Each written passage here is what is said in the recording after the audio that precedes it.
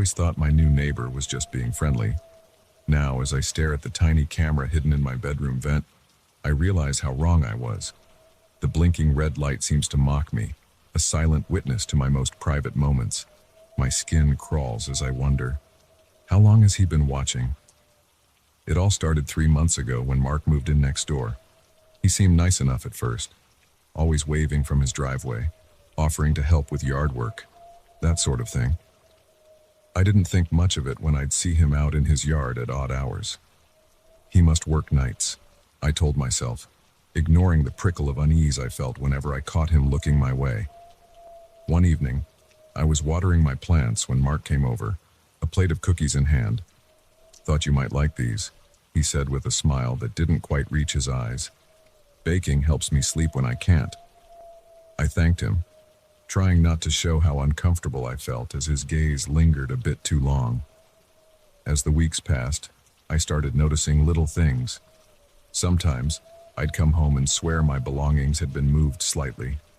A book out of place here, a picture frame tilted there. Nothing I could put my finger on, but enough to make me feel like I was losing my mind. Then came the noises, soft, scratching sounds in the walls, barely audible, but persistent. I'd wake up in the middle of the night, heart racing, convinced someone was in the house. But every time I checked, there was nothing. I started losing sleep, jumping at every creak and shadow. My friends told me I was being paranoid, that old houses make noise. But I couldn't shake the feeling that something was very, very wrong. One night, I woke up to the sound of my floorboards creaking. I lay there, frozen in fear, listening intently. The sound moved from the hallway to my bedroom door, then stopped. I held my breath, terrified to even blink. After what felt like hours, I heard retreating footsteps and the faint click of my front door closing. The next morning, I convinced myself it was just a dream. But as I was getting dressed, I noticed something odd about the vent in my bedroom. It looked different somehow. I grabbed a chair and climbed up to take a closer look. That's when I saw it. A tiny camera lens, expertly hidden behind the vent slats. My blood ran cold as the realization hit me. Someone had been watching me, in my own home, in my bedroom. I stumbled off the chair, my mind reeling. How many more were there? How long had they been there? And who? Mark. It had to be Mark. With shaking hands, I called the police. While I waited for them to arrive, I searched my house, finding cameras in almost every room. Each discovery sent a fresh wave of nausea through me. The living room lamp, the kitchen clock, even the shower head, nowhere was safe. The police arrived, and I showed them what I'd found. They were appropriately concerned, taking photos and dusting for prints. But when I mentioned my suspicions about Mark, they seemed skeptical. "We'll look into it, ma'am," one officer said, "but we can't just accuse someone without evidence." I wanted to scream, "Wasn't this enough evidence?" But I bit my tongue, nodding numbly as they finished their report. After they left, I couldn't bear to stay in the house. I packed a bag and went to stay with my sister, Sarah. She was horrified when I told her what happened, insisting I stay with her until they caught whoever did this. Days passed, and the police found nothing conclusive. No fingerprints, no DNA. The cameras were all common brands, easily purchased online. They interviewed Mark, but he had an alibi for the night I heard someone in my house. I was beginning to think I'd never know the truth. Then, a week after I'd fled my home, Sarah woke me in the middle of the night. "There's someone outside," she whispered, her face pale with fear. "I think they're trying to get in." We huddled together in her room, listening to the sound of someone rattling the doorknob. Sarah called 911 as I peered out the window, trying to catch a glimpse of the intruder. That's when I saw him. Mark, illuminated by the streetlight, staring directly at me. Our eyes met, and he smiled. That same empty smile he'd given me so many times before. Then he was gone, melting into the shadows just as the police sirens became audible in the distance. The police searched the area but found nothing. They were skeptical again. After all, why would Mark follow me to my sister's house? But I knew what I'd seen. I couldn't sleep after that. Every time I closed my eyes, I saw Mark's face. That cold smile seared into my mind. I jumped at every sound, convinced he was just outside, watching and waiting. Sarah tried to help, but I could see the toll it was taking on her. The constant stress, the lack of sleep, it was wearing us both down. I knew I couldn't stay there forever, hiding from a threat the police didn't even believe existed. So I made a decision. I was going back to my house. Sarah thought I was crazy, but I was determined. I can't let him win, I told her. I can't let him take my home, my life. I returned on a sunny afternoon. The cheerful weather a stark contrast to the dread I felt. The house looked the same as always, but it felt different, tainted. I took a deep breath and went inside. The first thing I did was check for new cameras. I searched every inch of the house, but found nothing. It was almost worse, somehow. At least before I knew where the eyes were. New. Now I felt exposed, vulnerable. That night I barely slept. Every creak, every shadow made me jolt awake, my heart pounding, but nothing happened. The house remained still and silent. Days passed, then weeks. Slowly, I started to relax. Maybe it was over. Maybe Mark had given up. I was watering my plants one evening, just like I had been the first time Mark approached me, when I heard a noise from his house. I looked over and saw him in his window, staring at me. He raised his hand in a wave, that empty smile on his face once again. I dropped the watering can and ran inside, slamming the door behind me. My hand shook as I fumbled for my phone, ready to call the police again. But what would I tell them? That my neighbor waved at me? As I stood there, trying to calm my racing heart, a notification popped up on my phone. A new email, from an address I didn't recognize. With trembling fingers, I opened it. My blood turned to ice as I saw the contents. Photos, dozens of them, of me, in my house, at work, shopping. Some were from before I'd discovered the cameras. Others were recent, very recent. The last photo made my knees buckle. It was me, standing in my living room, taken just moments ago through my front window. At the bottom was a message. I'm always watching. I sank to the floor, the phone slipping from my numb fingers. The walls seemed to close in around me as the truth hit home. This was never going to end. Mark was never going to stop. In that moment, I realized the true horror of my situation.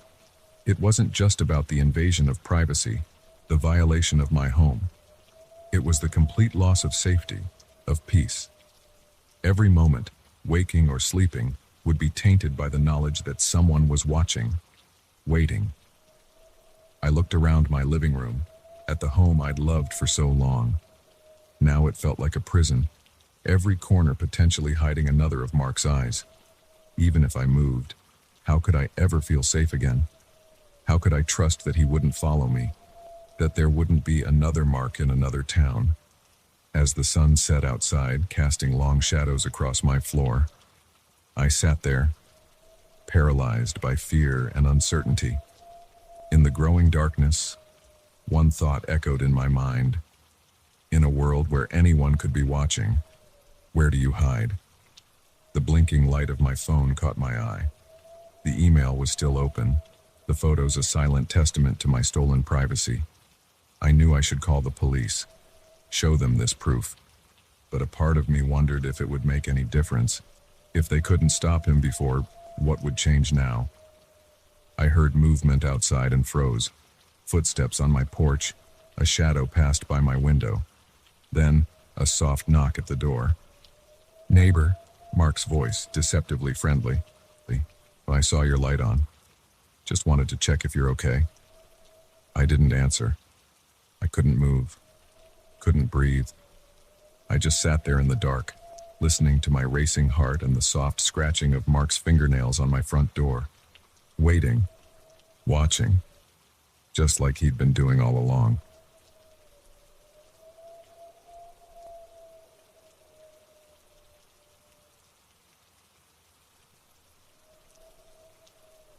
The moment I saw his thumb jutting out from the darkness, I knew I should have kept driving. But compassion got the better of me, and now, as his eyes gleam with malice in my rearview mirror, I realize I've made a terrible mistake. The endless highway stretches before us, a ribbon of asphalt cutting through the night, and I'm trapped in a metal cage with a stranger whose intentions grow darker with each passing mile. It had been a long day. I was driving back from a business trip, the monotony of the open road broken only by the occasional flicker of my headlights, catching the reflective eyes of some nocturnal creature. The radio crackled with static, searching for a signal in this desolate stretch of nowhere. I was tired, my eyes heavy with the kind of exhaustion that seeps into your bones. That's when I saw him, a lone figure on the roadside, arm outstretched, thumb raised in the universal signal of a hitchhiker. In the split second it took me to pass him, our eyes met. There was something in his gaze, desperation, maybe, that made me hit the brakes. I pulled over, the gravel crunching under my tires. As he jogged towards the car, I had a moment of doubt. My mother's voice echoed in my head, warning me about the dangers of picking up strangers. But it was cold out, and we were miles from anywhere. What kind of person would I be if I left him out here? He opened the passenger door, letting in a gust of chilly air. "Thanks, man," he said, sliding into the seat. "I thought I was going to be out here all night." Up close, he looked harmless enough. Mid-30s, scruffy beard, wearing a worn leather jacket. He smelled faintly of cigarettes and something else I couldn't quite place. "No problem," I replied, pulling back onto the road. "Where you headed?" "Next town'll do," he said, his voice rough like sandpaper. "Name's Jack." "Tom," I offered, keeping my eyes on the road. "What brings you out here, Jack?" He chuckled, a sound that sent an involuntary shiver down my spine. "Oh, you know how it is. Life takes you places you don't expect." We lapsed into silence after that. I tried to focus on driving, but I couldn't shake the growing unease in the pit of my stomach. Something about Jack felt off, but I couldn't put my finger on what. Minutes ticked by, the darkness outside pressing against the windows. I glanced at Jack, only to find him staring at me intently. He didn't look away when our eyes met, his lips curling into a smile that didn't reach his eyes. "So, Tom," he said, breaking the silence, "you always pick up strangers in the middle of the night?" I forced a laugh, trying to keep my voice steady. "Not usually, no. Guess I was feeling charitable." "Lucky me," Jack replied, his tone making it clear he didn't believe in luck at all. The conversation died again, leaving only the hum of the engine and the sound of my heartbeat, which seemed to be getting louder by the second. I tried to rationalize my fear. He hadn't done anything threatening. Maybe I was just paranoid, letting my imagination run wild in the dark. Then I saw the knife. It was just a glimpse as Jack shifted in his seat, the moonlight catching on the blade hidden in his jacket. My breath caught in my throat, my hands tightening on the steering wheel until my knuckles turned white. "Everything okay there, Tom?" Jack asked, his voice dripping with false concern. "You're looking a bit pale." I swallowed hard, my mind racing. "Yeah, fine. Just tired." "Maybe we should pull over," he suggested, his hand moving slowly towards his jacket. "Take a little break." "No," I said, too quickly. "I mean, we're almost to the next town. I can make it." Jack's eyes narrowed, all pretense of friendliness gone. "I don't think you understand, Tom. We're going to pull over. Now." My foot pressed harder on the accelerator, the engine roaring as we sped up. Jack's hand shot out, grabbing my arm with surprising strength. "Don't do anything stupid," he growled, the knife now plainly visible in his other hand. "Pull over." My mind raced, searching for a way out. We were in the middle of nowhere, no other cars in sight. If I stopped, I was dead. If I crashed, we were both dead. The only option was to keep driving and pray for a miracle. Okay, I said, trying to buy time. Just let me find a safe spot to pull over. Jack's grip on my arm tightened, his fingernails digging into my skin. You've got 1 minute, Tom. Then I start cutting, whether this car's moving or not. The speedometer crept higher as I scanned the road ahead, desperate for any sign of civilization. 60, 70, 80 miles per hour. The car shuddered, not used to this kind of speed. 30 seconds, Jack said, his voice calm and terrifying. I saw it then, a glimmer of light in the distance, a gas station, or maybe a rest stop. Hope surged through me, giving me courage I didn't know I had.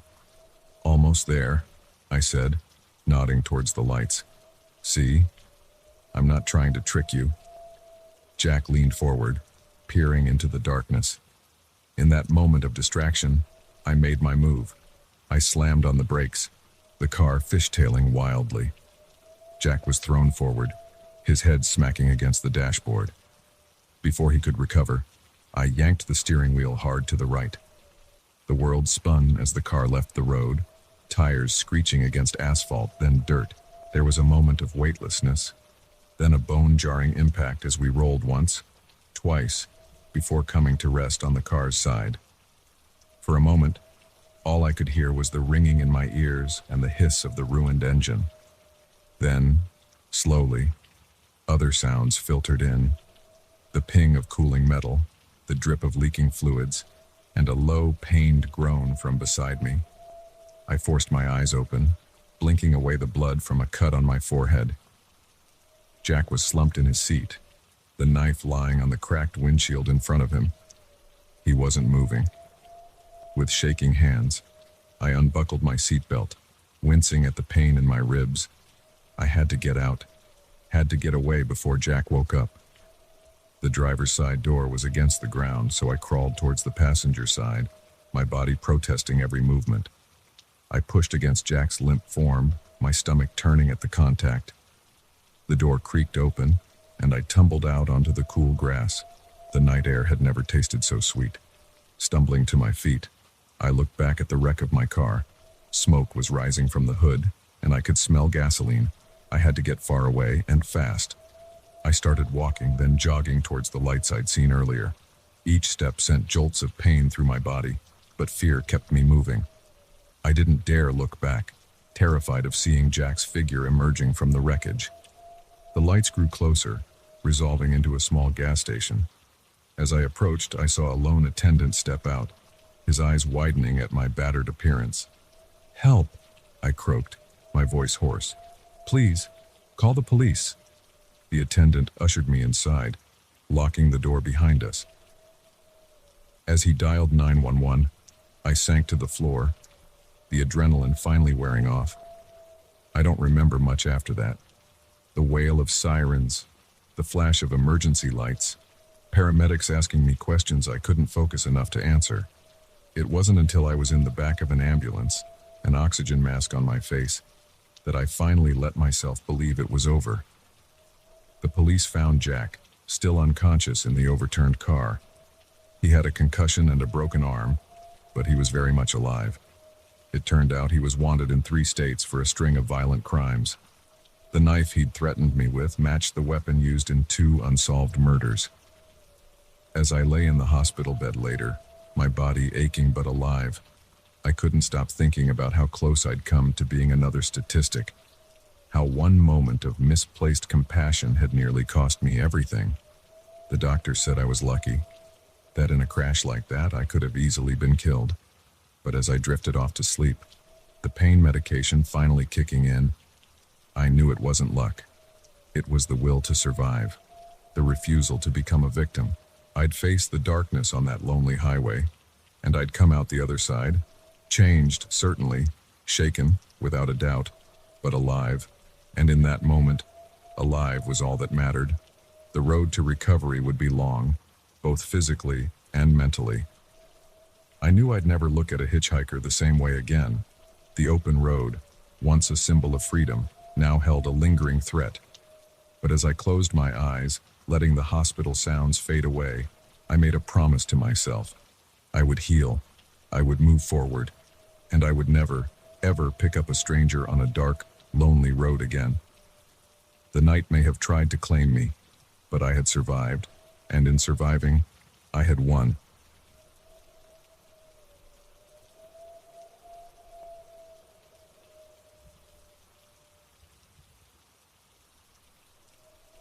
The moment I tasted the oddly sweet tang in my coffee, I knew something was terribly wrong. But by then, it was too late. As my vision blurred and my limbs grew heavy, I caught a glimpse of our cabin owner's face. His welcoming smile had twisted into something sinister, and I realized with growing horror that our peaceful family getaway had just become a nightmare. It had all started so innocently. My wife, Sarah, our two kids, Emma and Jake, and I had been planning this trip for months. We'd found the cabin online, a quaint, rustic place nestled deep in the woods, miles from the nearest town. The photos showed a picturesque retreat, all wood paneling and cozy fireplaces. It seemed perfect for a week of family bonding and escape from our hectic city lives. When we arrived, the owner, Bill, was there to greet us. He was a tall, lanky man with a scraggly beard and piercing blue eyes that crinkled at the corners when he smiled. "Welcome to Paradise Pines," he said, his voice warm and inviting. "I hope you'll find everything to your liking." The cabin was even better than the pictures. The kids immediately ran off to explore, their excited shouts echoing through the rooms. Sarah started unpacking while I chatted with Bill about the local attractions. "There's great hiking trails all around," he said, gesturing to the dense forest surrounding us. "And the lake's just a short walk away, perfect for swimming or fishing." As he talked, I noticed how his eyes kept darting around, never quite settling on one spot. It was a little odd, but I brushed it off. People who choose to live this far out in the wilderness are bound to be a bit eccentric, right? That first day was idyllic.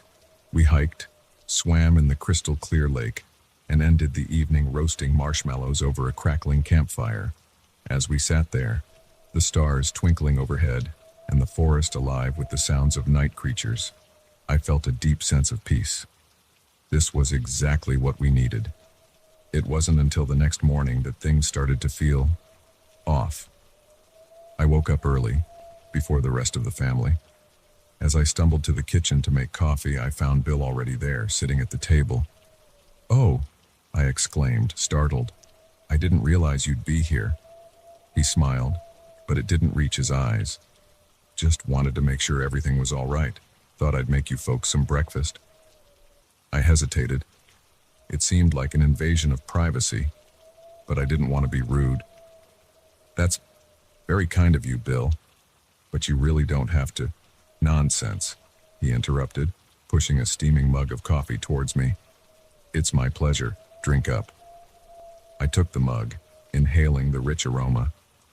As I sipped, I noticed a slight sweetness that hadn't been there yesterday. Did you add something to this?" I asked. Bill's smile widened. "Just a little local honey. Special recipe."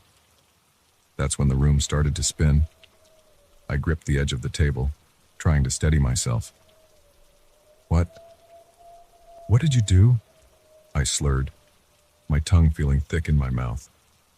The last thing I saw before darkness claimed me was Bill standing over me, that eerie smile still plastered on his face. I don't know how long I was out.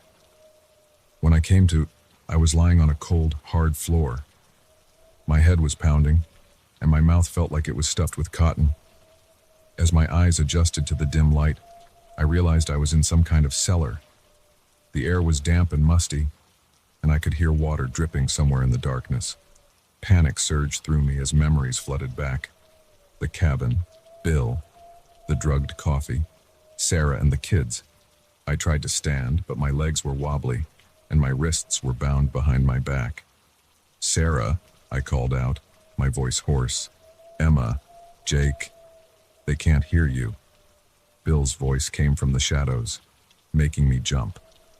He stepped into view, holding a lantern that cast ghastly shadows across his face. Don't worry, they're safe, for now. What do you want? I demanded, trying to keep the fear out of my voice. If it's money, Bill laughed, a hollow sound that sent chills down my spine. Oh, it's not about money. It's about so much more than that. He crouched down in front of me, his eyes gleaming with a manic light. You see, I've been alone out here for so long, just me in the woods. And I've learned things, seen things. The forest, it speaks to me, tells me what it needs.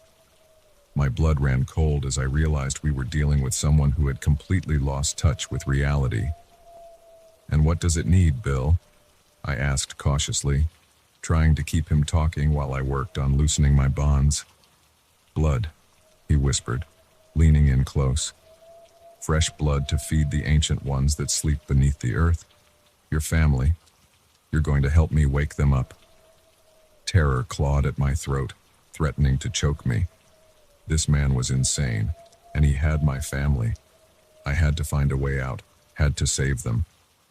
You're making a mistake, Bill, I said, forcing my voice to remain calm. People will come looking for us.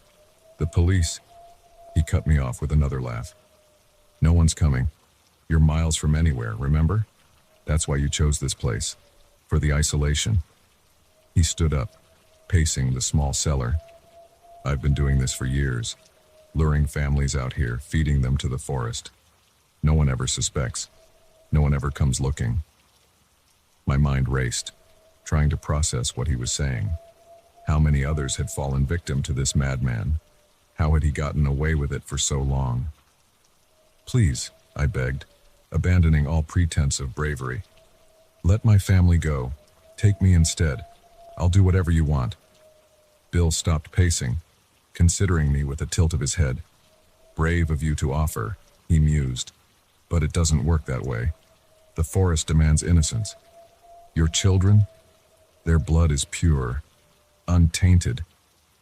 Bile rose in my throat at his words. I yanked at my restraints, ignoring the pain as the rough rope bit into my wrists. You're sick, I spat. You won't get away with this. He smiled again, that same eerie, empty smile. But I already have. Your wife and kids are probably waking up now, wondering where you've gone. Don't worry, I'll take good care of them. Make sure they're comfortable until it's time. With that, he turned and climbed a set of stairs I hadn't noticed before. A door creaked open, then slammed shut, leaving me alone in the oppressive darkness. I don't know how long I sat there, alternating between frantic attempts to free myself and periods of despair. My wrists were raw and bleeding from my efforts, but the ropes wouldn't budge.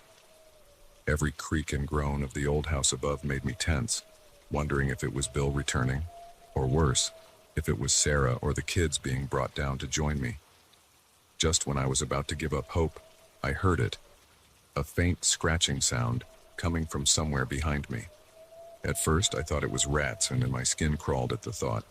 But then I heard a soft whine, followed by more insistent scratching. Max? I whispered incredulously. In all the terror and confusion, I had completely forgotten about our family dog. We had brought him with us on the trip, but I hadn't seen him since we arrived at the cabin. The scratching intensified, and I heard a muffled bark. Hope surged through me. Somehow, Max had found me, and if he could find me, maybe he could help me escape. Here, boy, I called softly, not wanting to alert Bill.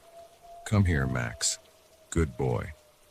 I heard the scrabbling of paws on dirt, and then felt Max's warm, furry body press against my back. His wet nose nudged my hands, and I almost cried with relief. Good boy, Max, I murmured. Can you chew through these ropes? Come on, boy.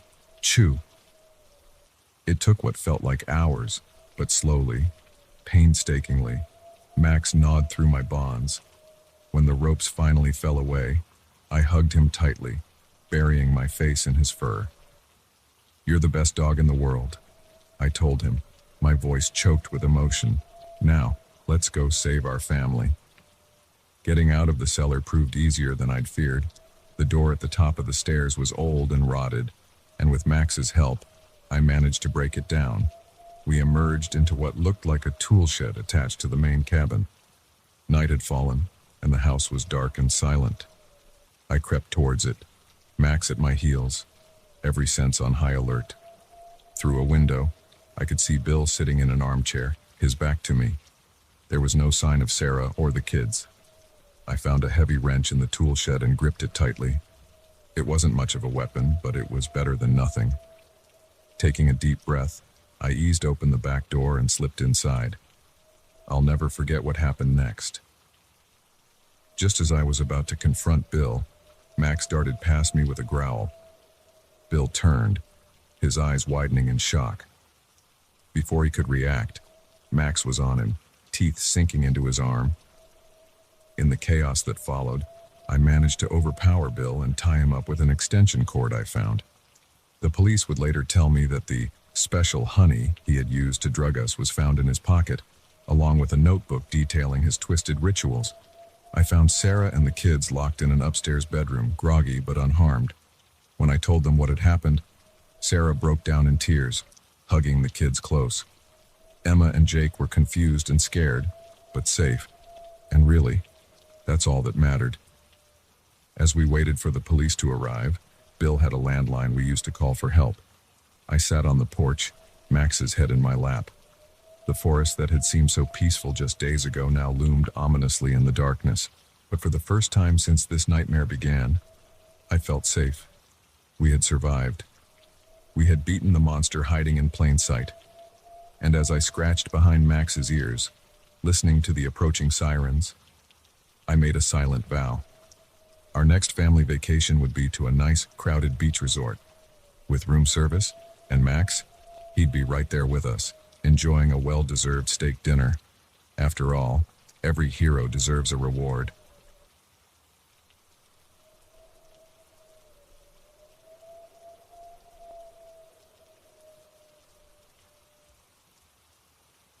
The crunch of leaves under my feet suddenly stopped, and an eerie silence fell over the forest.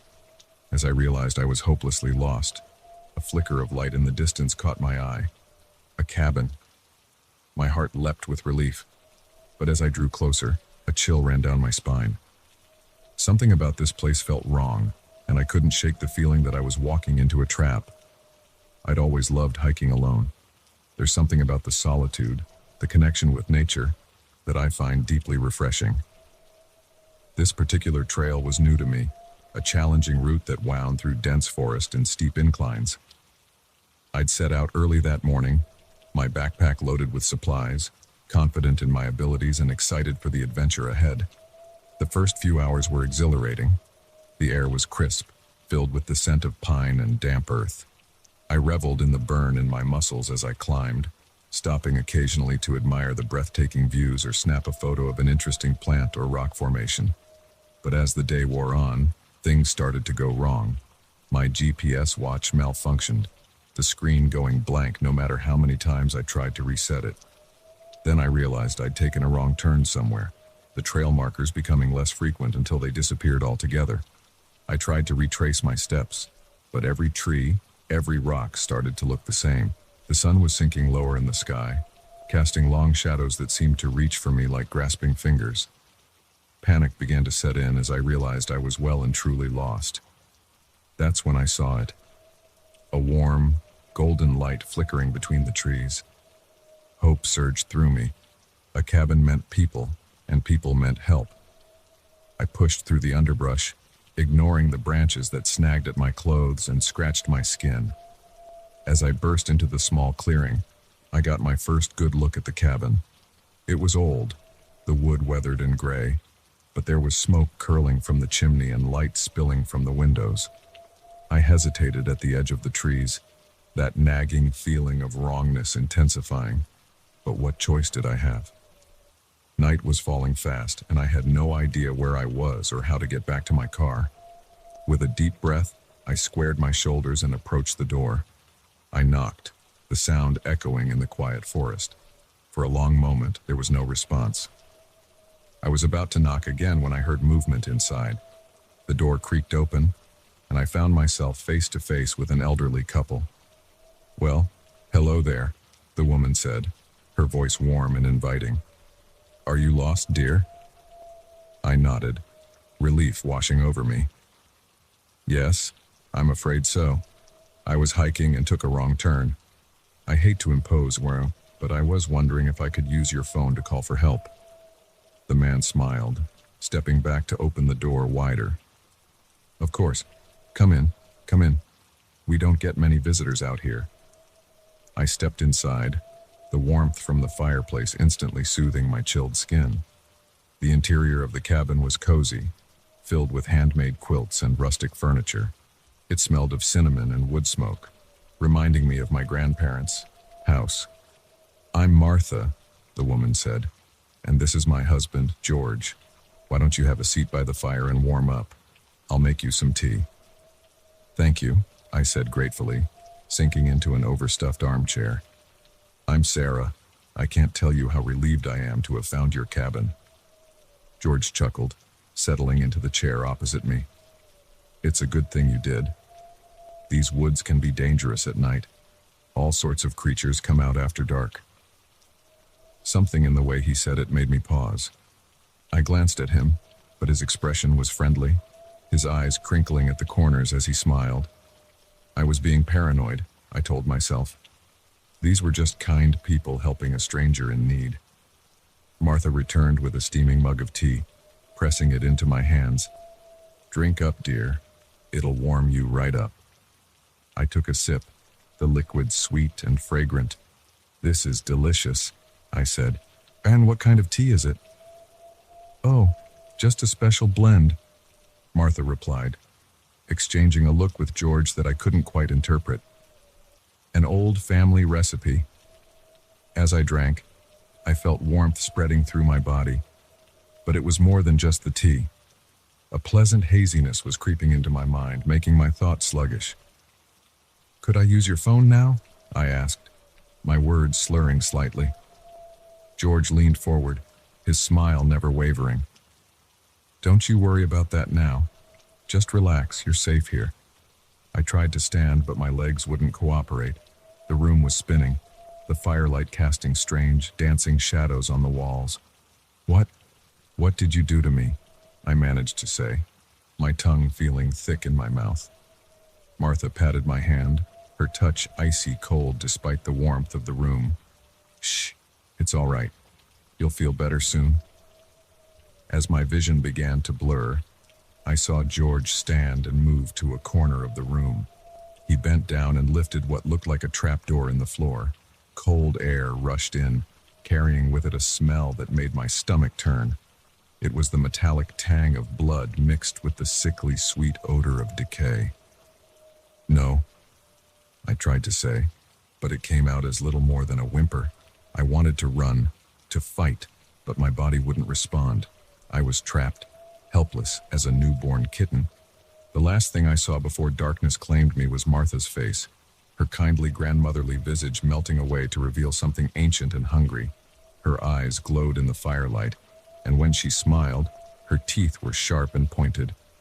Welcome home, dear, she said, her voice no longer warm but filled with a terrible anticipation. We've been waiting for someone like you for a very long time. I don't know how long I was unconscious. When I came to, I was lying on a cold, hard surface. The air was damp and musty, and I could hear water dripping somewhere nearby. As my eyes adjusted to the gloom, I realized I was in some kind of underground chamber. Panic surged through me as memories flooded back. The cabin, the tea, Martha and George. I tried to move, but my limbs were heavy, unresponsive. Whatever they had drugged me with was still in my system. Ah, you're awake. George's voice came from the darkness, making me flinch. He stepped into view, holding an old oil lantern that cast grotesque shadows across his face. Good. It's no fun when they sleep through the whole thing. What are you going to do to me? I asked, hating how weak and frightened my voice sounded. George smiled, but there was no warmth in it now. We're going to feed, of course. It's been so long since we had fresh meat. My blood ran cold as I realized the full horror of my situation. These weren't just crazy people living in the woods. They were something else entirely, something inhuman. "You can't do this," I said, trying to inject some strength into my voice. "People will come looking for me."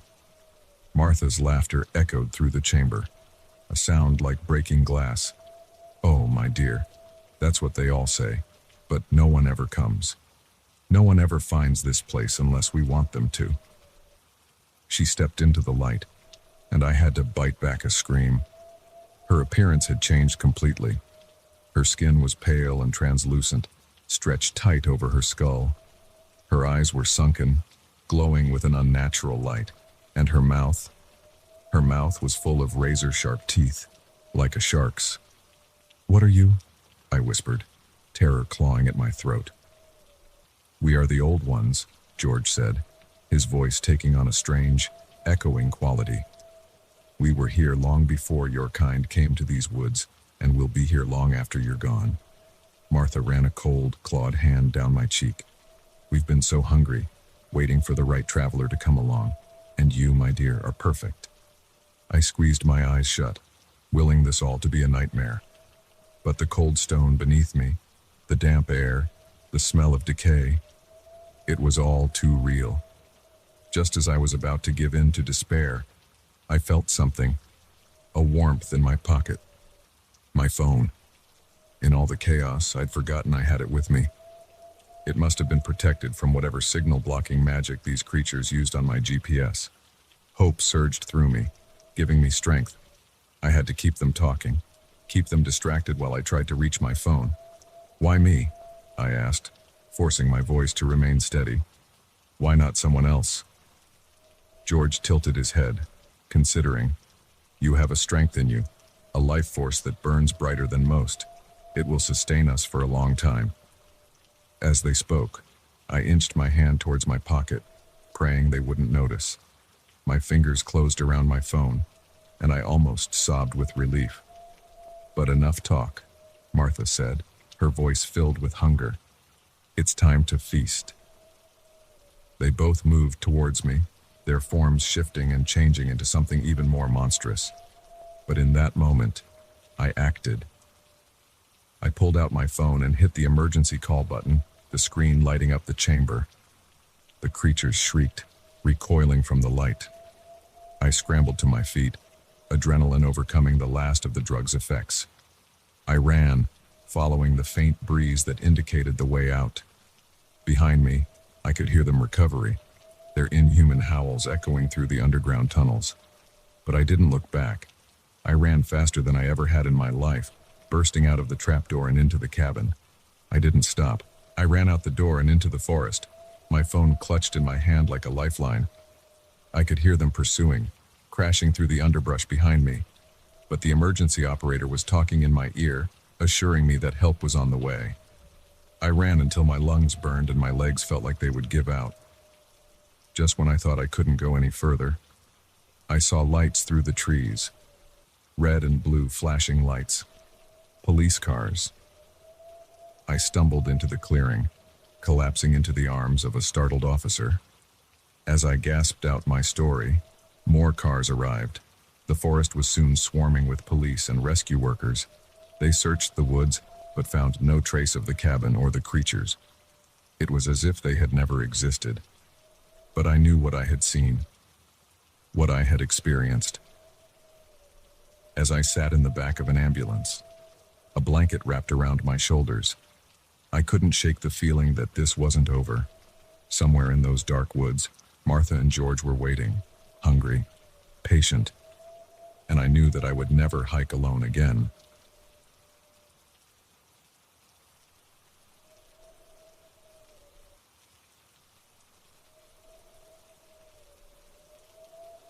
The first time I heard the scratching in the walls, I dismissed it as mice. But when I found my underwear drawer rearranged and a single long, dark hair that wasn't mine on my pillow, I knew with chilling certainty someone was living in my walls, watching my every move. I'd moved into the old Victorian house just 3 weeks ago, excited for my first taste of independence as a college student. The rent was surprisingly cheap for such a spacious place, but I figured it was because of the house's age and distance from campus. It was a bit creaky and drafty, sure, but it had character. Plus, I loved the idea of having a whole house to myself instead of being crammed into a tiny dorm room. The first few days were a whirlwind of unpacking, arranging furniture, and getting settled. I was too busy to notice anything odd at first. But as I fell into a routine, little things started to catch my attention. It began with small inconsistencies. I'd come home to find a book slightly out of place on the shelf, or a mug in the sink I was sure I'd put away. I chalked it up to forgetfulness, to the stress of starting a new semester. Then came the noises. At night, when the house was quiet, I'd hear faint sounds, a creak here, a thump there. Old houses make noise, I told myself. It's just settling. But the scratching, that was harder to explain away. It started as a barely there sound, like nails lightly dragging across the inside of the walls. I only heard it late at night, when I was trying to sleep. I bought some mouse traps, thinking I'd solved the mystery. The scratching continued. It was a week ago that things escalated. I came home from a late study session at the library, exhausted and looking forward to falling into bed. As I flicked on my bedroom light, something felt off. My eyes scanned the room, trying to pinpoint what was wrong. Then I saw it. My dresser drawers were ever so slightly ajar. Not much, just a hair's breadth, but I was certain I'd closed them that morning. Heart pounding, I crossed the room and slowly pulled open the top drawer. My underwear, usually a jumbled mess, was neatly folded and arranged by color. I slammed the drawer shut, my mind reeling. Had someone broken in? But nothing was missing, and there were no signs of forced entry. I checked every window, every door, all locked. That night, I barely slept. Every creak, every distant sound had me sitting bolt upright in bed, straining my ears. The scratching in the walls seemed louder, more insistent. The next morning, I found the hair on my pillow. Long, dark, and definitely not mine. I'm a blonde. That was the moment the truth hit me like a physical blow. Someone was in my house. Not just breaking in occasionally, but living here, watching me. And they had access to areas I couldn't see. I spent that day in a fog of fear and disbelief. I went through the motions of attending classes, but I couldn't focus. My mind kept conjuring images of someone sliding through hidden passages in the walls, peering at me through imperceptible holes. When I got home, I stood in the entryway for a long time, keys clutched in my hand like a weapon. The house suddenly felt alien, threatening. Every shadow seemed to move, every corner potentially hiding my unseen roommate. I knew I should call the police, but what would I tell them? That I suspected someone was living in my walls because of some misplaced objects and a mysterious hair. They'd think I was crazy. So I decided to gather evidence. I started by methodically examining every inch of the house, looking for hidden entrances or peek holes. I tapped on walls, listening for hollow spots. I scrutinized the floors for trapdoors. I found nothing, but I knew I wasn't imagining things. That night, I set up my laptop to record my room while I slept. I didn't expect to get much rest, but exhaustion eventually pulled me under. The scratching woke me around 3 a.m. It was closer this time, just on the other side of the wall by my bed. I lay there, frozen, barely breathing, as it moved slowly along the wall. Then, silence. Minutes ticked by. I was about to convince myself I'd dreamed it when I heard a soft thud from my closet. My heart nearly stopped. With trembling hands, I reached for my phone on the nightstand, using its glow to illuminate the room. The closet door, which I always kept firmly shut, was now slightly ajar. I wanted to run, to scream, to do anything but lie there in terrified paralysis, but I knew that any sudden movement might provoke whoever, whatever, was in there. So I waited, counting my ragged breaths, until the first light of dawn began to filter through my curtains. Only then did I find the courage to move. I crept to the closet, phone held out in front of me like a shield. With a deep breath, I yanked the door open. Nothing. Just my clothes, shoes, and boxes of old textbooks. I pushed aside hangers, checked behind every item. There was no sign anyone had been there. But as I turned to leave, something caught my eye. A slight discoloration on the back wall of the closet. I ran my hand over it and felt the slightest give. Pressing harder, I heard a soft click. A hidden door swung open. The passage beyond was narrow and dark, disappearing into the bowels of the house. The musty smell of old wood and dust wafted out. I stood there, staring into the darkness, as pieces started falling into place. The house's odd layout, the unusually thick walls, the previous tenant who'd left abruptly, breaking their lease. I slammed the hidden door shut and ran out of the room, down the stairs, and out of the house. I didn't stop until I reached the campus security office. The next few hours were a blur. Police officers swarmed the house, meticulously documenting and photographing everything. They found an intricate network of hidden passages and crawl spaces threaded throughout the house. In one hidden room, they discovered clear evidence of recent habitation: a dirty sleeping bag, food wrappers, and disturbingly, a collection of small items taken from my room. Hair ties, a bracelet I thought I'd lost, and several photos of me sleeping. But of my unwanted roommate, there was no sign. They had vanished, leaving behind only questions and a pervasive sense of violation. The police told me the house had a history. Several previous tenants had reported odd occurrences, things going missing, strange noises. But no one had ever discovered the hidden passages. They suspected the intruder had been living there for years, moving from tenant to tenant, watching and stealing. I couldn't go back to the house after that. The thought of sleeping there, knowing those passages existed, knowing someone had been watching me, was unbearable. I moved into a friend's spare room while I looked for a new place. Weeks have passed, and the police still haven't found the person who was living in my walls. Sometimes, in the dead of night, I wake up in a cold sweat, certain I've heard scratching. I have to remind myself that I'm safe, that there are no hidden passages here. But a part of me wonders, how many other old houses have secrets in their walls? How many other unseen watchers are out there, peering through the cracks, living in the shadows?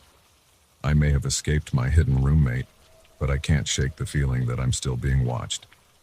Every time I enter a room, I find myself scanning the walls, looking for signs of hidden doors or peepholes. I startle at unexpected noises and can't relax if a closet door is left open. The experience has changed me in ways I'm still discovering. I'm more cautious now, more aware of my surroundings, but I'm also more fearful. The sense of safety I once took for granted has been shattered, replaced by a constant, low-level anxiety. I've started seeing a therapist to help me process the trauma. She tells me it's normal to feel this way after such an invasion of privacy, that healing will take time. I'm trying to believe her. In my darkest moments, I find myself wondering about the person who lived in my walls. Who were they? What drove them to such an existence? Were they dangerous, or just desperately lonely? I'll probably never know the answers. As I sit here in my new apartment, a modern building with solid, unmistakably hollow walls, I can't help but reflect on how quickly one's sense of security can be upended. The world feels different now, full of hidden threats and unseen observers. But I'm determined not to let fear rule my life. I'm learning to trust again, to feel safe in my own space. It's a slow process, but I'm getting there, one day at a time. Still, I keep my closet doors firmly shut at night, just in case.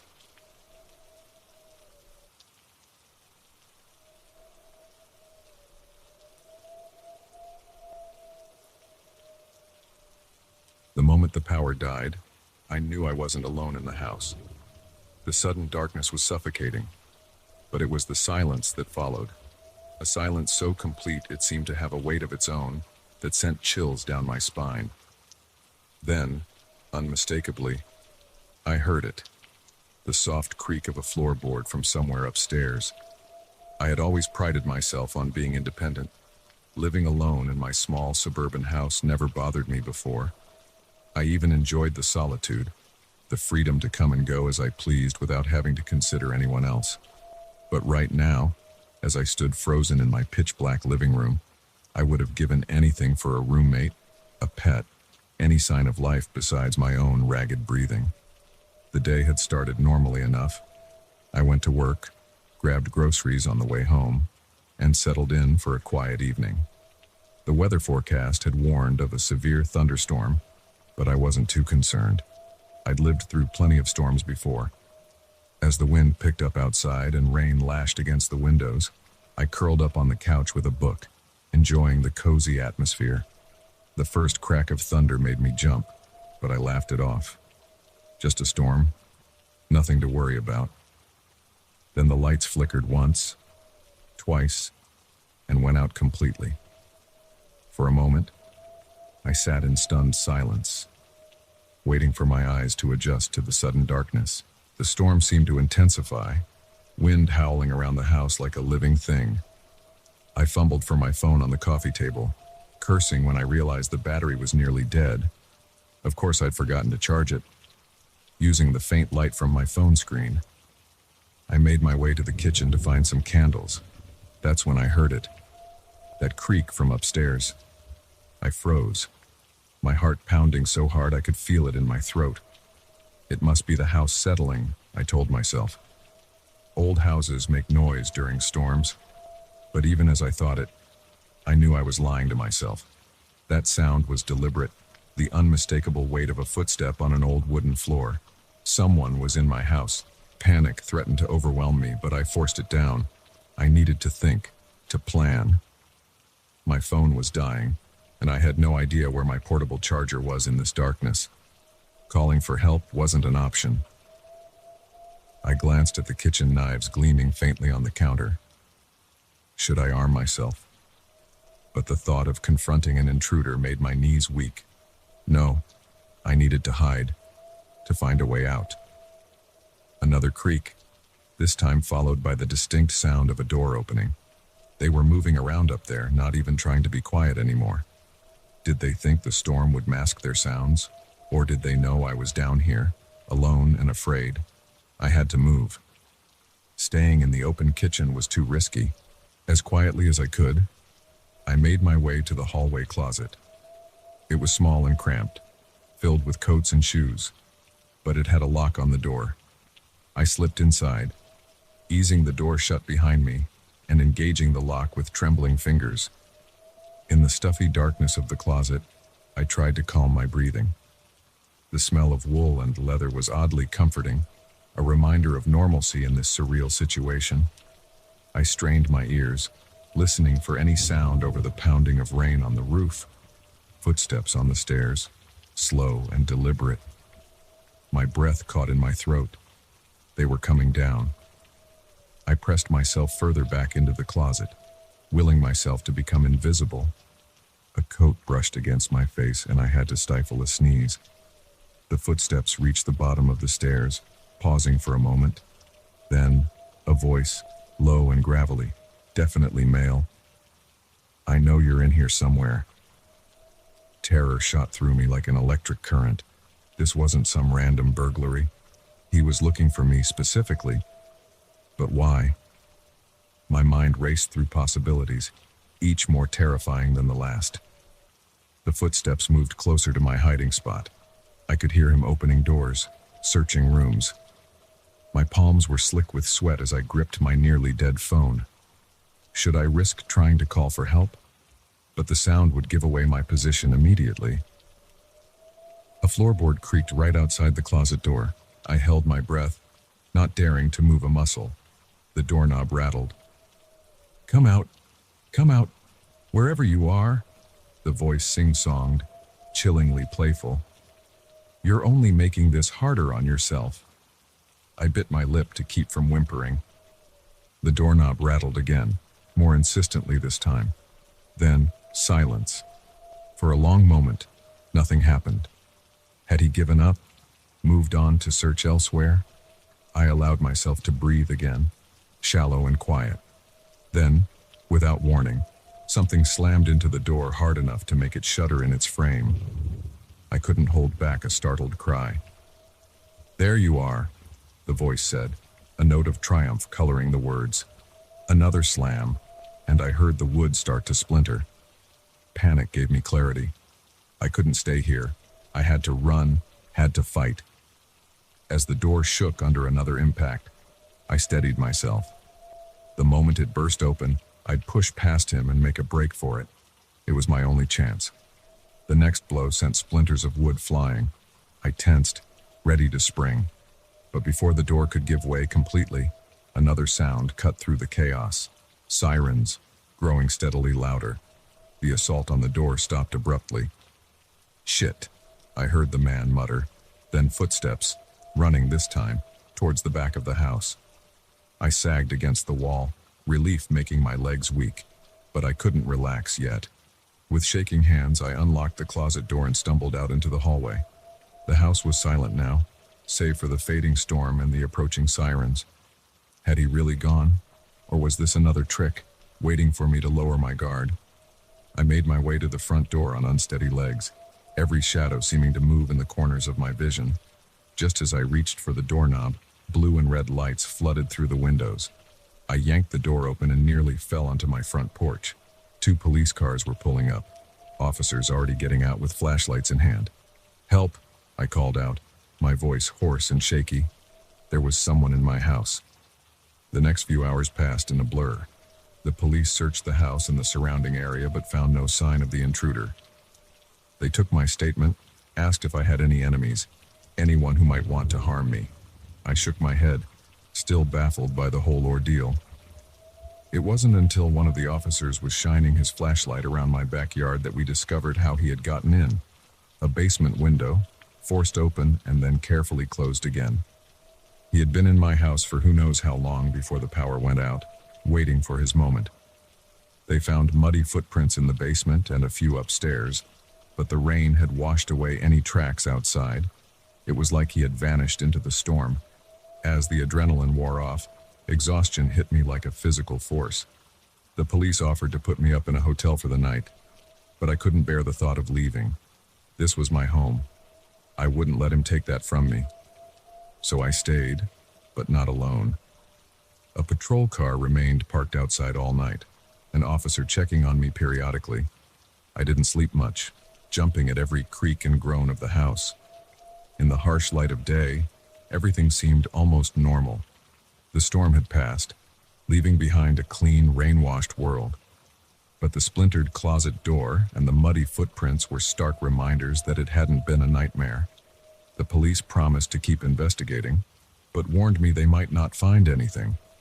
Random home invasions were rare, they said, but not unheard of. They advised me to upgrade my security system, to be more aware of my surroundings.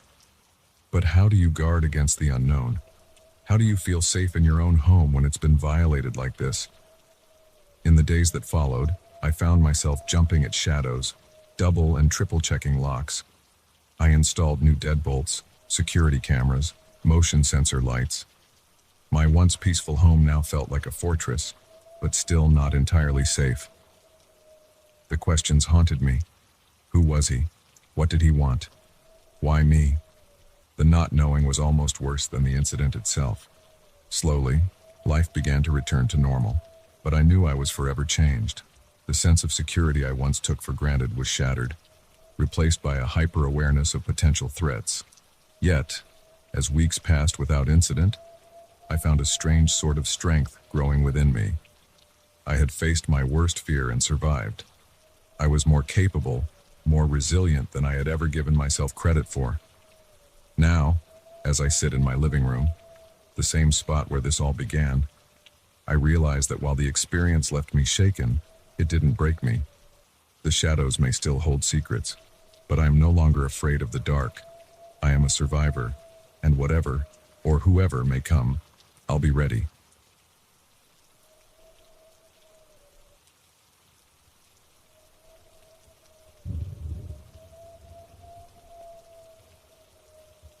The moment I saw his eyes in the rearview mirror, I knew I'd made a terrible mistake. What I thought was a good Samaritan offering help had turned into my worst nightmare. As we drove deeper into the unknown, my only thought was, how do I escape a moving vehicle in the middle of nowhere? It had been a long day of driving. I was on my way to visit my sister in the next state over, a trip I'd made countless times before. The familiar stretch of highway had become almost monotonous, fields and forests blurring together as I pushed on, determined to make it before nightfall. That's when it happened. A loud pop, followed by the sickening lurch of my car pulling to the right. Flat tire. Perfect. I managed to guide the car onto the shoulder, gravel crunching under the wheels as I came to a stop. Sighing, I got out to assess the damage. The rear passenger tire was completely shredded. I opened the trunk, already dreading the task ahead. That's when I realized I had another problem. My spare was flat. Frustration welled up inside me. I was still at least an hour from my sister's place, and now I was stranded on the side of the road with no way to fix my car. I pulled out my phone, hoping to call for a tow truck, only to see those dreaded words, "No service." As I stood there, trying to figure out my next move, a pickup truck slowed and pulled over in front of me. A man got out, probably in his late 40s, wearing a worn baseball cap and a flannel shirt. "Car trouble," he called out, walking towards me. I nodded, relief washing over me. "Yeah, flat tire, and my spare's no good." He clicked his tongue sympathetically. "That's a tough break. Want me to take a look?" I gestured towards the car. "Be my guest, but I think it's a lost cause."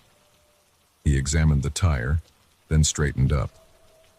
"Yeah, you're not going anywhere on that. Tell you what, there's a service station about 20 miles up the road. I can give you a ride, and we can get someone to come back for your car." I hesitated. Every instinct told me not to get into a car with a stranger, but what choice did I have? I was stuck here otherwise, and it would be getting dark soon. "That'd be great, thank you," I said, trying to sound more confident than I felt. He smiled, but something about it didn't quite reach his eyes. "Happy to help. Grab what you need and hop in." I quickly gathered my phone, wallet, and a small bag with some essentials. As I climbed into his truck, I sent a silent prayer that I was making the right decision. The first few minutes of the drive were uneventful. He introduced himself as Mike and asked where I was headed. I gave him the broad strokes, careful not to reveal too much personal information. But as we drove, something felt off. The roads didn't look familiar anymore. Weren't we supposed to be heading towards a town? All I could see were dense woods on either side of the road. "Are you sure this is the way to the service station?" I asked, trying to keep my voice casual. Mike's grip tightened on the steering wheel. "Oh, it's just up ahead a bit. Roads changed since you've been through here last, I bet." I nodded, but my heart was starting to race. I surreptitiously checked my phone again. Still no service. That's when I caught his eyes in the rearview mirror. The friendly demeanor was gone, replaced by something cold and calculating.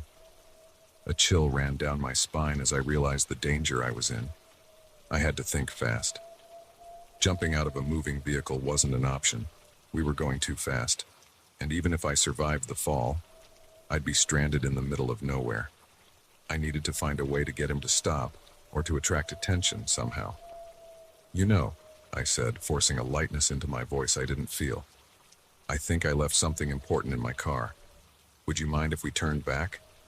Mike's jaw clenched. "Can't do that. We're almost there." "Please," I insisted. "It'll only take a minute. I really need—" I said no, he snapped, all pretense of friendliness gone. "You're not going anywhere." Fear threatened to overwhelm me, but I pushed it down. Panic wouldn't help me now. I needed to stay calm, to look for an opportunity. As we rounded a bend, I saw something that made my heart leap, a gas station. It was small and looked run down, but it was civilization. "Oh, look," I said, pointing. "Maybe they can help with my car. Why don't we stop there?" Mike's knuckles were white on the steering wheel. That place is closed, has been for years.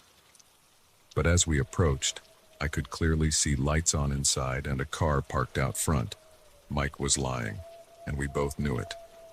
In that moment, I made a decision. It was risky, but it was my only chance.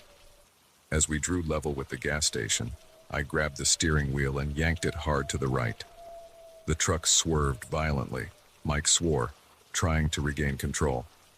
We fishtailed across the road, tires screeching. For a terrifying moment, I thought we might flip over. Then we were spinning into the gas station parking lot. The truck slammed to a halt as it hit a concrete barrier. The impact knocked the wind out of me, but adrenaline kept me moving. I fumbled with my seatbelt, my hands shaking so badly I could barely work the clasp. Mike was slumped over the steering wheel, dazed but starting to stir. Finally, I got the seatbelt off. I threw open the door and tumbled out, my legs weak and rubbery. I could hear shouting. Someone from the gas station had come out to see what happened. "Help!" I screamed, stumbling towards them. "Please, help me!" I heard a car door slam behind me. Mike had recovered and was coming after me. But before he could reach me, two men from the gas station were there, putting themselves between us. "What's going on here?" one of them demanded. Words poured out of me in a rush. The flat tire, the offer of help, the realization that something was very wrong. Mike tried to interject, to spin some story about me being confused or drunk, but the men weren't buying it.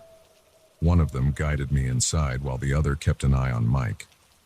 The gas station attendant called the police, his voice fading into the background as the adrenaline crash hit me hard. I sank into a chair, shaking uncontrollably. It was over. I was safe.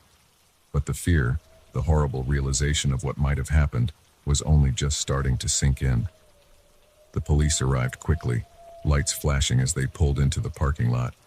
They separated us, taking our statements. I watched as they put Mike in handcuffs and into the back of a patrol car. One of the officers approached me, his face grave. "Ma'am, we're going to need you to come down to the station. There are some questions we need to ask you." I nodded numbly, too exhausted to do anything but comply. At the police station, the full horror of what I'd narrowly escaped became clear. Mike, whose real name turned out to be Gerald Hoffman, was a suspect in several disappearances along this stretch of highway. They'd been looking for him for months, but he'd always managed to stay one step ahead, until now, until me. As I gave my statement, described every detail I could remember, a sick feeling grew in the pit of my stomach. How many others had fallen for his act? How many hadn't been as lucky as me? The police praised my quick thinking, my bravery in creating the accident. But I didn't feel brave. I felt stupid for getting into the truck in the first place, for ignoring my instincts that had told me something was wrong. Hours later, my sister arrived at the station, tears in her eyes as she hugged me tightly. "I was so worried," she said. "When you didn't show up and weren't answering your phone." I hugged her back, feeling the last of my composure crumble. In her arms, I finally let myself break down, the fear and stress of the day pouring out in heaving sobs.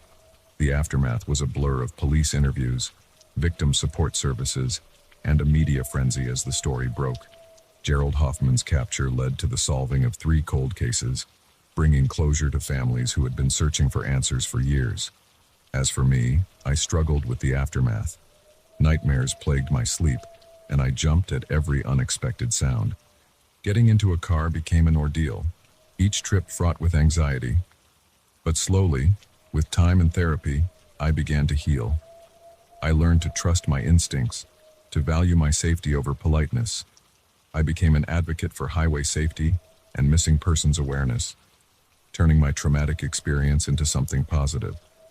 Now, years later, as I drive down that same highway, I no longer see it as a place of fear. Instead, I'm reminded of my own strength, of the quick thinking that saved my life and helped bring a criminal to justice.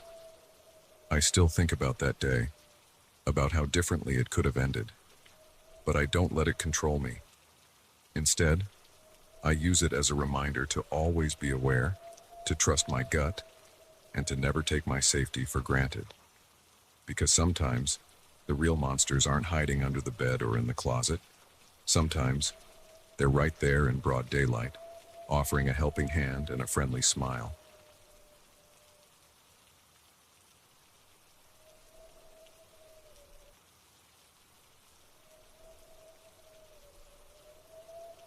The moment I tasted the oddly sweet tang in my coffee, I knew something was terribly wrong. But by then, it was too late.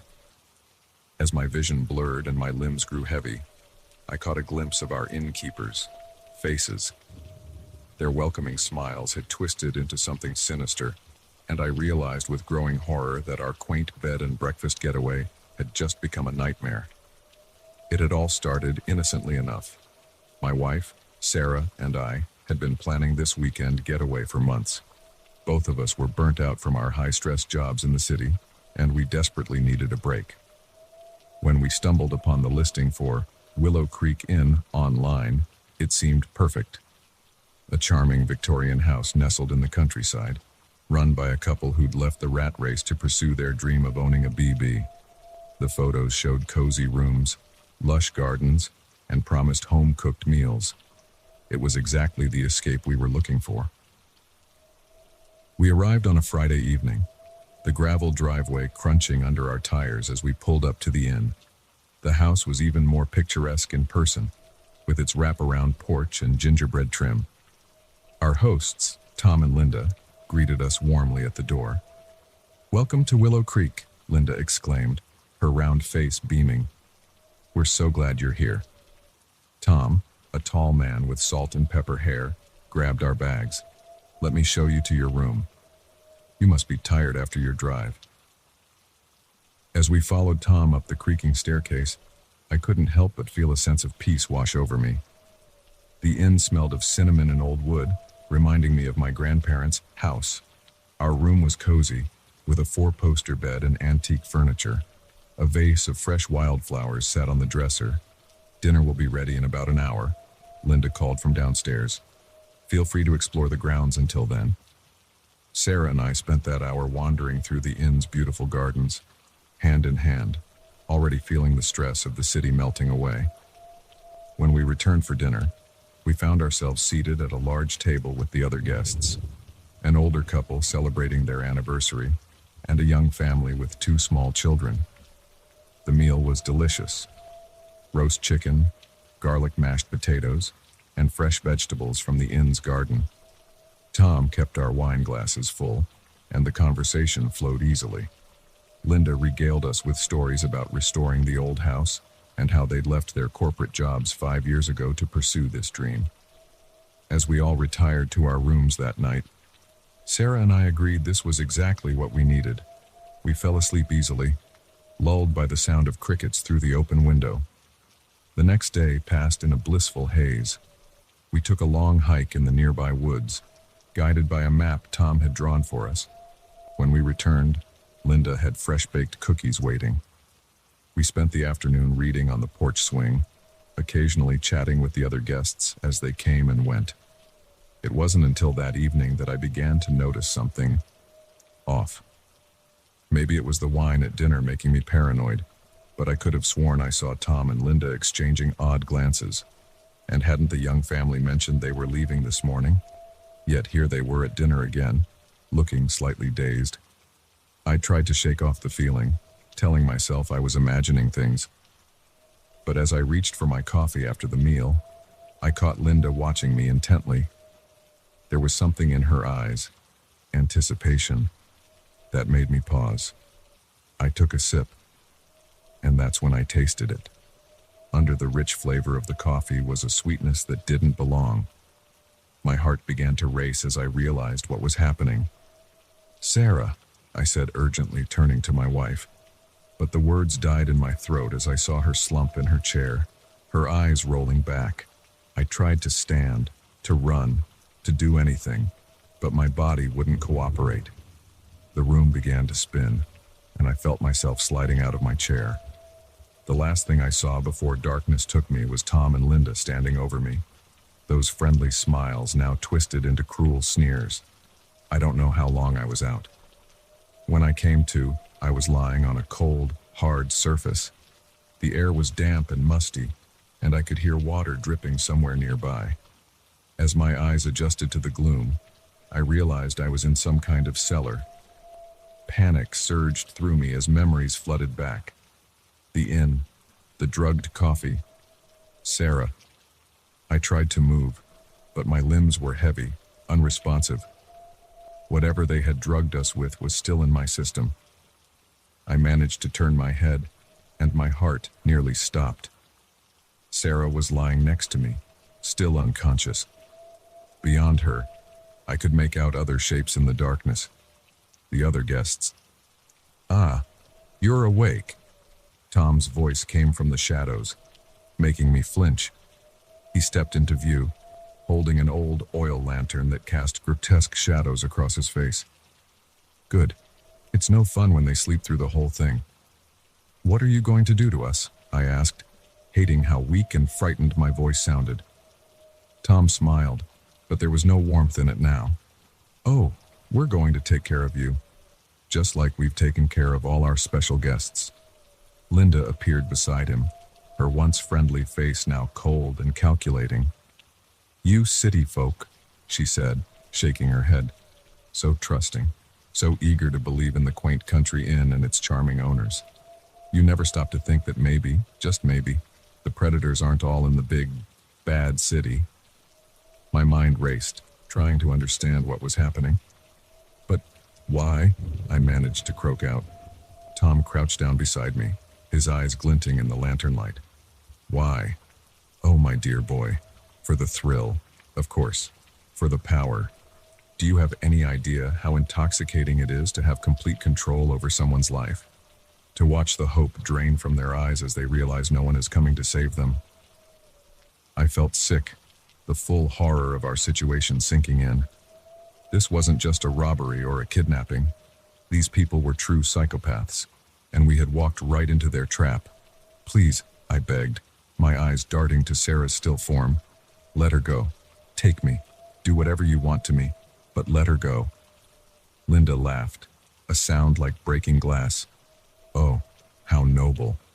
But that's not how this works. You see, we like to keep couples together. It's so much more interesting that way." As they talked, I desperately tried to think of a way out, but my body still felt like lead, and even if I could move, where would we go? We were trapped in a cellar, in a remote inn, miles from anywhere. No one knew where we were. No one would miss us for days. Tom must have seen the despair in my eyes because he patted my cheek condescendingly. "Don't worry. We'll take our time with you. Make it last. After all, you're on vacation. No need to rush." With that, they turned and climbed a set of stairs I hadn't noticed before. A door creaked open, then slammed shut, leaving us in darkness. I don't know how long I lay there, drifting in and out of consciousness as the drug slowly wore off. I tried calling out to Sarah, to the others, but no one responded. The only sounds were the steady drip of water and the occasional scurry of what I hoped were just rats. As feeling returned to my limbs, I began to test my bonds. They had tied us with rope, tight enough to bite into my skin, but not so tight as to cut off circulation. They clearly wanted us alive, at least for now. I worked at the knots, ignoring the pain as the rough rope scraped my wrists raw. Hours passed, or maybe it was days. Time lost all meaning in the darkness of the cellar. But finally, I felt the ropes give way. With trembling hands, I untied my ankles, then crawled to Sarah. She was breathing, thank God, but still unresponsive. I freed her, then moved to the others, the older couple and the young family, all alive, all drugged into unconsciousness. Now came the hard part. How to get out. I felt my way around the cellar, searching for any weakness, any possible escape route. The door at the top of the stairs was solid, no hope of breaking through. But as I ran my hands along the rough stone walls, I felt a slight draft. Following it, I found a small window, high up near the ceiling. It was tiny, barely big enough for a child to squeeze through. But it was our only chance. I worked feverishly, using a broken piece of wood to dig at the crumbling mortar around the window. My fingers bled, nails torn and ragged, but I didn't stop. I couldn't stop. Just as I felt the window frame start to give way, I heard footsteps above. Tom and Linda were coming back. In that moment, I made a decision that would haunt me forever. I couldn't save everyone. There wasn't time. With a last, desperate heave, I pushed the window free and boosted myself up. As I squeezed through the opening, I heard the cellar door open. "Hey, what do you think you're doing?" Tom's enraged voice echoed behind me as I tumbled onto the grass outside. I ran like I've never run before, my lungs burning, my legs pumping. I ran through the manicured gardens, now sinister in the moonlight. I ran down the gravel driveway, the stones cutting into my bare feet. I ran until I hit the main road, and then I ran some more. It wasn't until I saw headlights approaching that I finally stopped. I flagged down the car, probably looking like a madman with my wild eyes and blood-stained clothes. The startled driver called the police, and within hours, the full force of law enforcement descended on Willow Creek Inn. They found Sarah and the others, still alive but barely. Tom and Linda were arrested, and as the investigation unfolded, the true scope of their crimes came to light. Dozens of missing persons over the years, all traced back to stays at the inn. The aftermath was a blur of hospital visits, police interviews, and therapist appointments. Sarah and I clung to each other, trying to rebuild our sense of safety, our trust in the world. But the guilt was overwhelming. I had left them there. Yes, my escape had ultimately led to everyone's rescue, but in that moment, I had chosen to save myself. Years have passed, and we've worked hard to move on with our lives. But I still wake up sometimes in a cold sweat, the memory of that cellar vivid in my mind. I see Sarah's face, peaceful in drugged sleep, not knowing I was leaving her behind. I hear Tom's enraged shouts as I squeeze through that tiny window. I know, logically, that I did what I had to do, that my escape saved everyone. But logic doesn't erase the memory, doesn't quiet the voice in my head that whispers, "Coward," in the dark of night. Now, when I see quaint country inns or charming BBs, I don't see a peaceful getaway. I see potential danger lurking behind every warm smile and homemade meal. Because I know firsthand that sometimes the most picturesque facade can hide the darkest horrors. And I'll never forget the lesson I learned at Willow Creek Inn. Trust your instincts, question everything, and never, ever take safety for granted. Because you never know when your dream vacation might turn into a nightmare.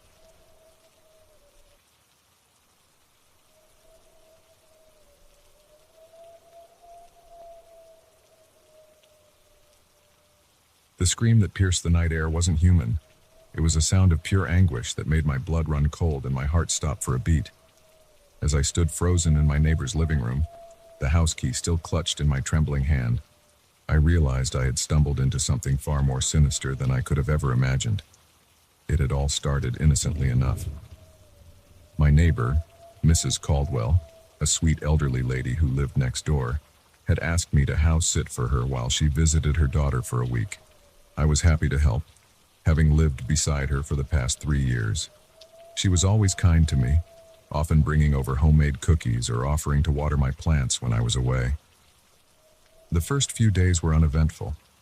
I'd come over in the morning before work to feed her cat, Mittens, and then again in the evening to check on things and spend some time with the furry little companion. Mrs. Caldwell's house was a quaint, well-kept bungalow, filled with doilies, floral wallpaper, and the lingering scent of lavender. It was exactly what you'd expect from a grandmother's home. On the 4th night, everything changed. I had just finished dinner at my place and was heading over for my evening visit. The sun had set, casting long shadows across the quiet suburban street. As I approached Mrs. Caldwell's house, I noticed something odd. The curtains in the front window were drawn, something Mrs. Caldwell never did, as she loved to let the natural light in. I shrugged it off, figuring maybe Mittens had been up to some mischief. I unlocked the front door and stepped inside, calling out for the cat as I usually did. "Mittens, where are you, kitty?" The house was eerily silent. Normally, Mittens would come trotting up to greet me, meowing for attention or treats. But tonight, there was nothing. An uneasy feeling settled in the pit of my stomach as I moved further into the house. The living room was dark, so I reached for the light switch.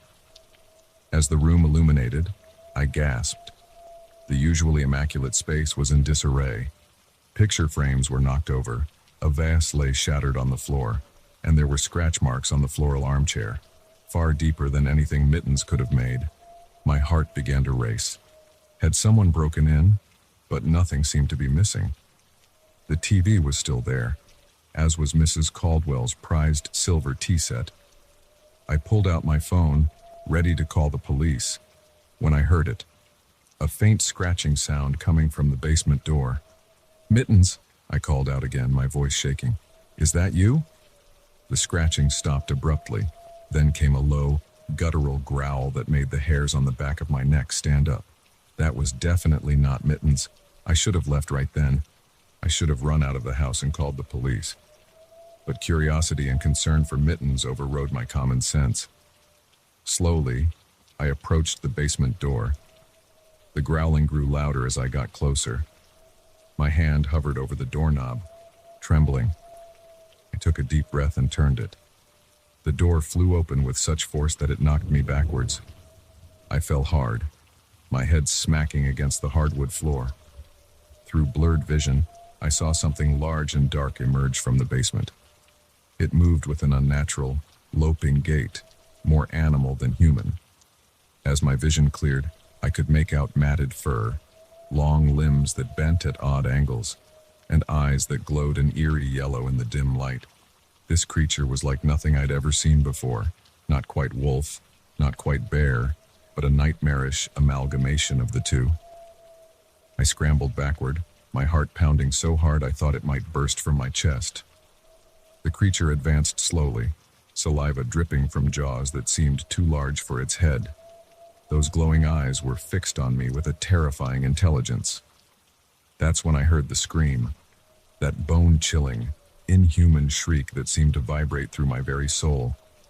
It came from the creature, its mouth opening impossibly wide as it let out that horrifying sound.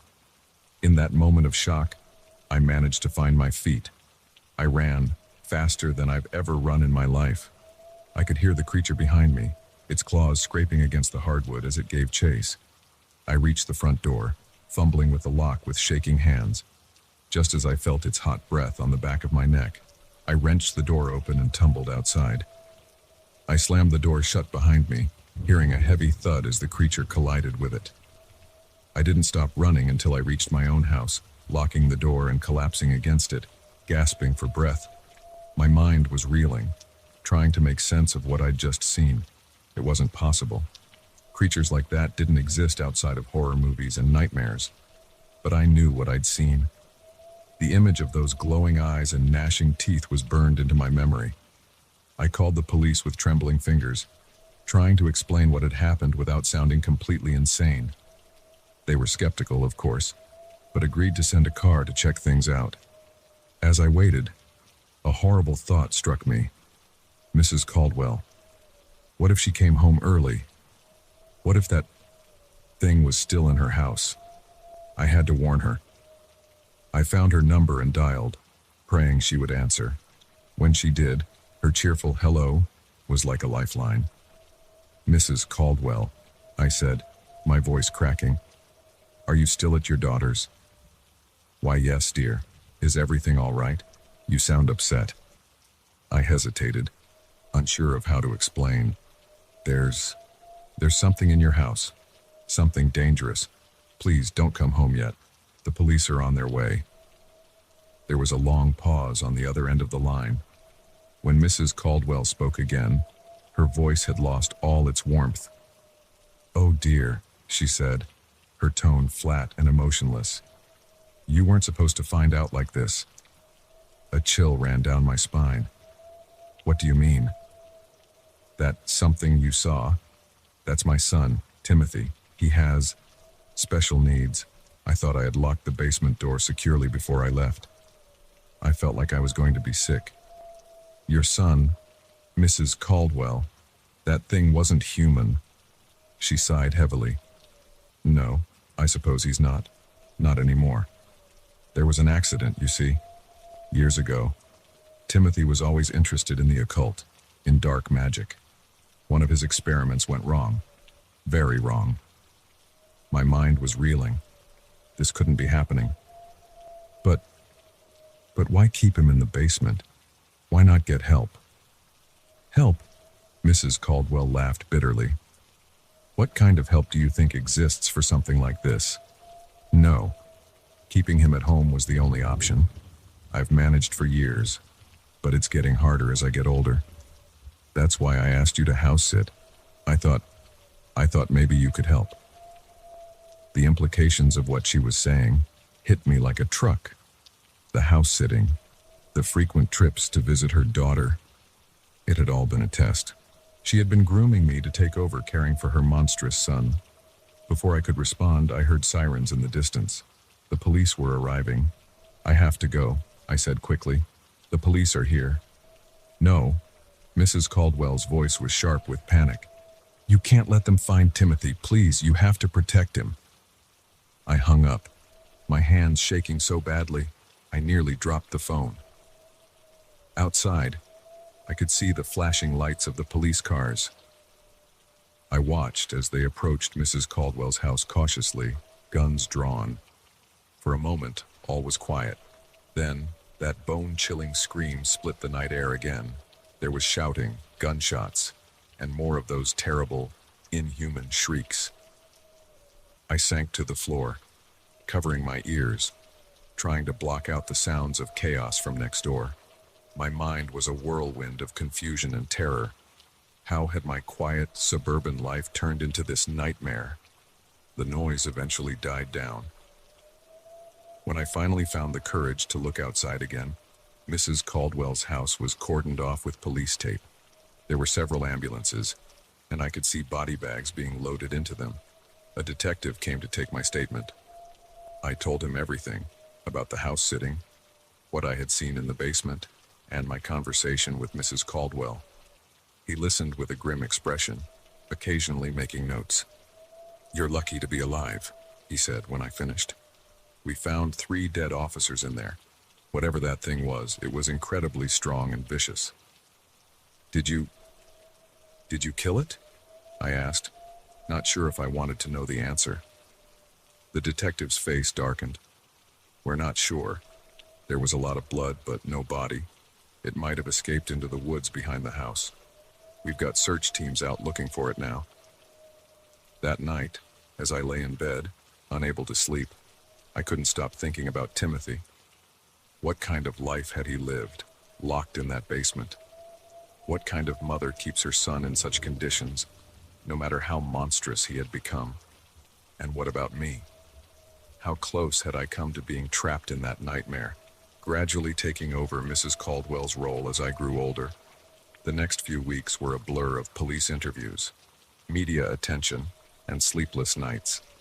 Mrs. Caldwell was arrested when she returned home, charged with multiple counts of murder and false imprisonment. She never stopped insisting that she was just trying to protect her son. As for Timothy, he was never found. Sometimes, on quiet nights, I think I can hear distant howls coming from the woods. And every time I do, I double-check my locks and pull the curtains tight. I've learned a harsh lesson about the secrets that can lurk behind the most ordinary facades. The quiet house next door, the sweet old lady with her cookies and cat. They had hidden a horror beyond imagination. Now, every time I walk down my street, I can't help but wonder, what other secrets are hiding behind these normal-looking doors? What monsters, human or otherwise, might be lurking just out of sight? One thing's for certain, I'll never agree to house sit again.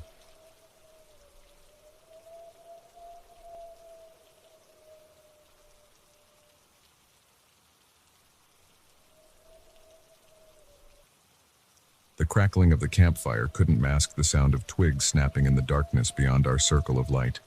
We all froze, our laughter dying on our lips as we exchanged nervous glances. That's when we realized the horror movie cliché had become our reality. We were being stalked in the woods, miles from help, with no way out. It was supposed to be a fun weekend getaway. Just 4 friends, me, my best friend Jake, his girlfriend Sarah, and my college roommate Mike, escaping the city for some fresh air and starry skies. We'd been planning this camping trip for months, eagerly anticipating the break from our hectic lives. The first day had gone perfectly. We'd hiked deep into the forest, following a trail that Jake swore would lead us to a pristine lake. The weather was ideal, warm sunshine filtering through the canopy of leaves, a light breeze keeping the mosquitoes at bay. We set up camp in a small clearing near the shore, pitching our tents and gathering firewood. As night fell, we sat around the campfire, roasting marshmallows and sharing stories. The moon was full, casting an ethereal glow over the lake. It was picturesque, like something out of a travel magazine. "Hey, did you guys hear about the hikers that went missing in these woods last year?" Mike asked, his face eerily illuminated by the flickering flames. Sarah groaned. "Really, Mike? Ghost stories already?" "It's not a ghost story," Mike insisted. "It was all over the news. A group of campers disappeared without a trace. They never found the bodies." I rolled my eyes. "Come on, man, we're trying to relax here." But Mike wouldn't let it go.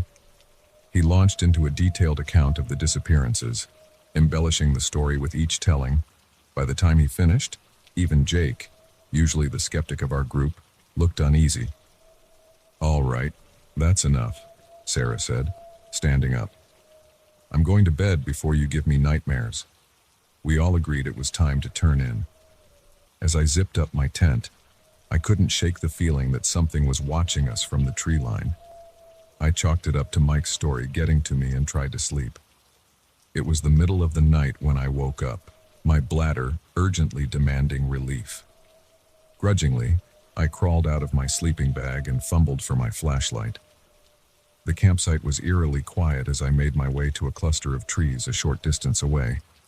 As I was about to head back to my tent, a movement caught my eye. Something large darted between 2 trees at the edge of my flashlight's beam. My heart leaped into my throat. Probably just a deer, I told myself, but I couldn't shake the feeling of unease. I hurried back to the campsite, my eyes darting around nervously. That's when I noticed it. One of our backpacks, which we'd left by the now smoldering fire, was missing. Fully awake now, I woke the others. "Guys, I think something's out there, and one of our bags is gone." Jake emerged from his tent, looking groggy and irritated. "What are you talking about?"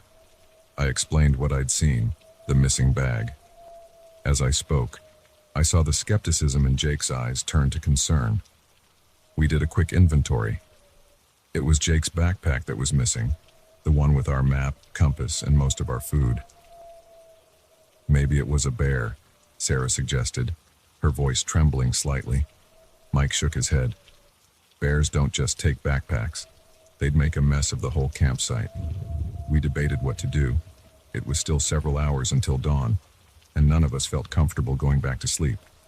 We decided to rebuild the fire and wait it out together. As the flames grew, casting dancing shadows across our faces, we heard it, the snap of a twig, somewhere in the darkness beyond our circle of light. We all turned towards the sound, straining our eyes to see into the blackness. "Hello?" Jake called out, his voice surprisingly steady. "Is someone there?" Silence. Then another snap, closer this time, and another, from a different direction. "We're surrounded," Mike whispered, panic evident in his voice. I grabbed a burning branch from the fire, holding it out like a torch. The others followed suit. We stood back to back, our makeshift weapons thrust out before us. That's when we saw them, eyes reflecting in the firelight. Multiple pairs, at different heights, all around us. Whatever was out there, there were several of them, and they were closing in. "Run!" I shouted, though I had no idea where we could go. We took off towards the lake, our only thought to put distance between us and our unseen stalkers. I could hear heavy footfalls behind us, gaining ground quickly. As we burst out of the tree line onto the rocky shore, I risked a glance back. What I saw made my blood run cold. Our pursuers were humanoid, but moved on all fours with an unnatural, loping gait. Their skin was pale, almost translucent in the moonlight, and their eyes glowed with an eerie, yellowish light. "What the hell are those things?" Sarah screamed, her voice tight with terror. There was no time to answer. One of the creatures leaped, landing mere feet from Mike. Up close, it was even more horrifying, hairless, with elongated limbs and a mouth full of needle-sharp teeth. Mike swung his burning branch, catching the creature across the face. It let out an inhuman shriek and recoiled, but others were already moving to take its place. "The water!" Jake yelled. Maybe they can't swim." It was a desperate plan, but it was all we had. We plunged into the icy lake, gasping at the shock of the cold. I looked back to see the creatures pacing at the water's edge, hissing and snarling in frustration. We swam out to the center of the lake, treading water and trying to catch our breath. The creatures continued to prowl the shoreline, their eerie eyes never leaving us. "What do we do now?" Sarah asked between chattering teeth. I didn't have an answer. The water was freezing, and I knew we couldn't stay in it for long, but the shore was lined with those things. Whatever they were, they clearly weren't natural. My mind flashed to Mike's story about the missing hikers, and a sick feeling settled in my stomach. As if reading my thoughts, Mike spoke up. "You don't think those hikers..." "Don't," Jake cut him off. "We can't think about that right now. We need to focus on getting out of here." But how? We were trapped in the middle of a lake, surrounded by monsters, with no supplies and no way to call for help. The reality of our situation began to sink in, and I felt a wave of despair wash over me. Hours passed. We took turns supporting each other to conserve energy, but the cold was taking its toll. My limbs felt like lead, and it was becoming harder to keep my head above water. As the sky began to lighten with the first hints of dawn, I noticed something. The creatures were retreating, slinking back into the forest as the shadows receded. "Guys," I said, my voice hoarse from the cold. "I think they're leaving." We watched in disbelief as the last of the creatures disappeared into the trees. The shoreline was empty. Cautiously, we swam back to shore. Our bodies were numb, our teeth chattering uncontrollably, but we were alive. We stumbled back to our campsite, half expecting the creatures to reappear at any moment. But the forest was quiet, almost peaceful in the early morning light. Our tents were shredded, claw marks raking through the fabric. The missing backpack was nowhere to be found. We gathered what supplies we could salvage and started the long trek back to civilization, constantly looking over our shoulders.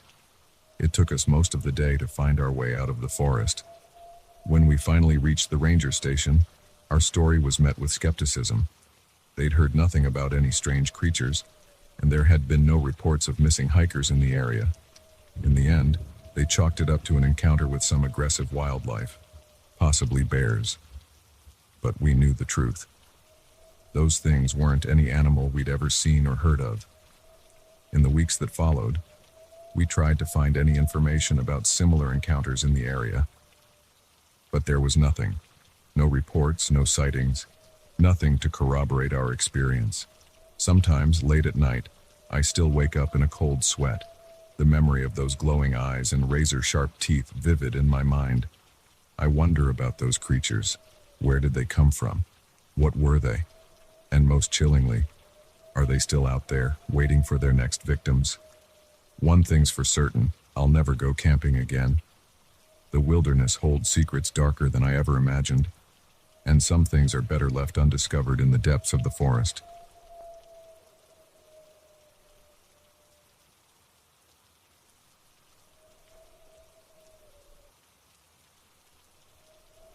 The moment I saw his eyes in the rearview mirror, I knew I'd made a terrible mistake.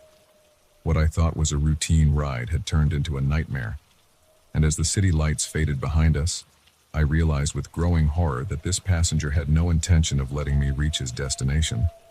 It had started as just another night driving for rideshare. I'd been at it for about 6 months, trying to make some extra cash to pay off my student loans. Most nights were uneventful: drunk college kids, business people running late, the occasional tourist looking for recommendations. But this night was different. I'd just dropped off a couple at a trendy downtown restaurant when the app pinged with a new ride request. The pickup point was in a quiet residential area, nothing unusual there. I pulled up to the curb, where a man in his mid-30s was waiting. He wore a dark hoodie and jeans, his face partially obscured by the hood. "James?" I called out, following the standard protocol. He nodded, opening the back door and sliding in. As he settled into the seat, I caught a whiff of something unpleasant, a mix of stale sweat and something metallic. "Where to?" I asked, glancing at him in the rearview mirror.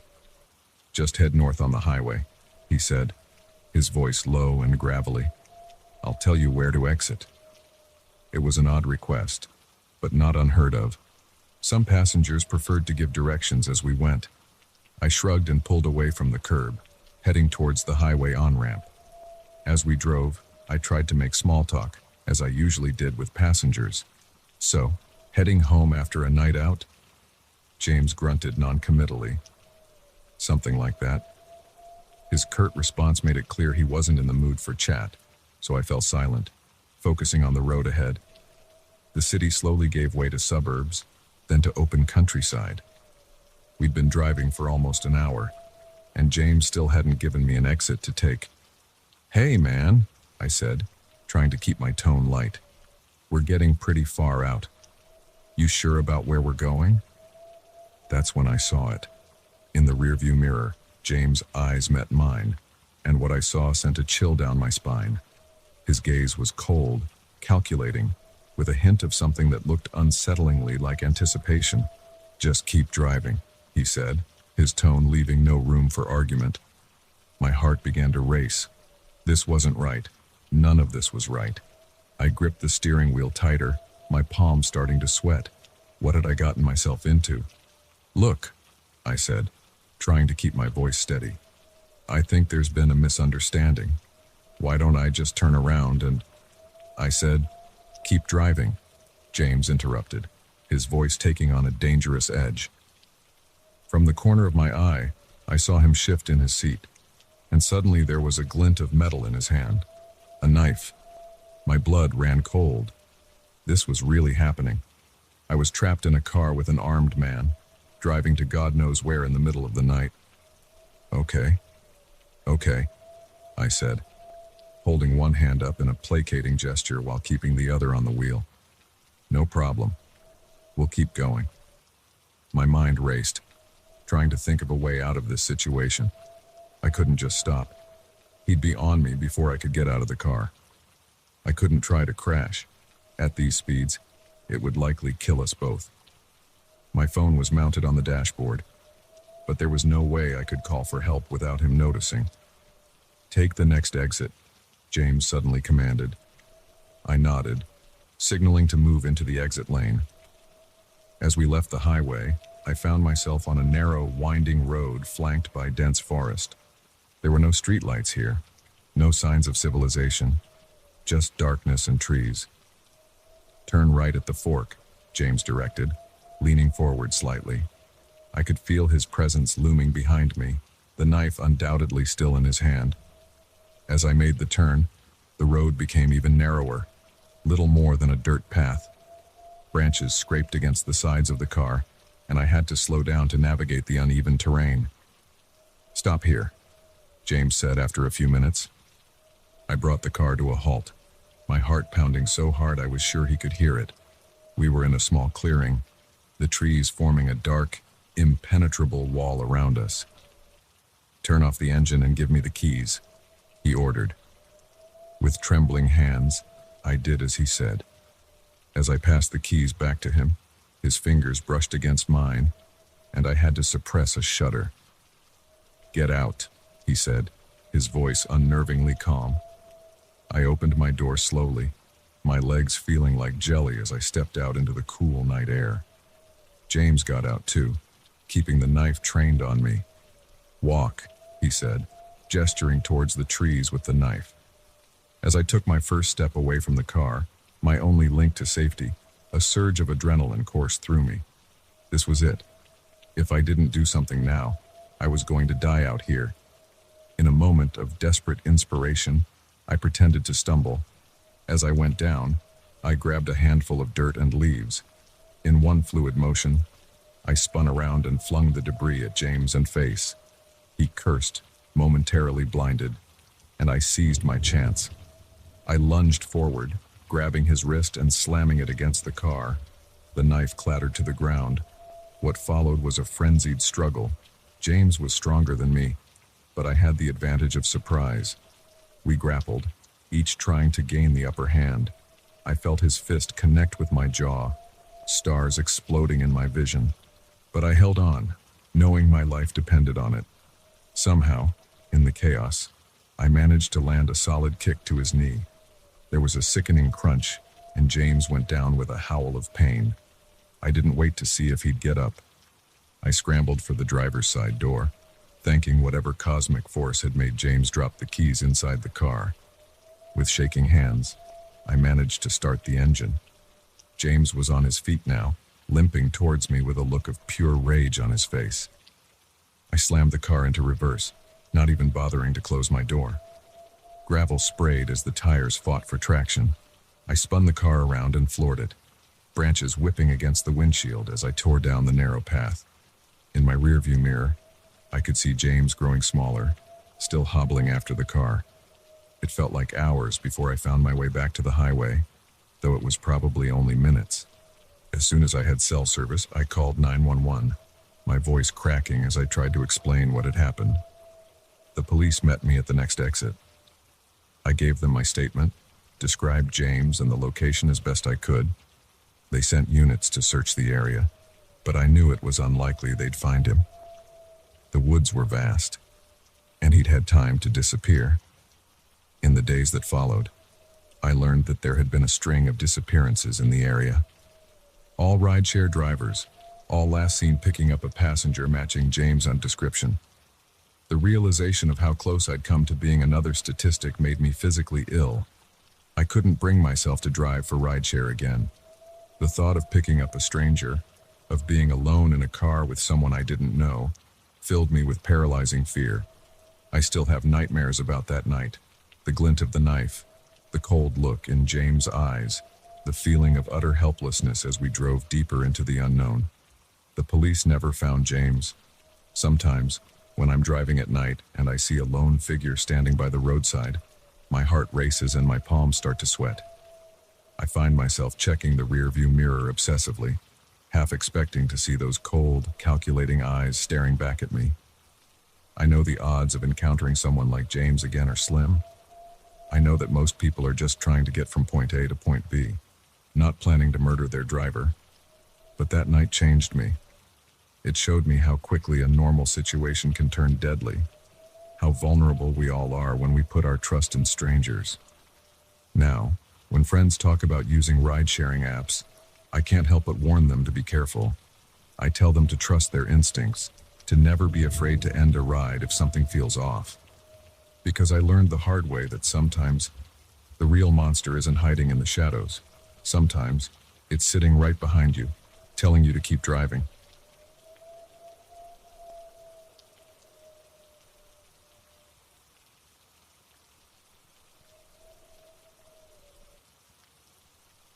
The moment we stepped into the quaint little town of Millbrook, I knew something was off. The smiles were too wide, the welcomes too warm, and behind every friendly face, I could sense a secret waiting to be uncovered. Little did we know, our new home would become a living nightmare, and the entire community was in on it. My wife, Sarah, and I had been looking for a change of pace.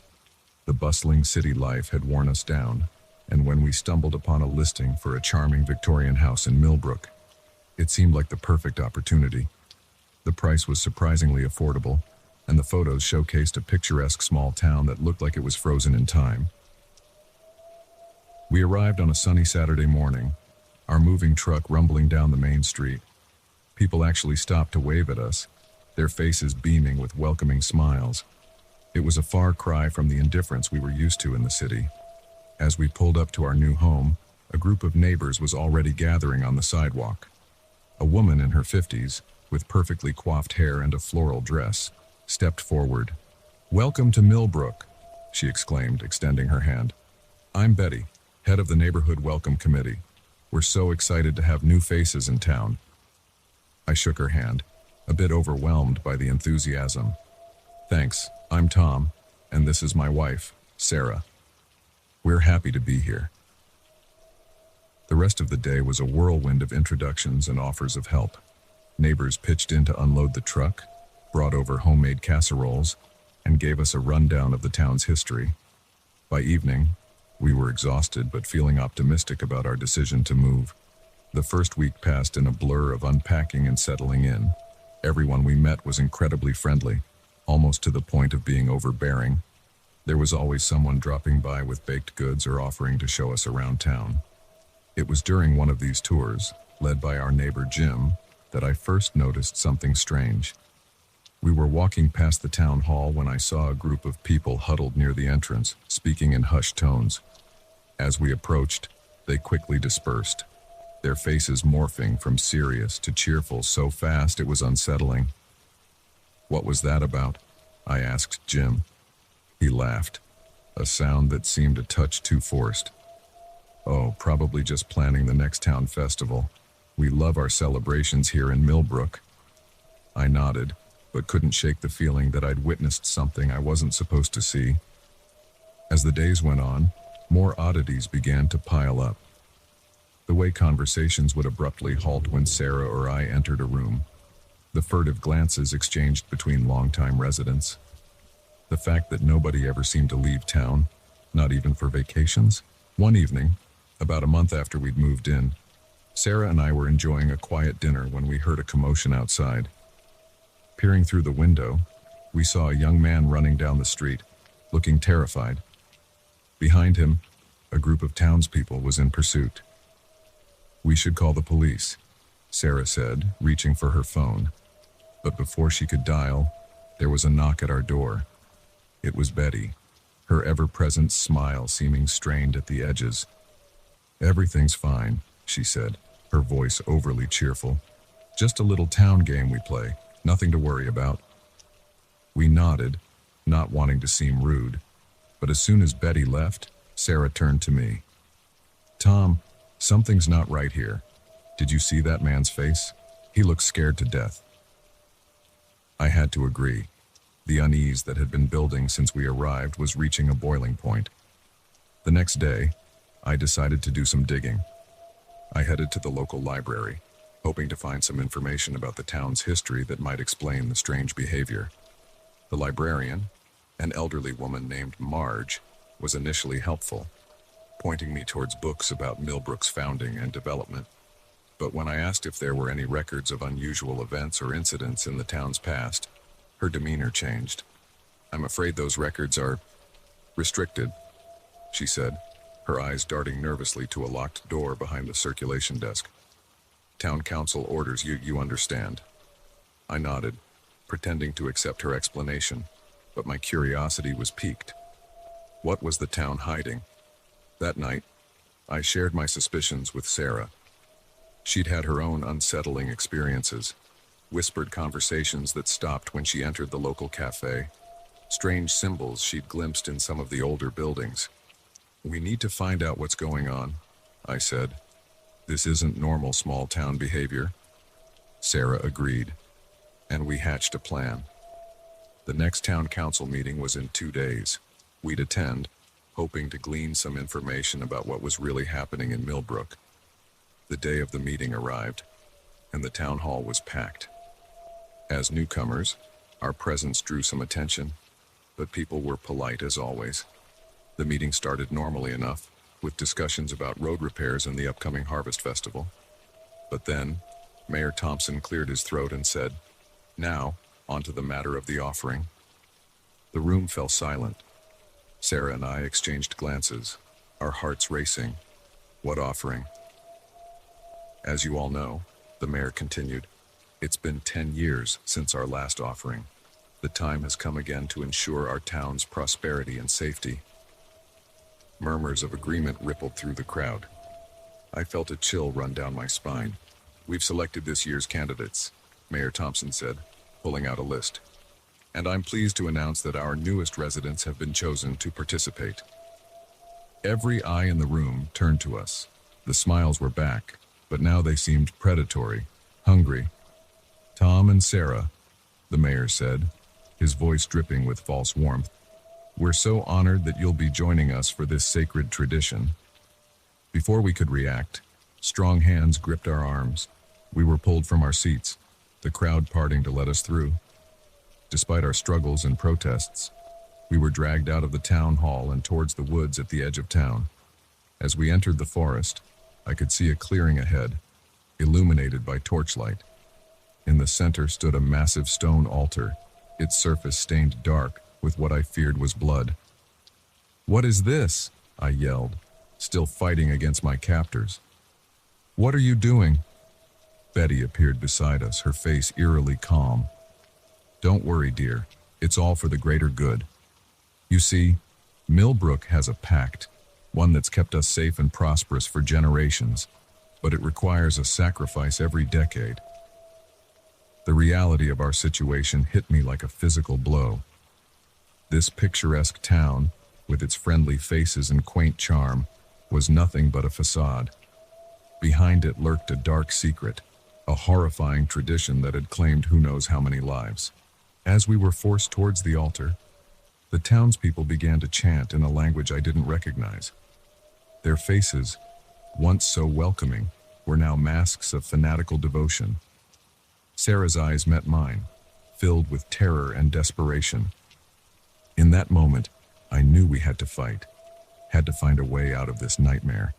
With a surge of adrenaline, I managed to break free from the man holding me. I tackled the person restraining Sarah, giving her a chance to escape. "Run!" I shouted, struggling to fend off the hands trying to recapture me. Sarah hesitated for a split second, torn between fleeing and trying to help me. "Go!" I yelled again, and this time she did, sprinting into the darkness of the woods. As the townspeople subdued me, I saw Mayor Thompson's face contort with rage. "Find her!" he bellowed. "The offering must be completed." I was dragged to the altar, my struggles useless against the strength of multiple captors. As they pinned me down, I could hear shouts and crashes in the distance. Sarah was still free, still fighting. Betty loomed over me, a cruel smile on her face. "Don't worry, Tom. Your sacrifice won't be in vain. Millbrook will continue to thrive thanks to you and your wife." As she raised a wicked-looking dagger, I closed my eyes, silently urging Sarah to run, to escape, to expose this town for what it really was. The last thing I heard before searing pain enveloped me was a distant scream, Sarah's voice, filled with terror and anguish. Then, mercifully, darkness claimed me. I wish I could say that was the end, that I died on that altar and Sarah managed to escape. But the truth is far more horrifying. I woke up in our bed the next morning, with Sarah sleeping peacefully beside me. There was no sign of injury, no evidence of the terrifying events of the night before. When I tried to talk to Sarah about it, she looked at me with confusion. "What are you talking about, Tom?" We went to the town meeting, then came home and went to bed. "Are you feeling okay?" As the days passed, I began to doubt my own memories. Had it all been a nightmare? But then I'd catch glimpses, a knowing look from Betty, a strange symbol carved into a tree in the woods, the way the townspeople watched us with a mix of satisfaction and anticipation. We're still here in Millbrook, unable to leave, trapped in a cycle I don't fully understand. Every day is pleasant, every neighbor friendly, but I know the truth now, buried beneath the surface, and I count the days, wondering when the next offering will be called. and who will be chosen to pay the price for Millbrook's prosperity. If you ever find yourself driving through a small town that seems too perfect, too welcoming, keep driving. Some secrets are better left uncovered, and some communities hide horrors beneath their picturesque facades. Millbrook's dark heart beats on, and we are powerless to stop it.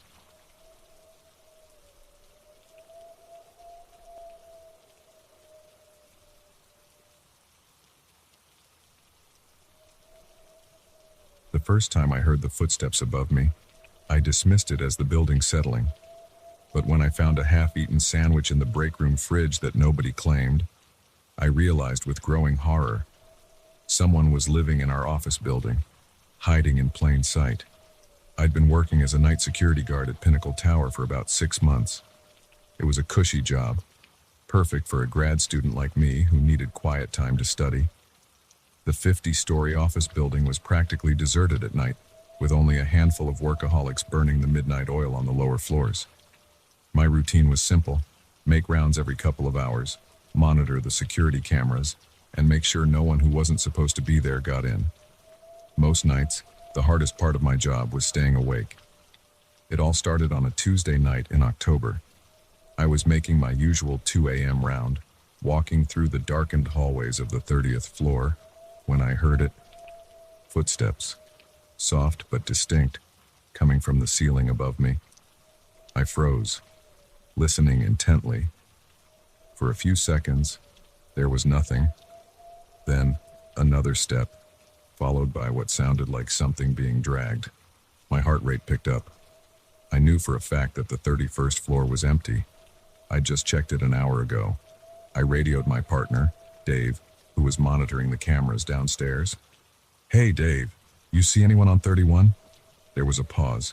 Then his voice crackled through. "Negative. Place is dead as usual." "Why?" I hesitated, suddenly feeling foolish. "Thought I heard something. Probably just the building creaking." Dave chuckled. "This place does make some weird noises at night. Don't let it spook you, rookie." I finished my round, trying to shake off the uneasy feeling. But over the next few weeks, strange occurrences began to pile up. It started small: a coffee mug left in the sink that hadn't been there the night before. Lights on in rooms I was sure I'd turned off. Once, I found a computer on the 28th floor still running, open to a social media site, when I knew the last employee had left hours ago. I mentioned these oddities to Dave, but he brushed them off. "Probably just some workaholic forgetting to log off or clean up," he said with a shrug. But I couldn't shake the feeling that something wasn't right. I started paying closer attention during my rounds, looking for anything out of place. That's when I noticed other things. Tiny scraps of food in waste baskets that should have been empty, a couch cushion that looked slightly flattened, as if someone had been sleeping on it. Then came the incident with the sandwich. It was about a month after I'd first heard the footsteps. I was doing my usual check of the break rooms when I opened the fridge on the 35th floor. There, on the top shelf, was half of a turkey sandwich. This wouldn't have been odd, except I knew for a fact that this floor had been empty for weeks due to renovations. I radioed Dave immediately. "Hey, you know anything about a sandwich in the 35th floor fridge?" "A sandwich?" Dave sounded confused. "That floor's been closed off. Nobody should be up there." "Yeah, that's what I thought." I could almost hear Dave's frown through the radio. "All right, I'm coming up. Let's check it out." We did a thorough sweep of the floor, but found nothing else out of place. The sandwich remained a mystery, but it was enough to make Dave take my concerns seriously. "Okay," he said, as we rode the elevator back down to the lobby. "From now on, we document everything. Any little thing that seems off, write it down. We'll figure out what's going on." Over the next week, our list of oddities grew. More food missing from break rooms, a shower in one of the executive bathrooms that was wet when it should have been dry, and always, those faint footsteps in the night. We brought our concerns to the building manager, but he was skeptical. "You're probably just catching the cleaning crew or some employees working late," he said dismissively. "Unless you actually see someone who shouldn't be here, there's not much we can do." But I knew it was more than that. Someone, or something, was living in our building, moving around unseen, surviving off the leftovers of office life. It all came to a head on a Friday night in December. I was alone in the security office, Dave having called in sick. The building was quieter than usual, with most employees having left early for a holiday weekend. I was halfway through my 10 p.m. round when the power went out. 1 second, the hallway was brightly lit, and the next, I was plunged into darkness. The emergency lights kicked in almost immediately, casting an eerie red glow through the corridors. I reached for my radio to call it in, only to find it dead. The backup generator should have kicked in by now, keeping our communications online. Something was very wrong. Heart pounding, I made my way to the nearest stairwell, intending to get back to the security office and check the systems. As I pushed open the door, I heard it. Footsteps, running down the stairs from above.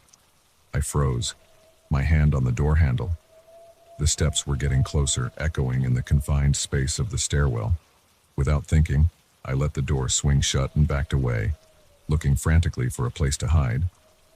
There was a supply closet a few feet away. I dove inside, pulling the door closed behind me just as I heard the stairwell door bang open. Through the slats in the closet door, I could see a figure move past, illuminated by the red emergency lights. It was a man, or at least had the shape of a man. He was thin, almost emaciated, with wild, matted hair. His clothes were a patchwork of what looked like discarded office wear, a suit jacket 2 sizes too big, mismatched pants, shoes that flapped open at the soles.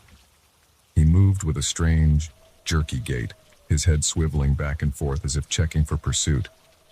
In his hand, he clutched what looked like a makeshift weapon, a broom handle with a sharpened end. As he passed my hiding spot, I held my breath, afraid even the slightest sound would give me away. The man paused for a moment, and I was sure he had heard me. But then he continued on, disappearing around a corner. I waited several agonizing minutes before I dared to move. Slowly, I eased the closet door open and peered out. The hallway was empty, the only sound the faint hum of the emergency lights. My mind was racing. I had to get out, had to call for help. But I also knew I couldn't leave this man in the building. Who knew what he might do, cornered and clearly desperate? I made my way carefully back to the security office, jumping at every shadow. The backup systems were down. Someone had deliberately disabled them. On a hunch, I checked the cabinet where we kept the spare radios. Empty. Our squatter had planned this, taking out our communications and plunging the building into darkness. But why? What was he after? I was considering my options when I heard it, a crash from several floors above, followed by the sound of breaking glass. Whatever he was doing, I had to stop him. Armed with only my flashlight and a growing sense of dread, I made my way up the stairs. The sound had come from around the 40th floor, if I had to guess. As I climbed, I tried to make sense of what was happening. How long had this man been living in our building? How had he survived, undetected, for so long? I reached the 40th floor and cautiously opened the door. The sound of rummaging came from down the hall. He was in one of the offices. Steeling myself, I moved towards the noise. The door to the CEO's office was ajar, light spilling out into the hallway. I could hear muttering now, interspersed with the sound of drawers being opened and closed. Taking a deep breath, I pushed the door open wider and stepped inside. The man was there, hunched over the CEO's desk, rifling through papers. He looked up as I entered, his eyes wide and feral in the beam of my flashlight. "It's over," I said, trying to keep my voice steady. "The police are on their way. You need to come with me." For a moment, he just stared at me. Then scrambled with a speed I wouldn't have thought possible. He vaulted over the desk and charged at me. I brought my flashlight up instinctively, catching him across the face. He stumbled, giving me just enough time to dodge to the side. He crashed into the doorframe and howling in pain and rage. Before he could recover, I tackled him, using my greater weight to pin him to the ground. He fought like a wild animal, scratching and biting, but I managed to hold on. "Why?" I grunted, struggling to keep him down. "Why are you doing this?" He stopped fighting for a moment, his eyes meeting mine. They took everything from me, he spat. My job, my life, I'm just taking it back. Before I could respond, the sound of sirens filled the air. Help was coming. The man heard it too, and with a last burst of strength, he broke free from my grip and ran. I chased him through the halls, but he knew the building better than I did, disappearing into a service corridor I didn't even know existed. By the time the police arrived, he was long gone. They searched the building top to bottom but found no trace of him beyond the nest he'd made for himself in a forgotten storage room on the 49th floor. In the days that followed, the truth came out. The man was a former employee, fired years ago for erratic behavior. Instead of leaving, he had hidden himself away in the building, surviving off discarded food and stolen supplies. He'd been searching for evidence of the wrongful termination he was convinced had ruined his life. Security at Pinnacle Tower was overhauled after that night. Every inch of the building was searched and secured. New protocols were put in place to prevent anything like this from happening again. But sometimes, late at night, when the building is quiet and the shadows are long, I still think I hear those footsteps. And I wonder, is he really gone? Or is he still out there, watching, waiting for his chance to reclaim what he believes is rightfully his? One thing's for certain. I'll never look at an empty office building the same way again, because now I know that sometimes the most dangerous things are hiding in plain sight, right under our noses.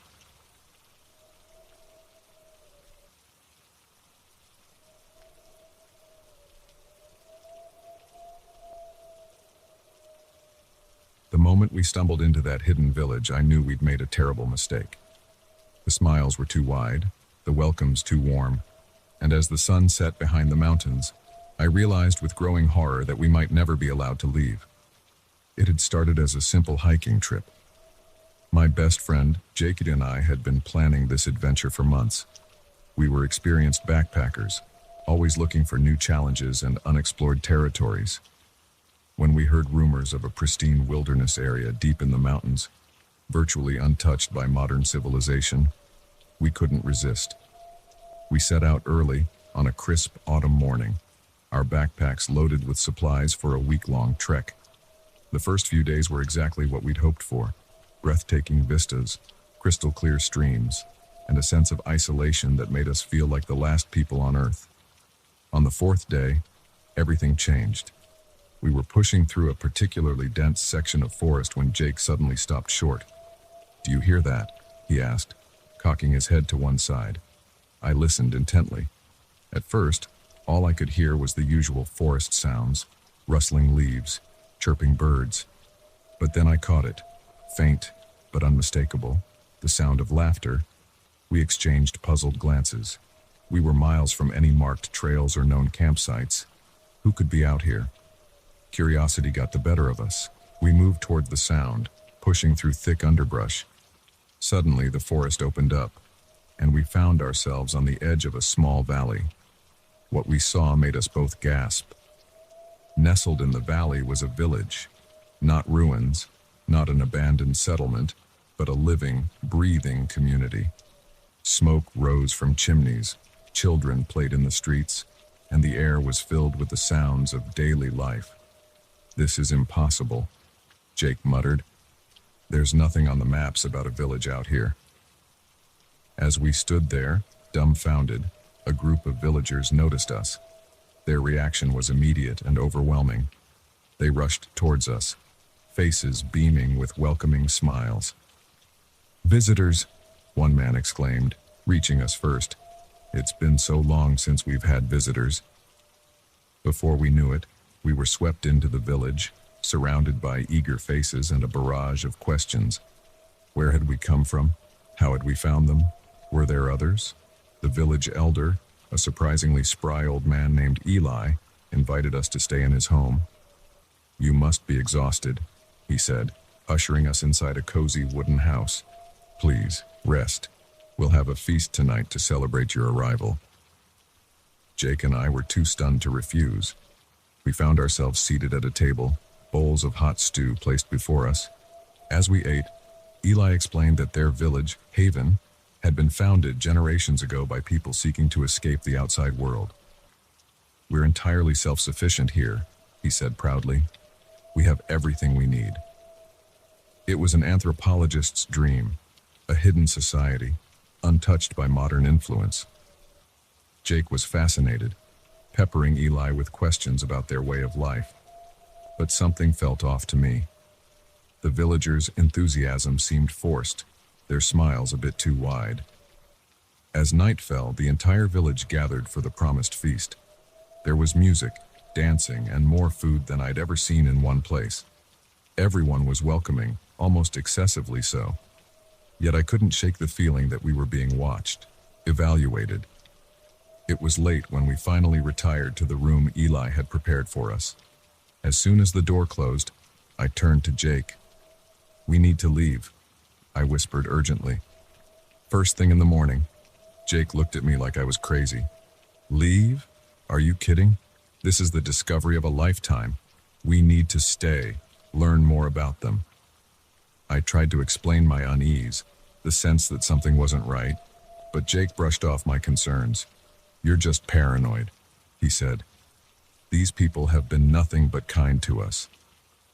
I didn't sleep well that night, my dreams filled with unsettling images of smiling faces hiding sharp teeth. The next morning, we joined the villagers for breakfast. As we ate, I casually mentioned that we'd need to be moving on soon. The reaction was immediate and unsettling. "Leave?" Eli said, his smile faltering for the first time. "But you've only just arrived. Surely you can stay a few more days." I opened my mouth to insist, but Jake cut me off. "We'd love to," he said enthusiastically. I shot him a glare, but he ignored me. As the days passed, my unease grew.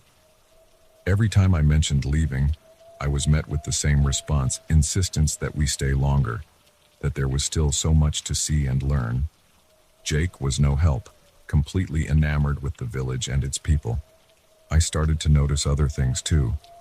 There were no young adults in the village, only children and older people.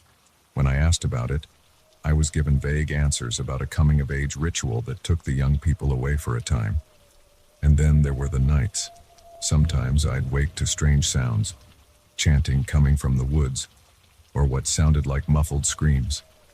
When I asked, I was told it was just wildlife or the wind playing tricks. A week turned into 2, and still, any attempt to leave was thwarted. Our packs had mysteriously disappeared. We were told the paths out of the valley were treacherous and needed guides who were always conveniently unavailable. I tried to talk to Jake and to make him see that we were essentially prisoners, but he wouldn't listen. He was spending more and more time with the villagers, learning their customs, participating in their rituals. I hardly recognized him anymore. One night, unable to sleep, I decided to do some exploring on my own. I slipped out of Eli's house and made my way to the edge of the village. As I approached the tree line, I heard voices. Keeping to the shadows, I moved closer. What I saw chilled me to my core. A group of villagers, including Eli, were gathered in a small clearing. In the center was an altar of some kind, and on it, I had to stifle a scream. There was a body, motionless.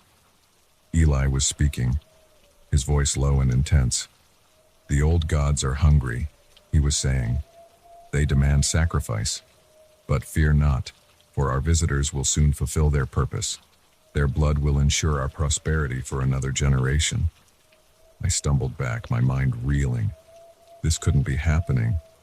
But deep down, I knew it was true. We weren't guests.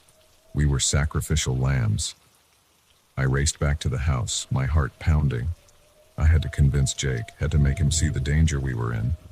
But when I burst into our room, it was empty. Jake's bed hadn't been slept in. Panic seized me. Had they already taken him? Was I too late? I tore through the village, searching desperately for any sign of Jake. As I rounded a corner, I ran straight into Eli. "My dear boy," he said, that eerie smile still in place. "What are you doing up so late?" "Where's Jake?" I demanded, my voice shaking. "What have you done with him?" Eli's smile widened, showing too many teeth. "Jake has seen the truth," he said softly. "He has embraced our ways, as you will, in time." I backed away, my mind racing. I had to get out, had to find help. But as I turned to run, I found my path blocked by villagers. They seemed to melt out of the shadows, surrounding me. Now, Eli said, his voice taking on a soothing tone that made my skin crawl. There's no need for all this fuss. You're part of our family now, forever. As they closed in around me, I saw Jake among them. His eyes were vacant, his smile empty. Whatever they'd done to him, my friend was gone. I fought, desperately, but there were too many of them. As I felt myself being dragged towards the woods, towards that terrible altar, I realized the horrible truth. We had walked willingly into this trap, seduced by the idea of discovery and the illusion of welcome. The last thing I remember is the chanting, growing louder as we approached the clearing. The old gods might be hungry, but it was the smiling villagers of Haven who would feast tonight. I don't know how I'm writing this now, or how much time has passed. My memories are hazy, filled with glimpses of rituals and the taste of something sweet and metallic. Sometimes, I think I'm still in that village, living out some strange half-life. Other times, I fear this is all a dying hallucination. But if you're reading this, if by some miracle these words have made it out of Haven, heed my warning. Be careful where you wander. Not all hidden places want to be found, and some smiles hide sharp teeth, hungry for sacrifice. And if you ever find yourself in a too perfect village, where the welcome is too warm and the smiles too wide, run, and don't look back. Because once Haven embraces you, it never lets go. Let's go.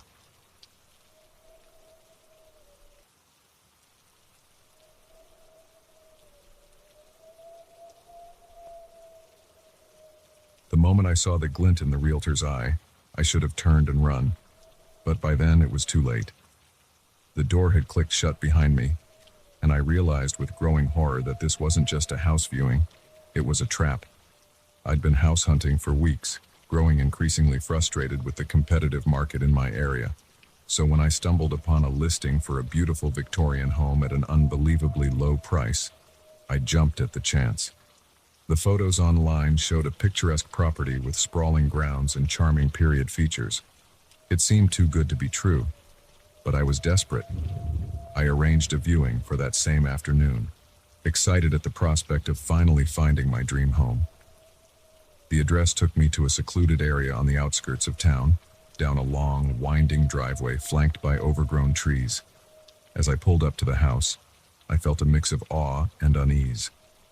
The place was even more impressive in person, but there was something off about it.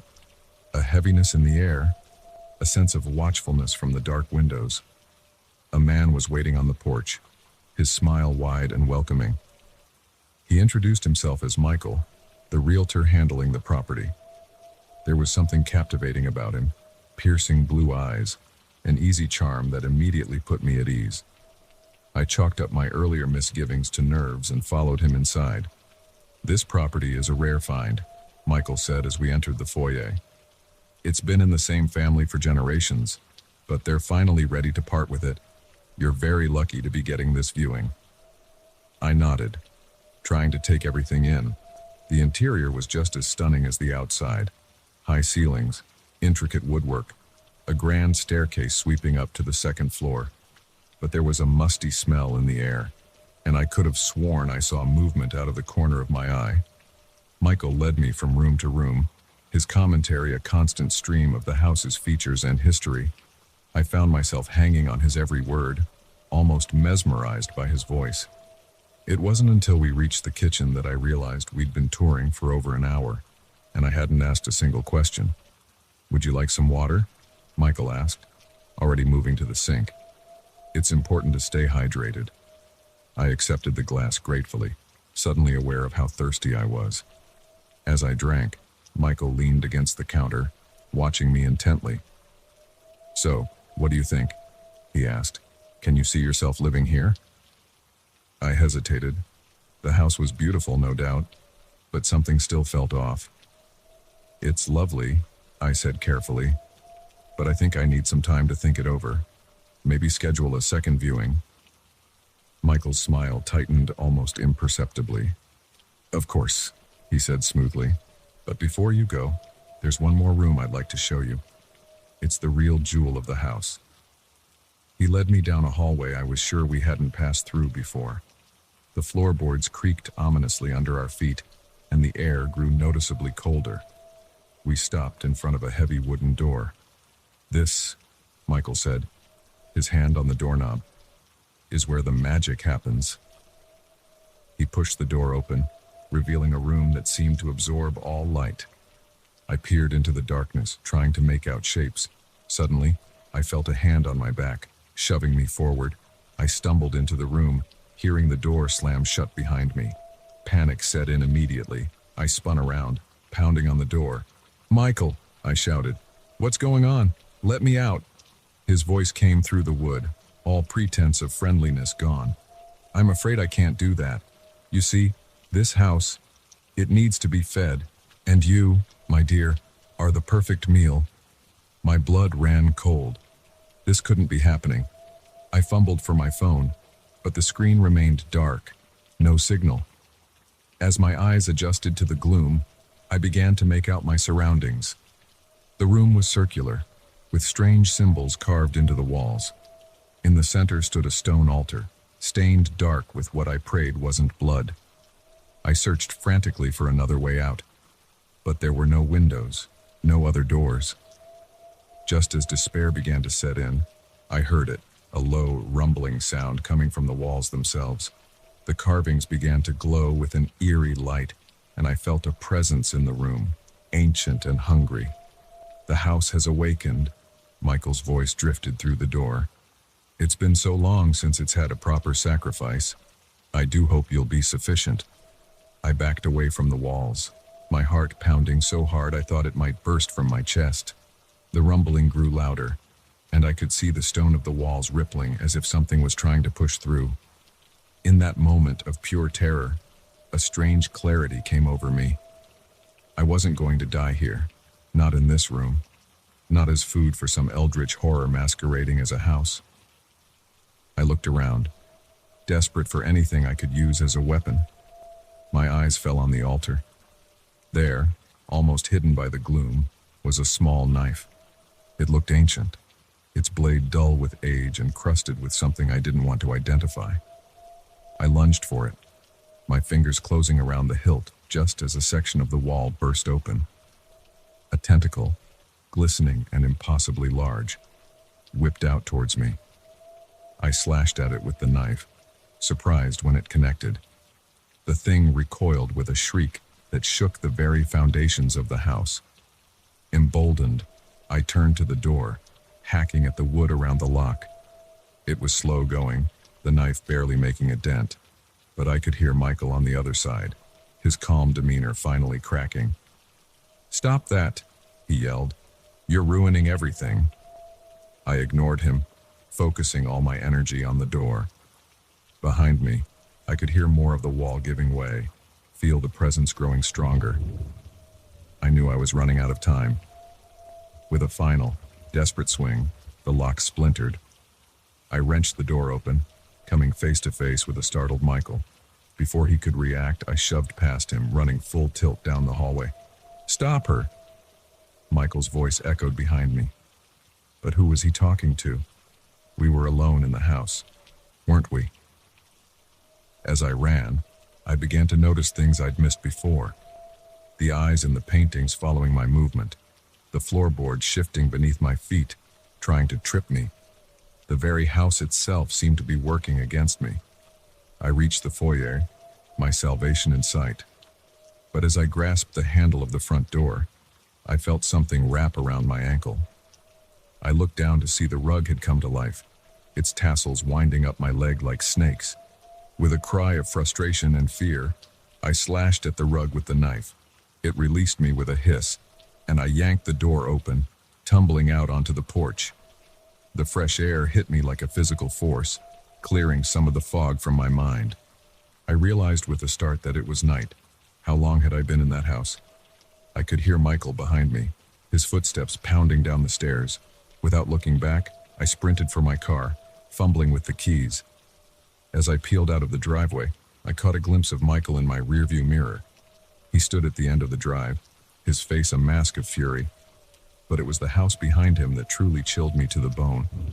Every window was lit with an otherworldly glow, and I could have sworn I saw tentacles writhing behind the glass. I drove for hours, not daring to stop until the sun began to peek over the horizon. When I finally pulled over at a rest stop, my hands were shaking so badly I could barely turn off the engine.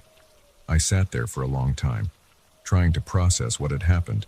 Had it all been real, or had I somehow hallucinated the entire thing?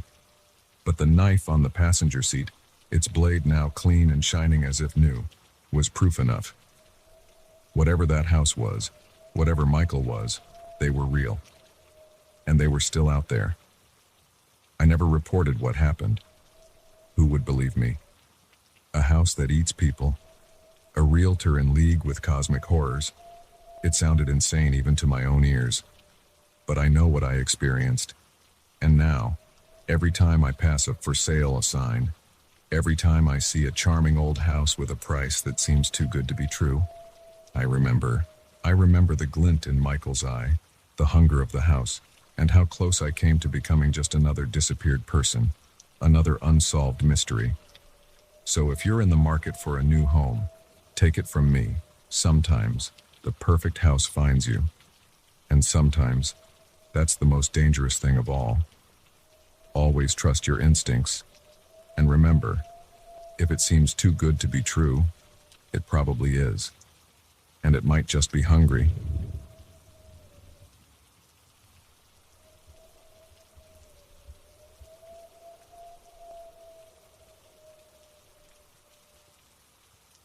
The moment I tasted the oddly sweet tang in my complimentary welcome drink, I knew something was terribly wrong. But by then, it was too late. As my vision blurred and my limbs grew heavy, I caught a glimpse of the hotel staff's faces. Their welcoming smiles had twisted into something sinister, and I realized with growing horror that this luxury getaway had just become a nightmare. It had all started innocently enough. My wife, Sarah, and I had been saving for months for this vacation. When we found an unbelievable deal on a 5-star resort in a tropical paradise, we jumped at the chance. The reviews were glowing, the photos looked amazing, and the price was too good to pass up.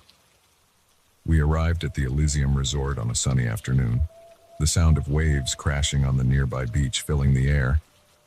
The lobby was a marvel of marble and glass, with a chandelier that seemed to float above our heads. A staff member greeted us with a warm smile, offering us each a glass of vibrant blue liquid.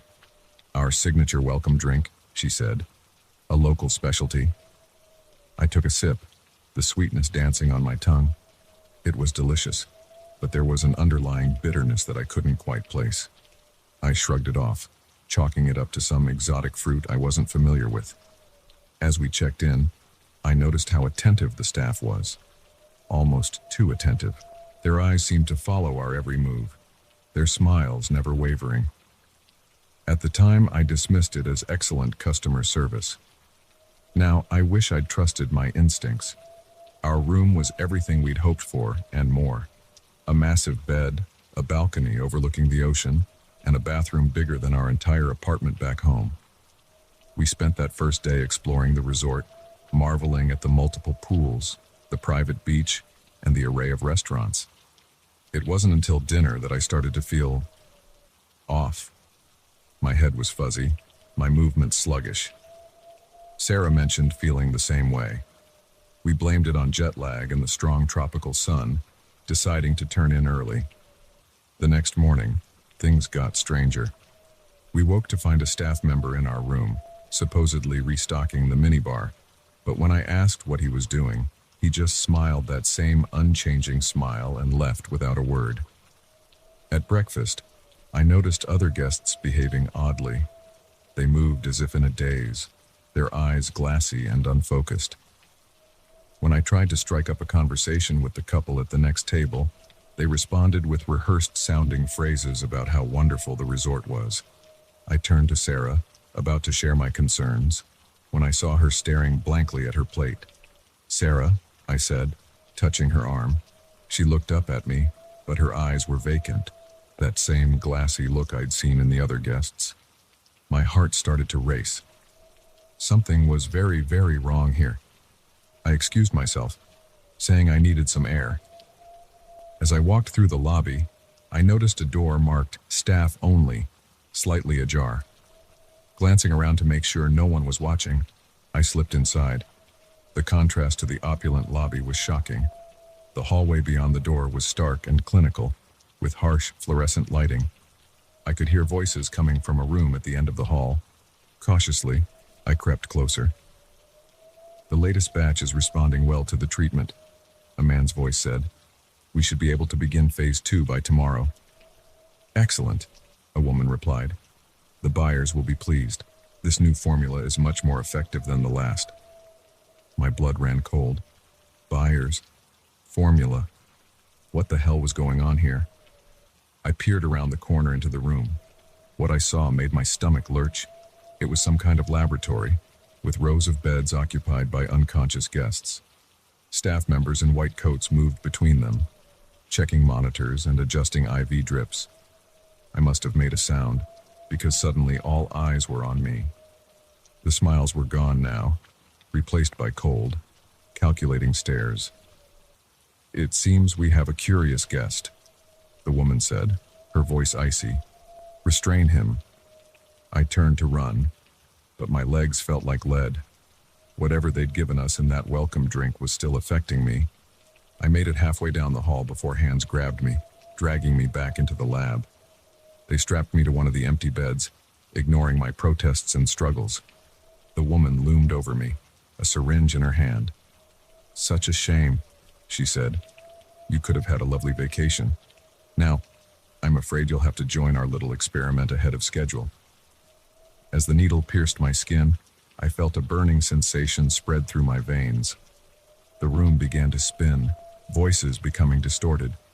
"What are you doing to us?" I managed to gasp. The woman's smile returned, but there was no warmth in it. "We're advancing science, my dear. Human enhancement, cognitive manipulation, physical augmentation, and you lucky guests get to be our test subjects." The realization hit me like a physical blow. This wasn't a resort. It was a front for some kind of illegal human experimentation.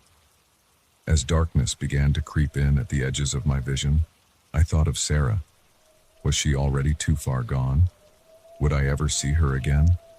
I don't know how long I was out. When I came to, I was back in our room, Sarah sleeping peacefully beside me. For a moment, I thought it had all been a terrible nightmare.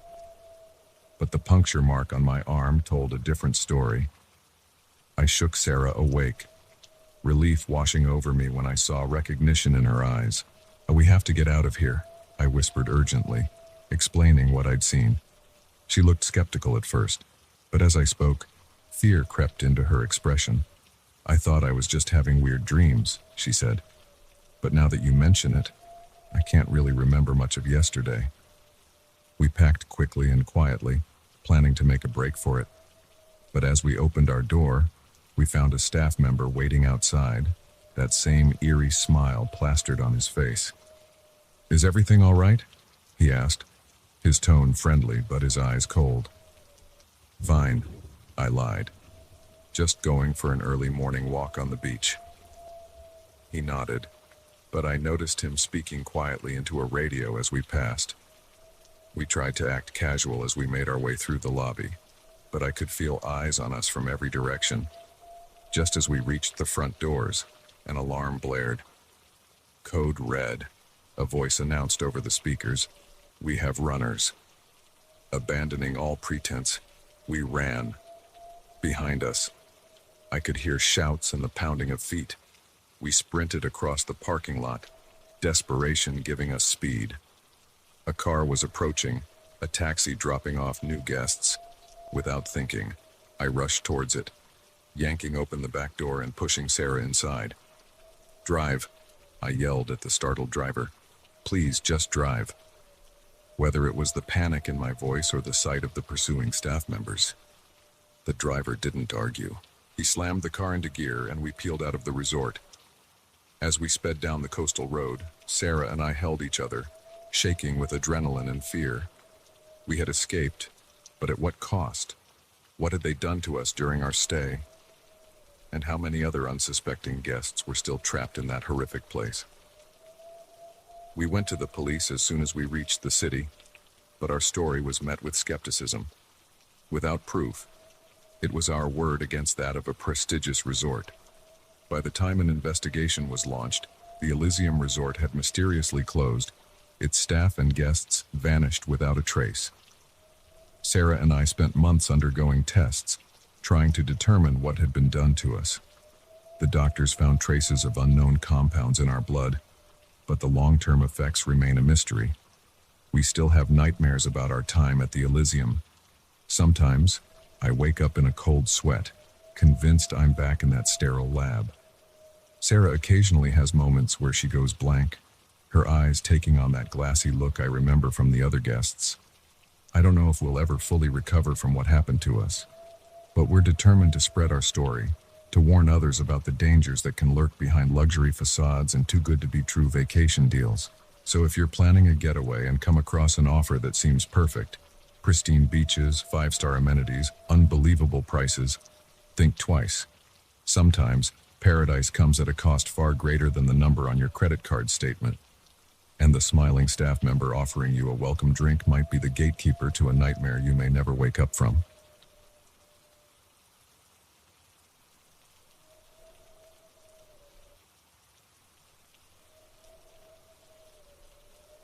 The moment I saw the footprints in the sand, I knew our perfect family vacation had turned into a nightmare. They weren't our prints, and they certainly weren't from any of the resort staff.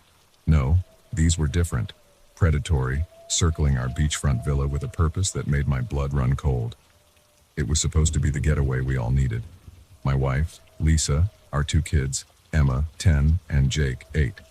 And I had been looking forward to this trip for months. A week at an exclusive beach resort, far from the bustling city and the stress of our daily lives. The brochure had promised pristine beaches, crystal clear waters, and the kind of privacy you can only get at a high-end establishment.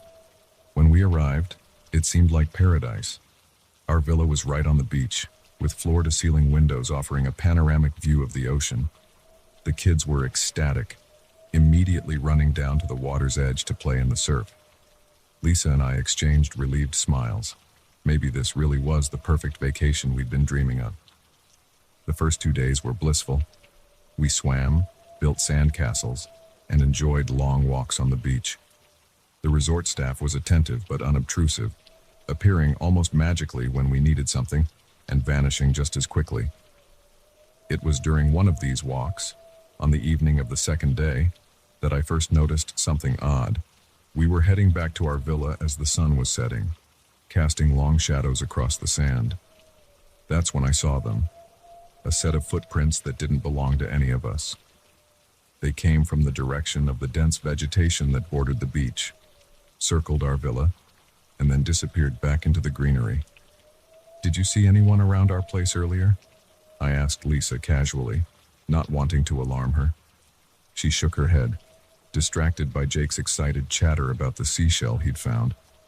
I tried to brush it off, but an uneasy feeling had taken root in the pit of my stomach. That night, I couldn't sleep.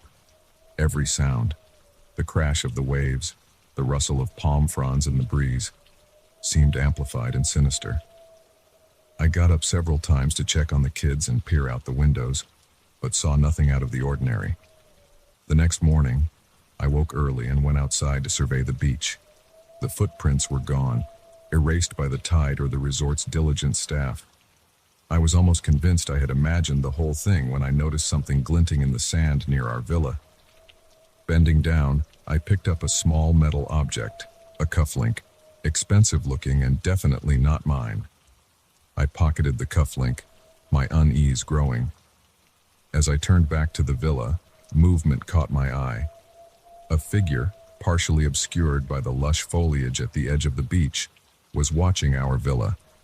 When they saw me looking, they quickly retreated into the greenery. My heart racing, I hurried back inside, locking the door behind me.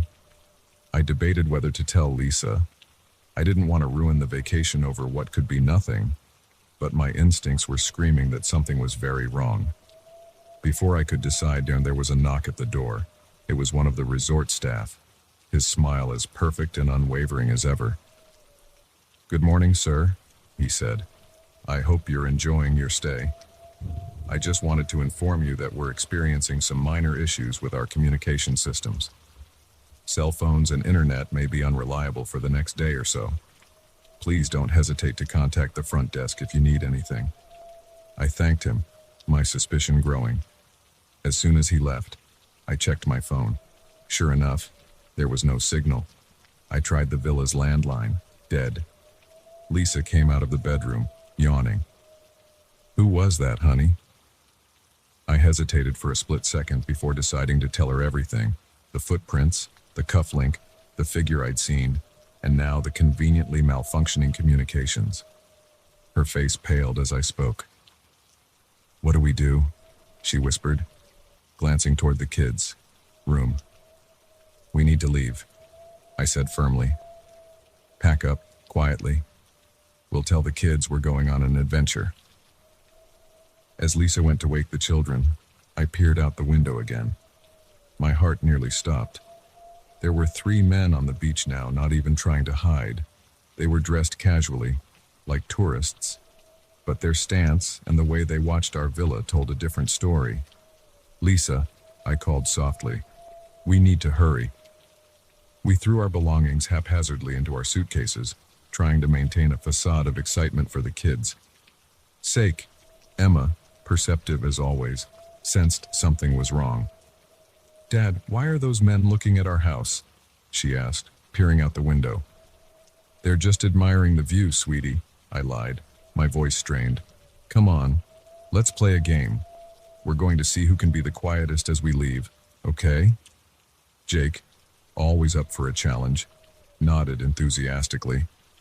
Emma looked skeptical but went along with it. We slipped out the back of the villa, keeping low and moving quickly. The dense vegetation provided some cover, but moving through it with 2 kids and our luggage was painfully slow. Every snapping twig sounded like a gunshot to my ears. We had made it about halfway to the resort's main building when I heard shouts behind us. They had discovered we were gone. "Run!" I yelled, abandoning all pretense of stealth. Lisa scooped up Jake, and I grabbed Emma's hand as we crashed through the underbrush. I could hear our pursuers gaining on us, their shouts growing louder. We burst out of the vegetation onto the resort's main path, startling a couple out for a morning walk. "Help!" Lisa cried. "Please, we need help!" The couple stared at us in bewilderment as we raced past, the sounds of pursuit growing ever closer. We rounded a bend and the main building came into view. A taxi was just pulling away from the entrance. "Wait!" I shouted, waving frantically. By some miracle, the driver saw us and stopped. We piled into the cab, gasping for breath. "Drive!" I yelled. "Now!" The driver, looking alarmed, hit the gas just as our pursuers emerged onto the path. In the rearview mirror, I saw one of them raise what looked like a gun. "Get down!" I shouted, pushing the kids to the floor of the cab. The back window shattered as we sped through the resort's gate. The driver was yelling in a language I didn't understand, but his panic was clear. We fishtailed onto the main road, the taxi's engine whining in protest as he floored it. For several tense minutes, we sped along the coastal road, all of us too terrified to speak. Finally, as we approached a more populated area, I allowed myself to breathe. "I think we lost them," I said, my voice shaking. Lisa was crying silently, clutching the kids close. Emma looked shell-shocked, while Jake, bless him, seemed to think this had all been part of the game. "Mister," the driver said, his eyes meeting mine in the rearview mirror. "What was that? Who were those men?" "I don't know," I replied honestly, "but I think we just escaped from something very bad." We drove to the nearest police station, where we spent hours trying to explain what had happened. The police were skeptical at first, but the bullet holes in the taxi and our obvious distress lent credibility to our story. It wasn't until later, when international authorities got involved, that we learned the truth. The resort was a front for a human trafficking operation, targeting wealthy tourists. We had narrowly escaped being kidnapped and ransomed, or worse. The realization of how close we had come to an unthinkable fate haunted us for a long time. The kids had nightmares for months, and Lisa and I jumped at every unexpected sound. It took years of therapy and support for us to feel safe again, to be able to enjoy a family outing without constantly looking over our shoulders. But we did heal, slowly but surely. Now, when I see ads for exotic beach getaways or exclusive resorts, I feel a chill run down my spine. Our experience taught us a harsh lesson about the dangers that can lurk in paradise. We still travel, still try to show our kids the beauty of the world, but we do it with our eyes wide open, always vigilant, always aware that sometimes the most picturesque facades can hide the darkest secrets. So if you're planning a vacation and come across a deal that seems too good to be true, remember our story. Paradise can have a price far steeper than you can imagine, and some beaches hide footprints that are better left unfollowed.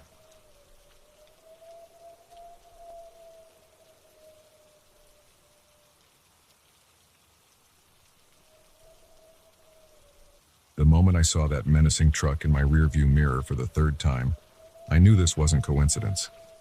What had started as a routine road trip had turned into a deadly game of cat and mouse, and I was the mouse. It was supposed to be a simple drive from Chicago to San Francisco.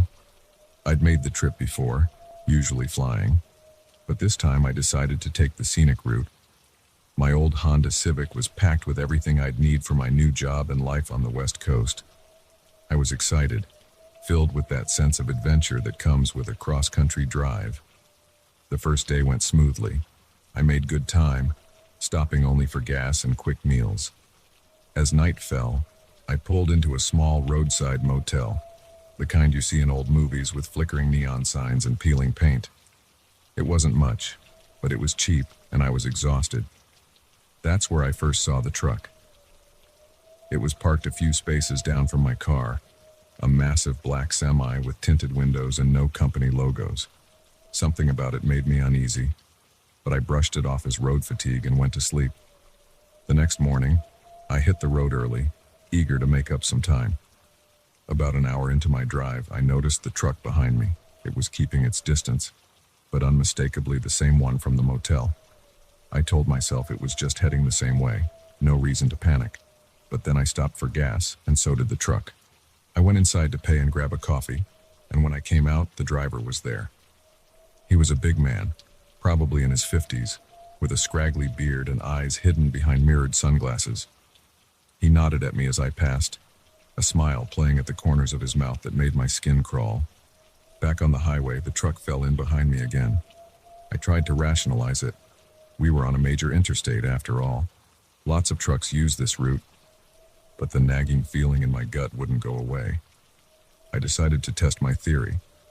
At the next exit, I pulled off suddenly, not using my turn signal. The truck followed. My heart rate spiked. This wasn't a coincidence anymore. I pulled into a busy rest stop, parking my car where I could see it from inside. I went to the bathroom, splashed some water on my face, and tried to calm down. When I came out, the truck was parked right next to my Honda, boxing it in.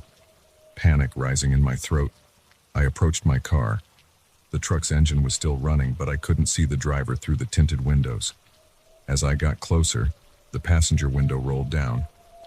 "Having trouble, little lady," the driver called out. His voice was gruff, amused. I shook my head, fumbling with my keys. No, I'm fine, thanks." He chuckled, a sound that sent chills down my spine. "You sure? Long way from home, aren't you?" How did he know that? My hands were shaking so badly I could barely get the key in the lock. I said, "I'm fine," I repeated, more firmly this time. I managed to open the door and practically dove inside, locking it immediately. The truck driver laughed again. "All right then, drive safe now. I'll be seeing you." It wasn't a goodbye. It was a promise. I peeled out of that rest stop so fast I'm surprised I didn't leave tire marks. My mind was racing. What did this guy want? Why was he following me? For the next few hours, I drove like a woman possessed. I took random exits, doubled back, anything to lose him. For a while, it seemed to work. I started to relax, thinking maybe I'd overreacted. Then, as I rounded a bend in the road, I saw it. The black truck was parked on the shoulder, engine idling. As I passed, it pulled out, once again taking up position behind me. Terror gripped me. This guy wasn't just following me, he was toying with me. I fumbled for my phone, intending to call 911 only to find it dead. In my panic earlier, I'd forgotten to plug it in. The car charger was buried in one of my bags in the trunk. I was alone. The sun was setting, casting long shadows across the road. I knew I couldn't keep driving like this. I was exhausted, running on adrenaline and fear. I needed help. Up ahead, I saw signs for a small town. It wasn't much, but it was something. Maybe I could find a police station, or at least somewhere public to stop. I took the exit, the truck following close behind. The town was tiny, just a main street with a few shops, most of them closed. My heart sank when I saw the police station, dark, with a sign saying, "Back in the morning." Desperate, I pulled into the parking lot of a diner that was still open. The truck drove past slowly, and I caught a glimpse of the driver's face. He was smiling. Inside the diner, I collapsed into a booth, my legs shaking so badly I could barely walk. A kindly waitress came over, concern etched on her face. "Honey, are you all right? You look like you've seen a ghost." I opened my mouth to explain, but where would I even start? I was being followed by a menacing truck driver. It sounded crazy, even to me. I'm just tired, I managed. "Long drive." She nodded sympathetically. "Well, you just sit tight. I'll bring you some coffee." As she walked away, the bell over the door jingled. I froze, not daring to look. Heavy footsteps approached my booth. "Mind if I join you?" It was him. The truck driver. Up close, he was even more imposing. His eyes, now uncovered, were cold and predatory. Before I could respond, he slid into the seat across from me. Now, he said, his voice low. "Don't make a scene. We wouldn't want to upset these nice folks, would we?" I glanced around desperately, but the diner was nearly empty. The waitress was in the back, and the only other customer was an elderly man engrossed in his newspaper. "What do you want?" I whispered, my voice shaking. He smiled, showing yellowed teeth. "Oh, I think you know. Pretty young thing like you, all alone on the road. It's dangerous out there." My mind raced, trying to find a way out of this nightmare. That's when I noticed it, a small pin on his jacket. It was a symbol I recognized from my brother's time in the military. Taking a chance, I blurted out, "3rd Infantry Division, right? My brother served with them in Iraq." The change was instant. The predatory gleam in his eyes dimmed, replaced by surprise, and then, was that shame? "Your brother? He served?" I nodded, seizing on this unexpected opening. "2 tours. He didn't make it back." It was a lie, but a calculated one. I watched as the truck driver's demeanor shifted. He looked down at his hands, suddenly unable to meet my eyes. "I'm sorry," he mumbled, "for your loss, and for this." Without another word, he stood up and walked out. I watched through the window as he got in his truck and drove away. The waitress returned with my coffee, oblivious to what had just transpired. "You sure you're okay, honey? You're white as a sheet." I managed a weak smile. I think I will be." I stayed in that diner until dawn, nursing cup after cup of coffee. When I finally got back on the road, there was no sign of the black truck. The rest of my journey passed without incident, but the experience left its mark. For months afterward, I couldn't see a semi without my heart racing. I had nightmares about endless highways and pursuing vehicles.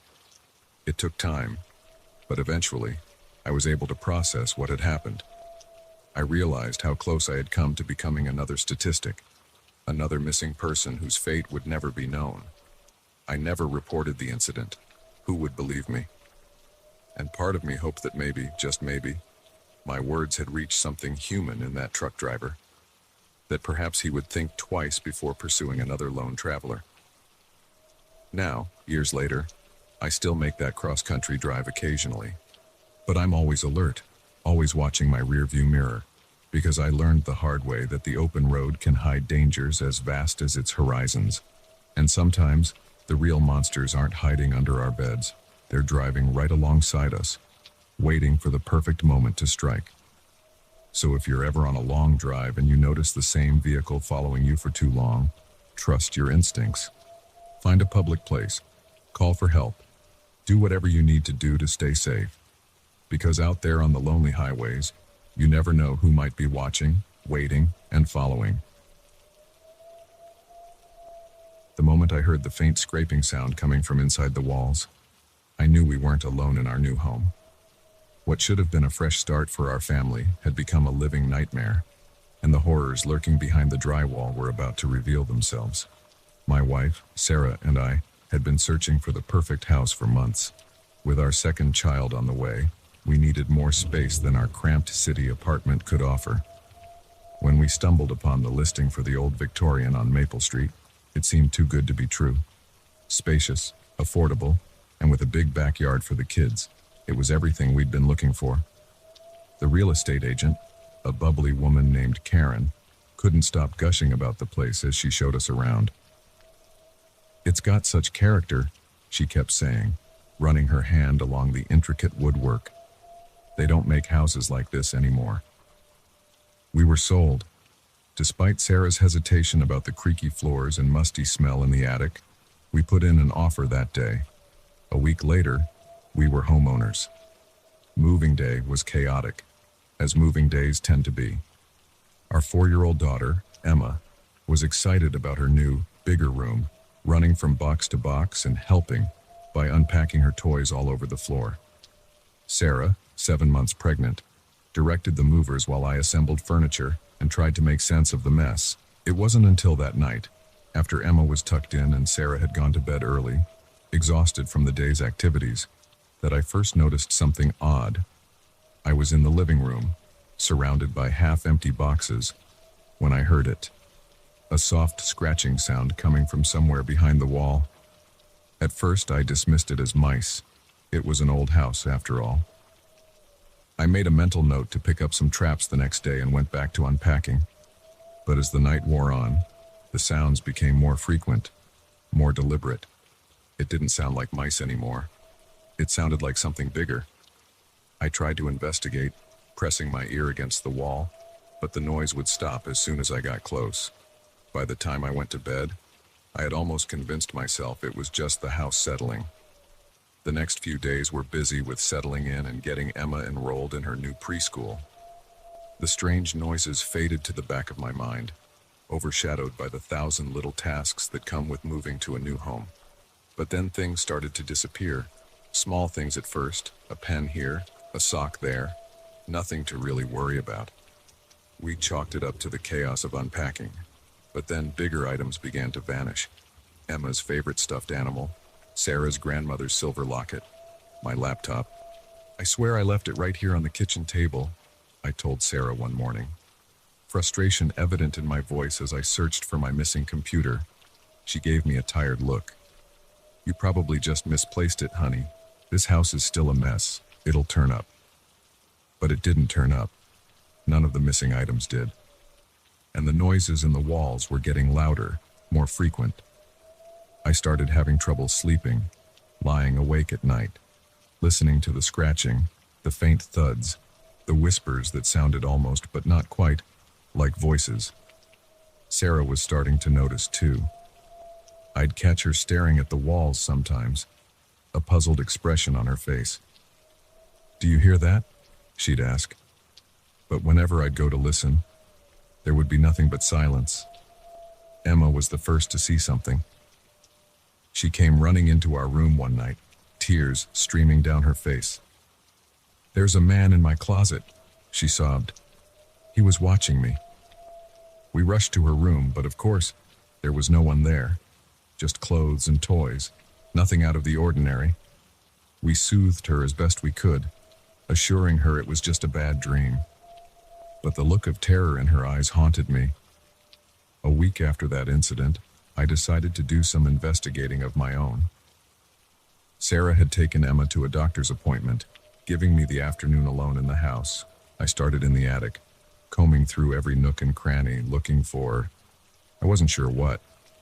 Evidence of pests, hidden entrances, anything to explain the strange occurrences. I was about to give up when I noticed something odd about one of the walls. It looked newer than the others, the paint a slightly different shade. Curious, I knocked on it. The hollow sound that echoed back confirmed my suspicion. There was space behind this wall. Heart pounding. I went to the garage to grab a sledgehammer.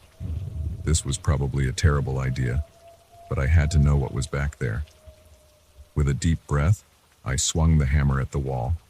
The drywall crumbled easily, revealing a dark space beyond. As dust filled the air, I shone my flashlight into the opening. What I saw made my blood run cold. It was a room, a small, secret room, hidden within the walls of our house, and it wasn't empty. A sleeping bag was laid out on the floor, surrounded by piles of our things: Emma's stuffed animal, Sarah's locket, my laptop. Everything that had gone missing over the past weeks was there, but that wasn't the worst part. On the far wall, illuminated by my shaking flashlight beam, was a collage of photos. Photos of us. Sarah hanging laundry in the backyard, Emma playing in her room, me asleep on the couch. Dozens of images, all taken without our knowledge, documenting our every move since we'd moved in. I stumbled backward, my mind reeling. Someone had been living in our walls, watching us while stealing from us. The realization was like a physical blow. Just then, I heard the front door open. Sarah's voice floated up the stairs. "Honey, we're home early. The appointment was canceled." Panic gripped me. I had to get them out of the house now. But before I could move, I heard another sound. A creak from inside the wall. Then footsteps, fast and light, moving down. "Sarah," I yelled, already running for the attic stairs.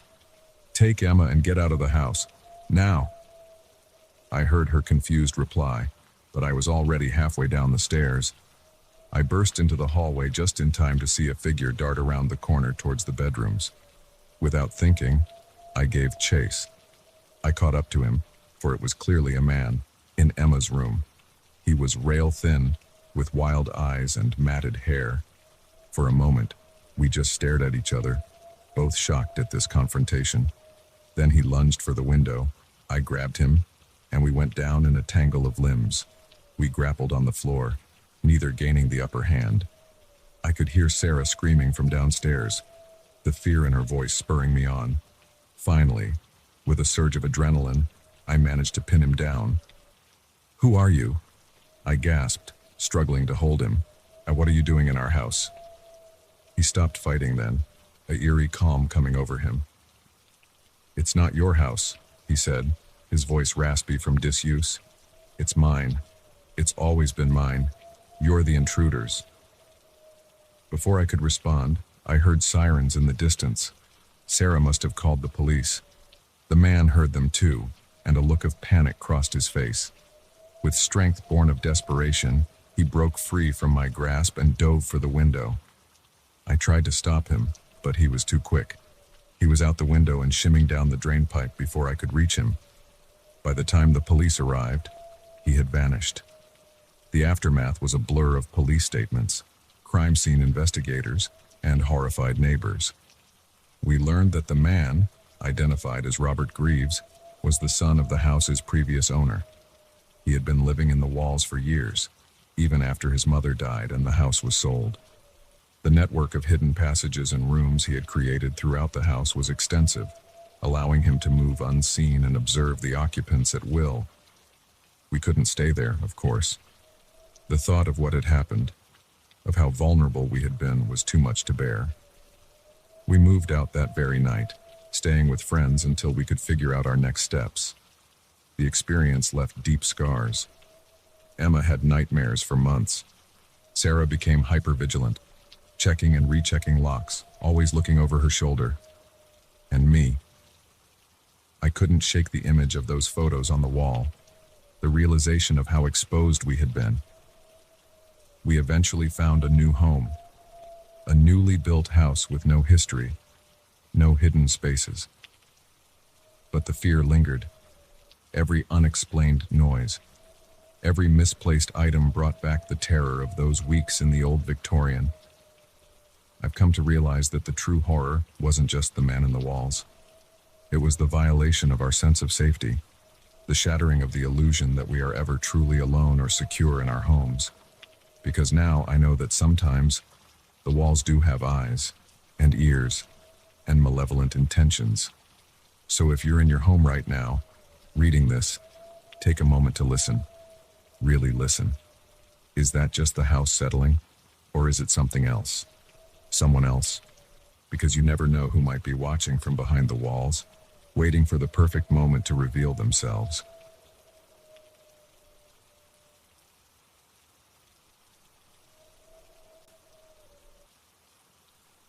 The scratching at my window wasn't the wind. I knew because the trees stood perfectly still, their branches etched against the moonlit sky like skeletal fingers reaching for the stars. No, this sound was deliberate, insistent, and it was getting louder. I'd come to this cabin in the woods to escape the chaos of city life, to find some peace and quiet. Now, as I lay frozen in my bed, ears straining to catch every little noise, I realized just how quiet it could get out here, and how that silence could be shattered in an instant. It had started as a perfect getaway. I'd arrived at the cabin yesterday afternoon, the sun still high in the sky, warming the pine-scented air. The cabin itself was charming, all weathered wood and rustic charm, with a wide porch perfect for sipping coffee and watching the sunrise. The rental listing had promised seclusion, and it delivered. The nearest neighbor was miles away, leaving me surrounded by nothing but forest and the occasional chirp of a bird. I'd spent the day unpacking, exploring the nearby trails, and soaking in the tranquility. As night fell, I'd curled up on the couch with a good book, relishing the absence of car horns and sirens. The only sounds were the crackle of the fireplace and the gentle hum of crickets outside. It wasn't until I was getting ready for bed that I first felt it, a prickle on the back of my neck like I was being watched. I shook it off, chiding myself for being paranoid. I was alone out here, after all. There was nothing to fear. But now, as I lay wide awake in the dead of night, that feeling had returned tenfold. The scratching at my window had stopped, replaced by an even more unsettling sound. Footsteps, crunching on the gravel outside. I held my breath, willing my heart to stop pounding so loudly in my chest. Maybe it was just an animal, I told myself. A deer, or even a bear. They were common in these parts, right? The footsteps circled the cabin, slow and deliberate. They paused at each window, and I could swear I heard the sound of something, breathing heavily. I reached for my phone on the nightstand, my hand shaking so badly I nearly dropped it. No signal. Of course. I was miles from the nearest cell tower. The footsteps had completed their circuit of the cabin and were now on the front porch. The old wooden boards creaked under the weight of whatever was out there. I had to do something. I couldn't just lie here, waiting for... What? I didn't want to think about it. Slowly, carefully, I slid out of bed. The floorboards were cold under my bare feet as I crept towards the bedroom door. I eased it open, wincing at the slight squeak of the hinges. The main room of the cabin was bathed in silvery moonlight streaming through the windows. Everything looked different in the dark, familiar shapes transformed into looming shadows. I made my way to the front door, my heart in my throat. There was a baseball bat in the umbrella stand. I'd seen it earlier and thought it was an odd place for it. Now, I was grateful. I wrapped my fingers around the smooth wood, the weight of it reassuring in my hands. The porch had gone quiet. Too quiet. I pressed my ear to the door, straining to hear anything. Nothing. Maybe whatever it was had gone away. Maybe I'd imagined the whole thing. I was about to turn back to bed when I heard it, a soft thud, like something being set down on the porch. Then, unmistakably, the sound of the doorknob slowly turning. I stumbled back, raising the bat. The door wasn't locked. I'd been so caught up in the peace and safety of the woods, I hadn't even thought to lock it. The door began to open, achingly slow. I could see a sliver of the night sky, then more, then nothing. The door stood open, but there was no one there. I stood frozen, bat still raised, staring at the empty doorway. The crickets had gone silent. The whole forest seemed to be holding its breath. After what felt like an eternity, I lowered the bat and took a tentative step forward. I had to know. I had to see. I peered out onto the porch. Empty. I took another step, then another, until I was standing fully outside. The night air was cool on my skin, raising goosebumps along my arms. I looked left, then right. Nothing but shadows and moonlight. I was about to go back inside when something caught my eye. There, at the edge of the porch, barely visible in the dim light, footprints, but not animal tracks like I'd hoped. These were unmistakably human. My breath caught in my throat as I knelt down to examine them. They were fresh, the mud still damp, and they were big, much bigger than my own feet. I followed the trail with my eyes. They led from the woods, up onto the porch, and then my blood ran cold. The footprints led directly to my bedroom window. With shaking hands, I fumbled for my phone and turned on the flashlight. The beam cut through the darkness, illuminating the side of the cabin. There, under my window, were more footprints, and something else. Long, deep scratches in the wood, right where the window met the wall. I stumbled back, my mind reeling. This was real. This was happening.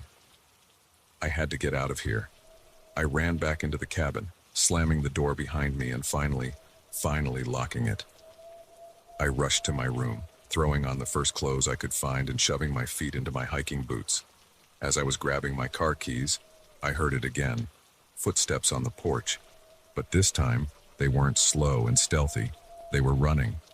I bolted for the back door, wrenching it open and plunging into the night. I could hear heavy breathing behind me, twigs snapping under pursuing footsteps. I ran like I'd never run before, my lungs burning, branches whipping at my face. I had no idea where I was going. All I knew was that I had to get away. After what felt like hours but was probably only minutes, I burst out of the tree line onto the gravel road where I'd parked my car. It sat there, a gleaming beacon of hope in the moonlight. I fumbled with the keys, my hands slick with sweat. Behind me, I could hear something crashing through the underbrush, getting closer by the second. The key slid home. I wrenched the door open and threw myself inside, slamming it shut just as a dark figure emerged from the trees. I jammed the key into the ignition, silently praying to whatever might be listening. The engine roared to life, and I slammed my foot on the gas. As I peeled away, kicking up gravel, I caught a glimpse in my rearview mirror, a tall, broad-shouldered figure standing in the middle of the road, watching me drive away. I didn't slow down until I hit the main highway, the lights of passing cars never looking so beautiful. I drove straight through until morning, not stopping until I was safely back in the city. I never reported what happened. Who would believe me? I had no proof, just a story that sounded crazy even to my own ears. But sometimes, on quiet nights when the wind rustles the trees outside my apartment, I remember the scratching at my window, the footsteps on the porch, the figure in my rearview mirror, and I wonder, what if I hadn't woken up? What if I hadn't heard the scratching? What was out there in those woods? And what did it want with me? I'll never go back to that cabin. But a part of me knows the truth. Whatever was out there that night is still there, waiting in the shadows of the forest, waiting for the next person to let their guard down, to forget to lock their door, to dismiss that feeling of being watched as just their imagination. Because sometimes the monsters are real, and sometimes they leave footprints.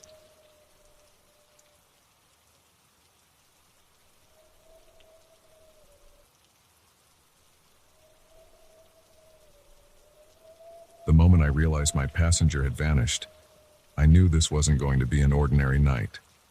1 second he was there, a solid presence in my peripheral vision, and the next, nothing. Just an empty seat and the steady drumming of rain on the roof of my car. I'd been driving for hours, the monotony of the highway broken only by the occasional flash of lightning illuminating the countryside. The rain had started about an hour into my journey, a light drizzle at first that had quickly become a torrential downpour. I was tired, my eyes strained from peering through the sheet of water cascading down my windshield. That's when I saw him, a lone figure on the side of the road, thumb outstretched, looking thoroughly drenched and miserable. I'm not usually one for picking up hitchhikers, but something about the desperation in his posture made me pull over. He climbed in quickly, bringing with him the smell of wet earth and something else I couldn't quite place. "Thanks," he said, his voice oddly quiet beneath the pounding of the rain. "I thought I'd be stuck out there all night." I nodded, pulling back onto the road. "Where you headed?" I asked, glancing over at him. He was younger than I'd initially thought, probably in his early 20s. His dark hair was plastered to his forehead, water dripping from his chin onto his already soaked jacket. "And just up the road a ways," he replied vaguely, his eyes fixed on the road ahead. "I'll let you know when to stop." We drove in silence for a while, the rhythmic swish of the wipers, the only sound besides the rain. I was about to ask him where exactly he was going when I noticed something strange. The rain on his side of the car wasn't running down the window like it should. Instead, it seemed to be avoiding him, as if there was an invisible barrier between him and the glass.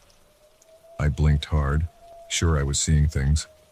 When I looked again, everything seemed normal. Must be more tired than I thought, I mused, shaking my head slightly. "You okay?" he asked, and I nearly jumped. It was the first time he'd spoken since getting in the car. "Yeah, fine," I said quickly. "Just a long night of driving." He nodded, then turned back to the window. "It's a bad night to be out," he said softly. "You never know what might be lurking in the dark."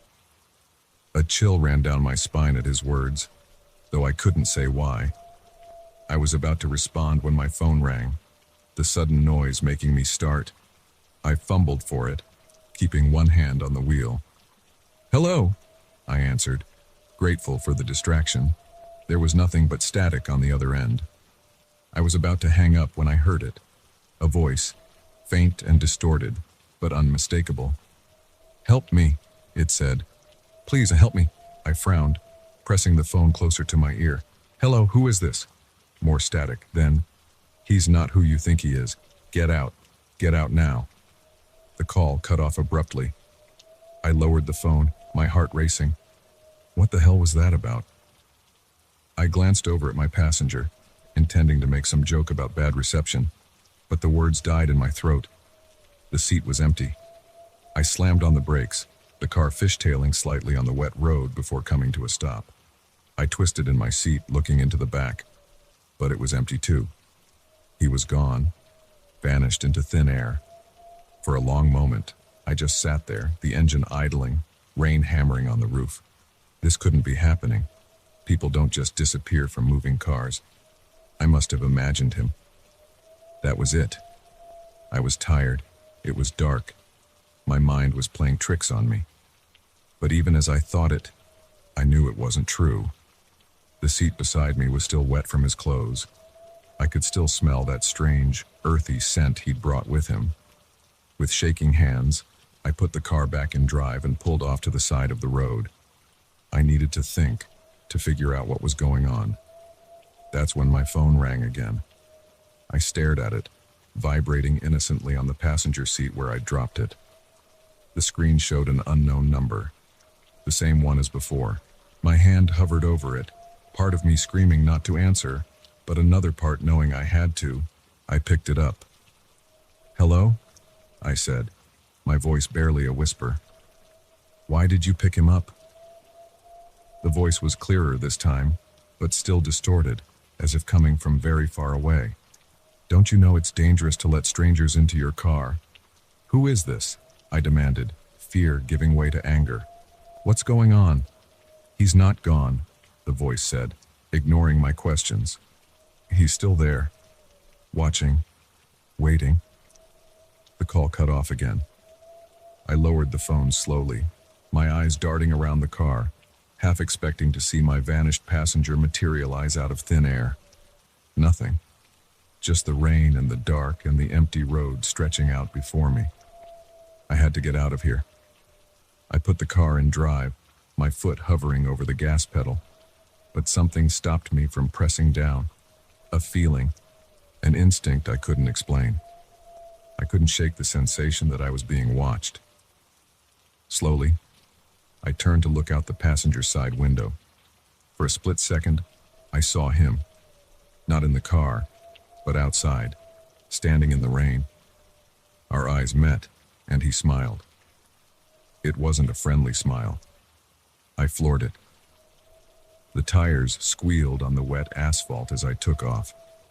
My heart pounding so hard I thought it might burst out of my chest. I didn't know where I was going.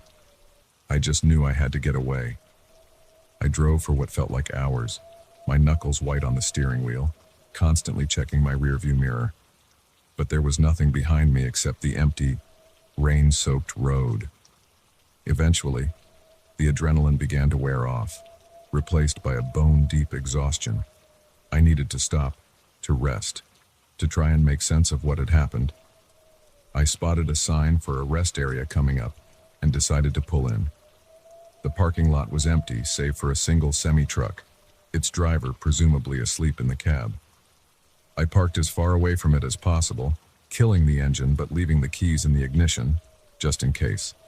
I leaned back in my seat, closing my eyes and taking deep breaths. Okay, I thought, let's think about this logically.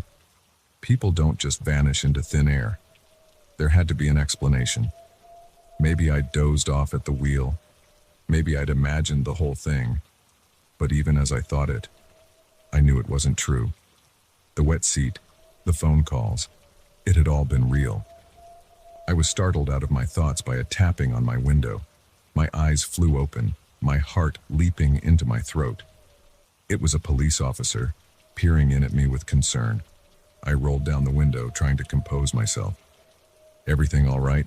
he asked, shining his flashlight into the car. "You've been sitting here for a while." I blinked, confused. I'd only just pulled in, hadn't I? But a glance at the clock on my dashboard showed that nearly an hour had passed. "I'm fine," I said, my voice hoarse. "Just taking a break from driving. The rain, you know." He nodded sympathetically. "It's a bad night to be out. You heading somewhere in particular?" I opened my mouth to answer, then paused. Where was I going? I couldn't remember.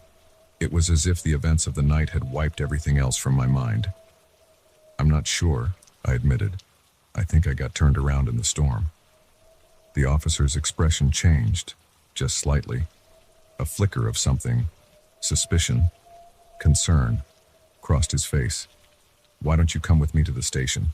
he suggested. "We can get you a cup of coffee, maybe help you figure out where you're headed." I hesitated. On one hand, the idea of being somewhere safe, surrounded by people, was incredibly appealing. On the other, well, after the night I'd had, I wasn't sure I could trust anyone or anything. Before I could decide, my phone rang again. The officer frowned. "You should answer that," he said. "Might be someone wondering where you are." With a shaking hand, I picked up the phone. Unknown number. Of course. Hello, I said, bracing myself for whatever might come next. Don't go with him. It was the same voice as before. He's not a real cop. Get out of there, now. The call ended. I looked up at the officer who was watching me with an unreadable expression. Everything okay? He asked. I nodded, forcing a smile. Yeah, just, a friend checking in. You know what? I think I'm okay to keep driving. Thanks for checking on me. He didn't move away from the car. You sure? It's no trouble to come to the station. I'm sure, I said, starting the engine. Thanks again. He stepped back, but I could feel his eyes on me as I pulled out of the parking lot. In my rearview mirror, I saw him standing there, watching me drive away, just like the hitchhiker had. As I merged back onto the highway, my phone buzzed with a text, unknown number. Keep driving, it read. Don't stop until morning, and whatever you do, don't pick up any more hitchhikers. I tossed the phone onto the passenger seat, my hands gripping the wheel so tight my knuckles turned white. The rain continued to pour down, and somewhere out in the darkness, I knew he was still out there. Watching, waiting. And I drove on into the night, chased by ghosts and shadows, not knowing if I was fleeing from danger or driving straight into it.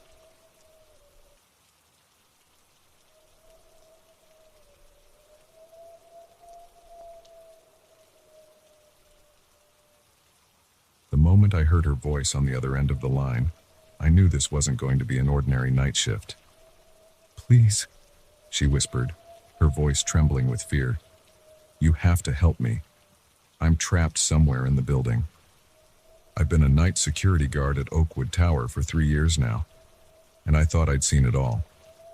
Drunken office workers who'd fallen asleep at their desks, the occasional raccoon that managed to sneak in through the loading dock, even a minor fire in the server room once. But this was something entirely different.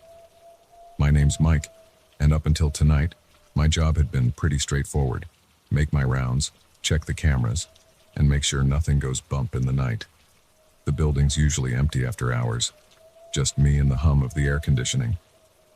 I was in the middle of my 2 a.m. round when the call came through on the emergency line.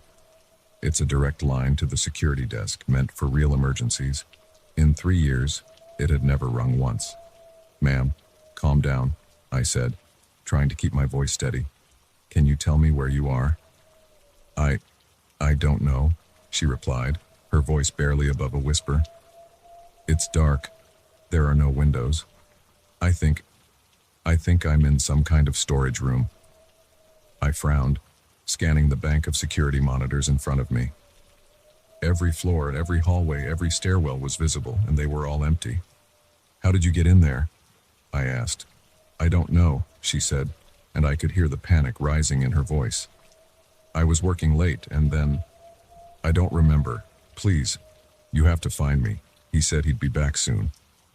A chill ran down my spine. Who said, "Is there someone else in the building?"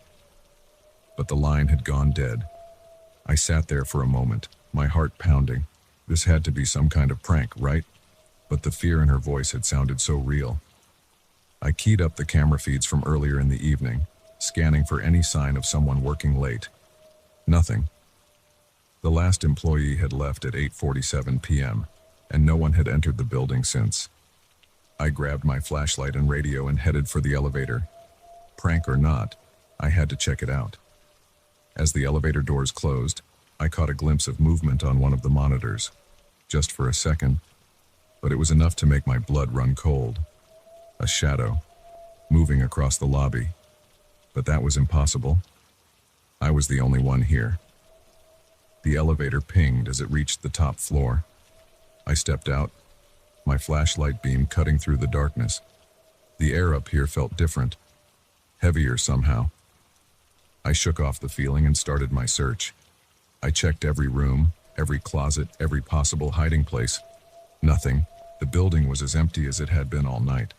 But as I turned to head back to the elevator, I heard it, a soft thump, coming from somewhere above me. There shouldn't be anything above me. I was on the top floor. Or was I? I remembered something then. A rumor I'd heard when I first started this job. Something about a hidden floor, not on any of the official blueprints. I'd always dismissed it as office gossip. But now, I ran my flashlight along the wall near the elevator, looking for anything out of place. And there it was, a slight discoloration in the paint, about the size of a handprint. I pressed my palm against it, and to my shock, a hidden panel slid open, revealing a narrow staircase. My radio crackled, making me jump. "Mike, you there?" It was Tom, my relief for the morning shift. He wasn't due for hours yet. "Yeah, I'm here," I replied, my voice shaky. "Tom, something weird is going on. I think there might be someone in the building." "What? That's impossible. I'm looking at the cameras right now. Place is empty." I was about to tell him about the hidden staircase when I heard it again. That soft thump, closer this time, coming from up those stairs. "Tom, listen. I need you to call the police. Tell them." The radio went dead. Not just silent, but completely dead. I tried the power button, but nothing happened. Great. I stood there for a moment, flashlight trained on the dark staircase, trying to decide what to do. Every instinct told me to get out, to wait for backup. But what if that woman was really up there? What if she was in danger?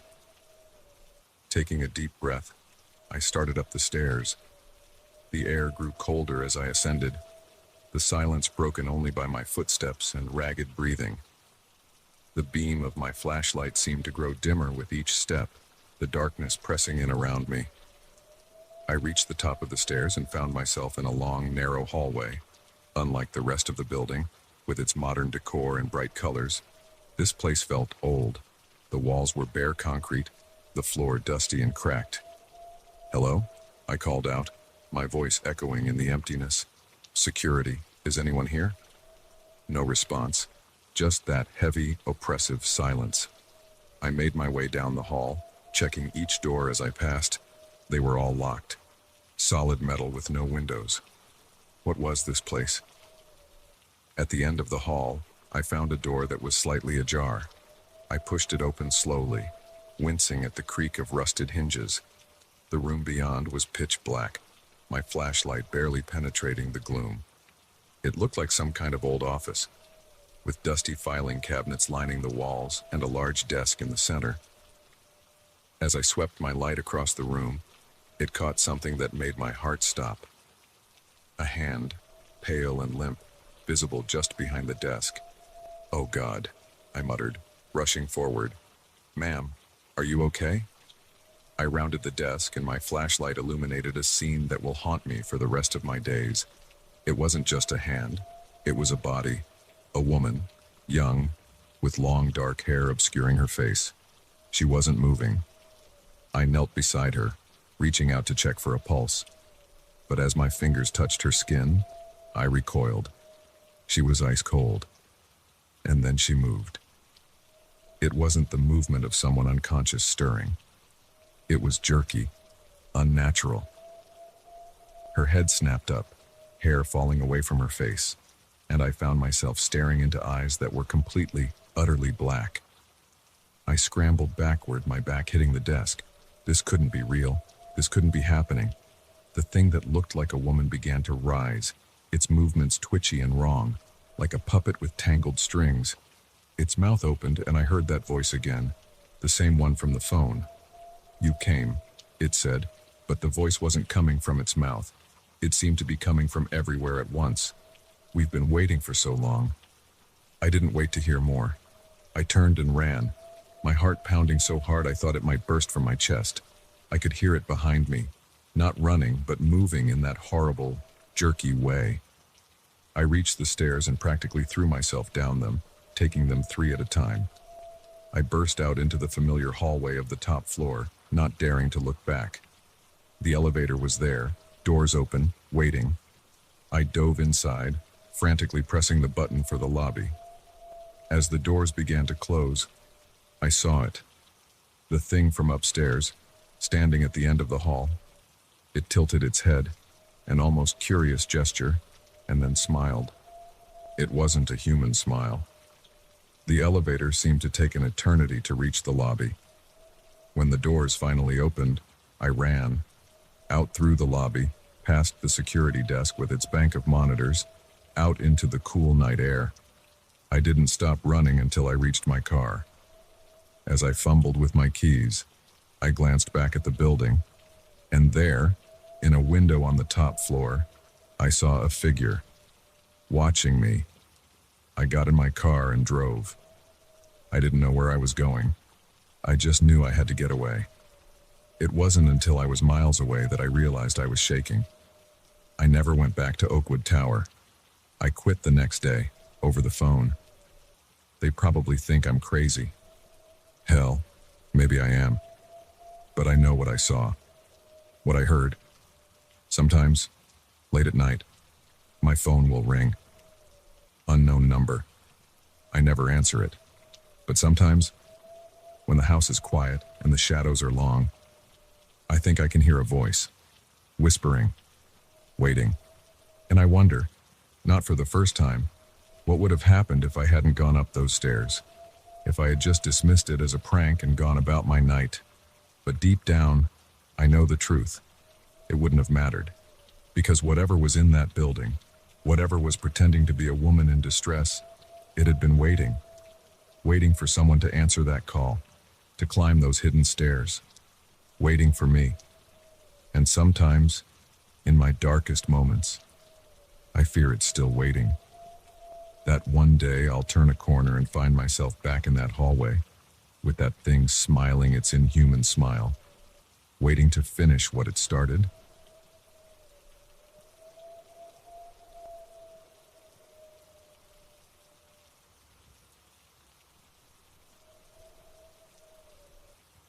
The first time I saw him standing over my bed, I thought I was dreaming. His silhouette loomed in the darkness, silent and still. I blinked, and he was gone. If only I had known then that my nightmare was just beginning. I'd moved into the apartment about a month ago. It was nothing fancy, just a small one-bedroom in a quiet part of town. The rent was cheap, which should have been my first clue that something wasn't right. But I was desperate for a place of my own after a messy breakup, and when the landlord, Mr. Keegan, showed me around, I was too relieved to notice the way his eyes lingered a little too long, or how he seemed to know the exact layout of the apartment without looking. The first few weeks were uneventful. I settled in, unpacked my boxes, and started to feel like I was getting my life back on track. But then the little things started happening. A book I swore I'd left on the coffee table would be back on the shelf. The milk in the fridge would be lower than I remembered. My favorite mug would be in a different cupboard. At first, I chalked it up to absent-mindedness. I was stressed, working long hours at my new job. It was understandable that I might misplace things or forget where I'd put them. But as the days went by, the feeling that something was off grew stronger.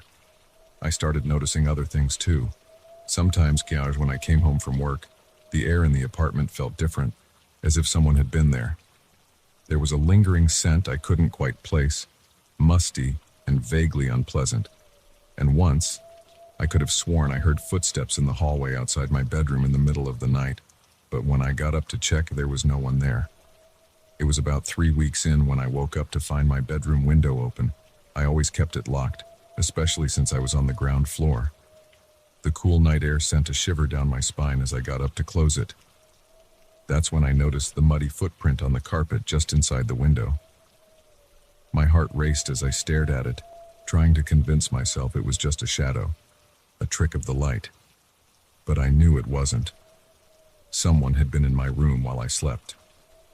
I called the police, but they didn't find anything. No signs of forced entry, no fingerprints, nothing missing. They suggested I might have left the window open myself and forgotten about it.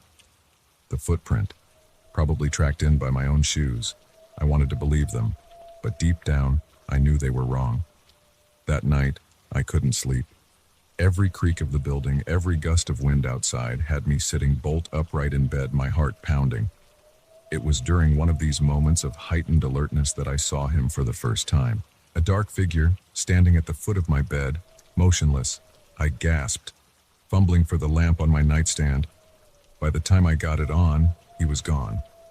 I told myself it was just my imagination, a result of stress and lack of sleep. But the incident left me shaken. I started double-checking all the locks before bed, wedging a chair under my bedroom doorknob. I even considered moving out, but the thought of breaking my lease and trying to find a new place was overwhelming. Instead, I decided to take matters into my own hands. I bought a small security camera, one of those nanny cam types disguised as a digital clock. I set it up on my dresser, angled to capture most of the room. If someone was coming into my apartment, I was going to catch them. For the first few nights, nothing happened. The footage showed only me, tossing and turning in my sleep. But on the fourth night, everything changed. I woke up to my alarm as usual, got ready for work, and headed out. It wasn't until I got home that evening that I remembered to check the camera. What I saw made my blood run cold. The footage started normally enough, me, asleep in bed. But at around 2:30 a.m., the door to my bedroom slowly opened. A figure entered, moving with eerie calmness. It was Mr. Keegan, my landlord. He stood there for a moment, just watching me sleep. Then he started moving around the room, touching things. My hairbrush, the book on my nightstand. He opened my closet, ran his hands over my clothes. All the while, I slept on, oblivious. After about 10 minutes, he approached the bed. I watched in horror as he leaned over me, his face just inches from mine. He stayed like that for what felt like an eternity, just looking. Then, as silently as he'd entered, he left. I felt sick. The violation, the invasion of my privacy, it was almost too much to bear. But underneath the disgust and fear, another emotion was building. Anger. How dare he? How many times had he done this? How many other tenants had he terrorized? I knew I should call the police, but a part of me hesitated. What if they didn't believe me? What if Mr. Keegan found out and retaliated? No, I needed more evidence. I needed to catch him in the act. So I hatched a plan. The next night, I pretended to go to bed as usual, but I didn't sleep. I lay there, every muscle tense, waiting.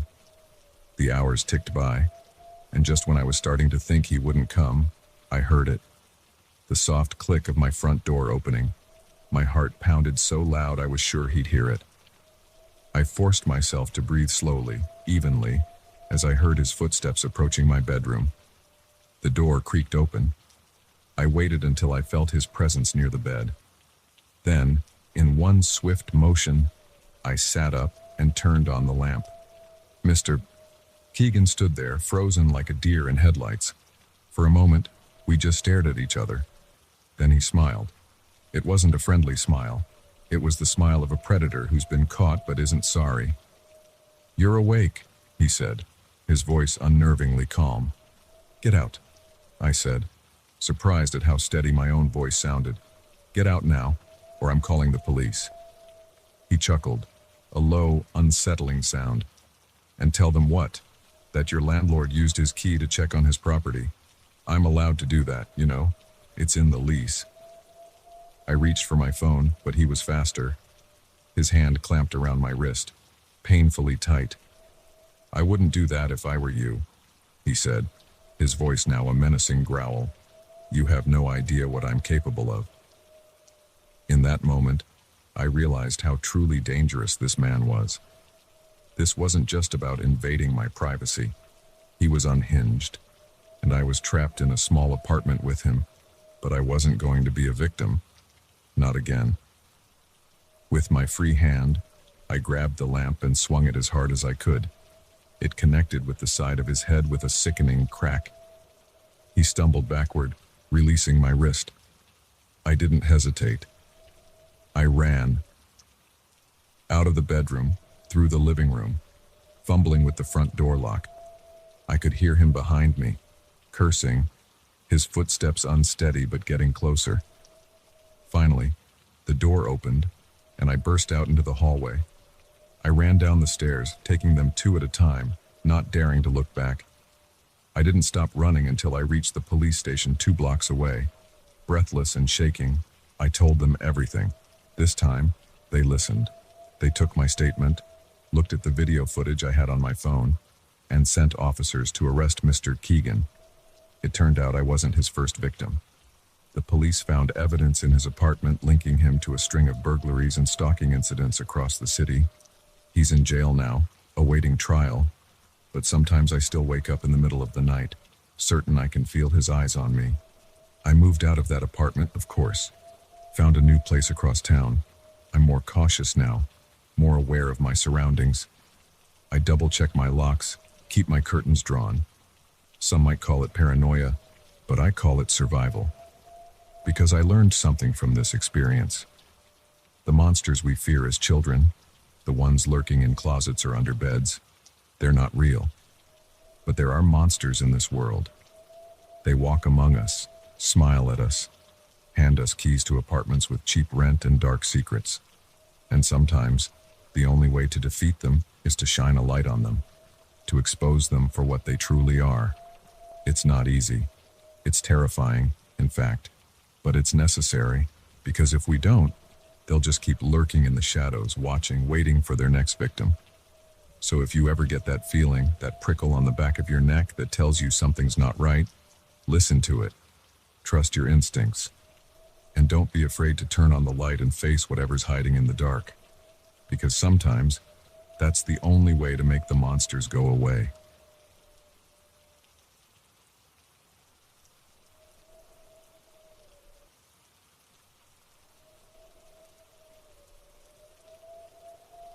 The moment I found the diary, I knew I should have left that godforsaken motel.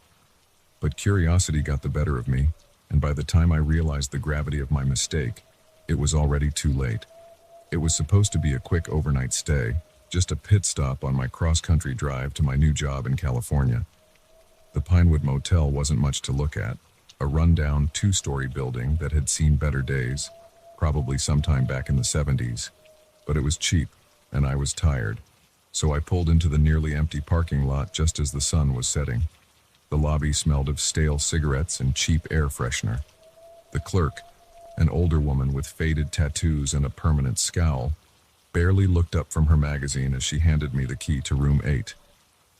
"Checkout's at 11, she mumbled, already dismissing me.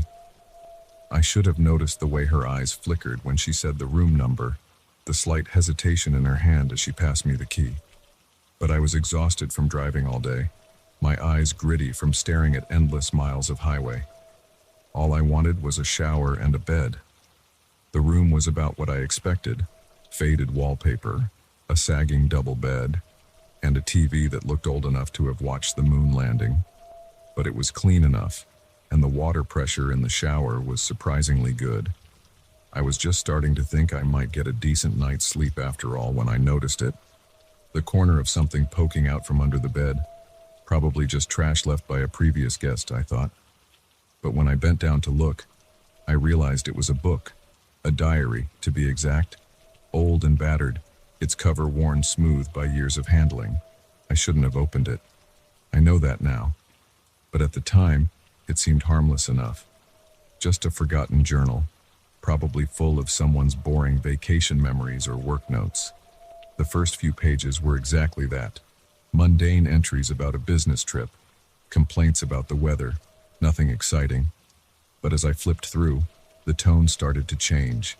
The handwriting became more frantic, the entries shorter and more disjointed. "Something's wrong with this place," when one entry read. "The walls, they move when I'm not looking. And the noises at night, God, the noises." I felt a chill run down my spine, but I couldn't stop reading. The next entry was even worse. "I tried to leave today. The door wouldn't open. It was locked, but I know I didn't lock it. When I finally got it open, the hallway, it wasn't the same. It went on forever, doors on both sides as far as I could see. This isn't possible. This isn't real." My hands were shaking now, but I kept turning pages. The entries became more and more disturbing. The writer talked about shadows moving on their own, about voices whispering from the walls, about something that came in the night, something that stood over the bed watching. The last entry was scrawled in shaky handwriting, barely legible. If you're reading this, get out. Get out now, before it's too late. Before you become part of this place, like I have, like we all have. I slammed the diary shut, my heart pounding. This had to be some kind of joke, right? A prank left by a previous guest to scare people. But as I sat there, the room suddenly felt different, colder. The shadows in the corners seemed deeper, somehow. I decided I wasn't going to stick around to find out if the diary was real or not. I grabbed my bags and headed for the door. But when I turned the handle, it wouldn't budge. I tried again, harder this time, but it was like the door was welded shut. Panic started to set in. I ran to the window, thinking I could climb out, but it wouldn't open either. That's when I noticed something that made my blood run cold. The parking lot outside, which had been nearly empty when I arrived, was now full of cars. Old cars, from every decade stretching back to the 50s, and they were all covered in a thick layer of dust, keen as if they hadn't moved in years. I backed away from the window, my mind reeling. This couldn't be happening. It had to be some kind of hallucination. Maybe I was more tired than I thought. I closed my eyes, took a deep breath, and counted to 10.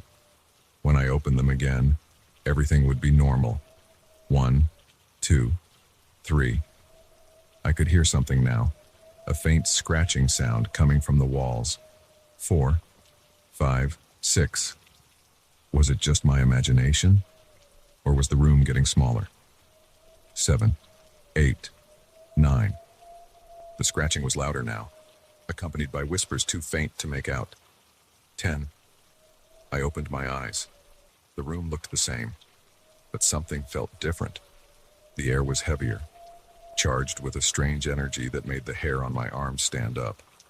And the door was open now, revealing a hallway that seemed to stretch on into infinity. I knew I shouldn't go out there. Every instinct was screaming at me to stay put, to wait for morning when surely this would all turn out to be some vivid nightmare. But I couldn't stay in that room.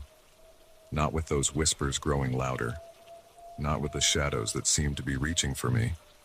So I stepped out into the hallway. It was like entering another world. The cheap carpet and peeling wallpaper were gone, replaced by dark, polished wood and elegant wallpaper that seemed to shimmer in the dim light. Doors lined both sides of the hallway, stretching as far as I could see in both directions.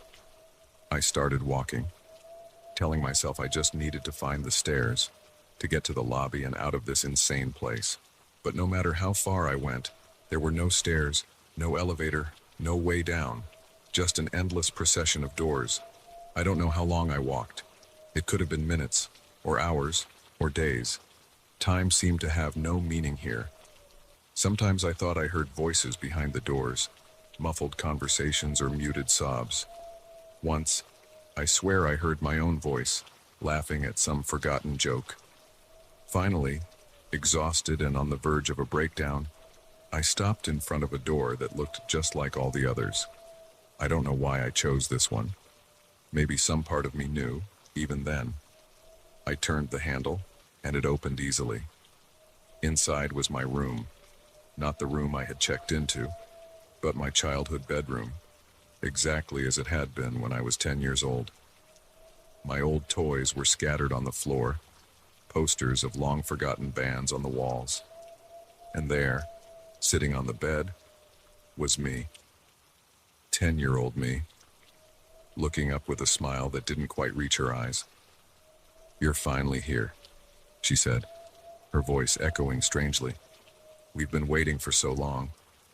I backed away, shaking my head. This wasn't real. It couldn't be real. I turned to run, but the hallway was gone. In its place was another room, this one from my college dorm, and another version of me, older now, sitting at the desk. "Don't you remember?" this one asked. "You checked in, just like we all did." I spun around, but every direction I turned, there was another room, another version of me. My first apartment, my old office, places I'd stayed on vacations or business trips, and in each one, another me, all watching with those same sad eyes. "You can't leave," they said in unison. "None of us can. This is where we belong now." I felt something inside me start to crack. Memories came flooding back, memories I didn't know I had, of checking into this motel not just once, but dozens, hundreds of times, of reading that diary, of trying to escape, of always ending up back here. I sank to my knees, the truth finally sinking in. I had never left. I had never even started that cross-country trip. I had been here all along, trapped in this impossible place, reliving the same nightmare over and over again. As the realization washed over me, I felt the motel shift around me. The rooms faded away, and I was back in room 8. It looked just as it had when I first checked in, right down to the diary peeking out from under the bed. I picked it up with trembling hands and opened it to the last page. There, in my own handwriting, was a new entry. "If you're reading this, get out. Get out now, before it's too late, before you become part of this place, like I have, like we all have." I put the diary back where I found it and sat on the bed waiting. Soon, there would be a knock on the door, a new guest checking into room 8, and the cycle would begin again. Because that's the thing about the Pinewood Motel. You can check in anytime you like, but you can never leave.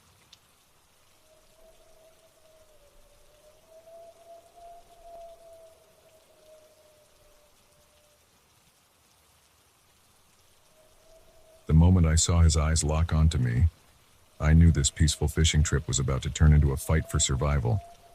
There's a certain look predators get when they've chosen their prey, and this man had it in spades. I'd come to Lake Hollow to escape the chaos of city life, to find some solitude and maybe catch a few fish. It was a beautiful spot, tucked away in the mountains, far from the nearest town. The kind of place where you could lose yourself for days, surrounded by nothing but trees and water. I arrived early that morning, just as the mist was lifting off the lake. The air was crisp, filled with the scent of pine and damp earth. I found a quiet spot on the shore, away from the few other fishermen I'd seen setting up. Perfect, I thought. Just me and the fish. For the first few hours, it was exactly what I'd hoped for. The gentle lapping of waves against the shore, the occasional splash of a jumping fish, the rustle of leaves in the breeze. I'd caught a couple of decent-sized trout and was feeling pretty good about my decision to come out here. That's when I first noticed him. He was standing about 50 yards down the shore, rod in hand, but he wasn't fishing. He was watching me. I tried to shrug it off at first. Maybe he was just sizing up the competition, seeing if I was having any luck. But there was something off about the way he stood. Too still, too focused. I cast my line again, trying to ignore the prickle of unease creeping up my spine. When I glanced back, he had moved closer. Not much, just a few yards, but enough that I could see his face more clearly now. He was older than me, maybe in his 50s, with a weathered face and a scraggly beard. But it was his eyes that caught my attention, cold, calculating, hungry. I reeled in my line, deciding it was time to move to a new spot. As I packed up my gear, I kept him in my peripheral vision. He mirrored my movements, gathering his own things. My heart rate picked up. This wasn't normal behavior, not by a long shot. I headed further down the shore, away from where I'd parked my car. In hindsight, that was my first mistake. But I thought if I could just put some distance between us, maybe he'd lose interest. I found another spot and set up again, my hands shaking slightly as I baited my hook. I tried to focus on the water, on the rhythm of casting and reeling, but I couldn't shake the feeling of being watched. Sure enough, when I turned to scan the shoreline, there he was, closer now, maybe 30 yards away. He wasn't even pretending to fish anymore, just standing there staring at me with those predator eyes. "Hey," I called out, trying to keep my voice steady. "You looking for a good spot? There's plenty of room down that way." He didn't respond, didn't even blink, just kept staring.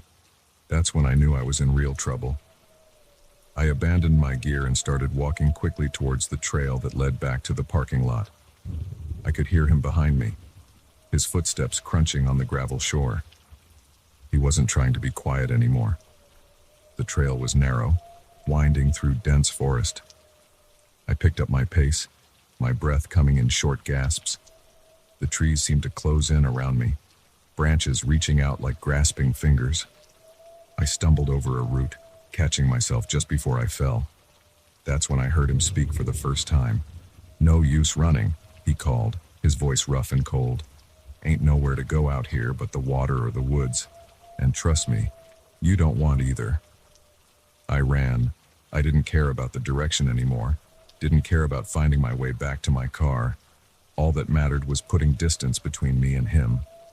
I crashed through the underbrush, branches whipping at my face, my lungs burning with each breath.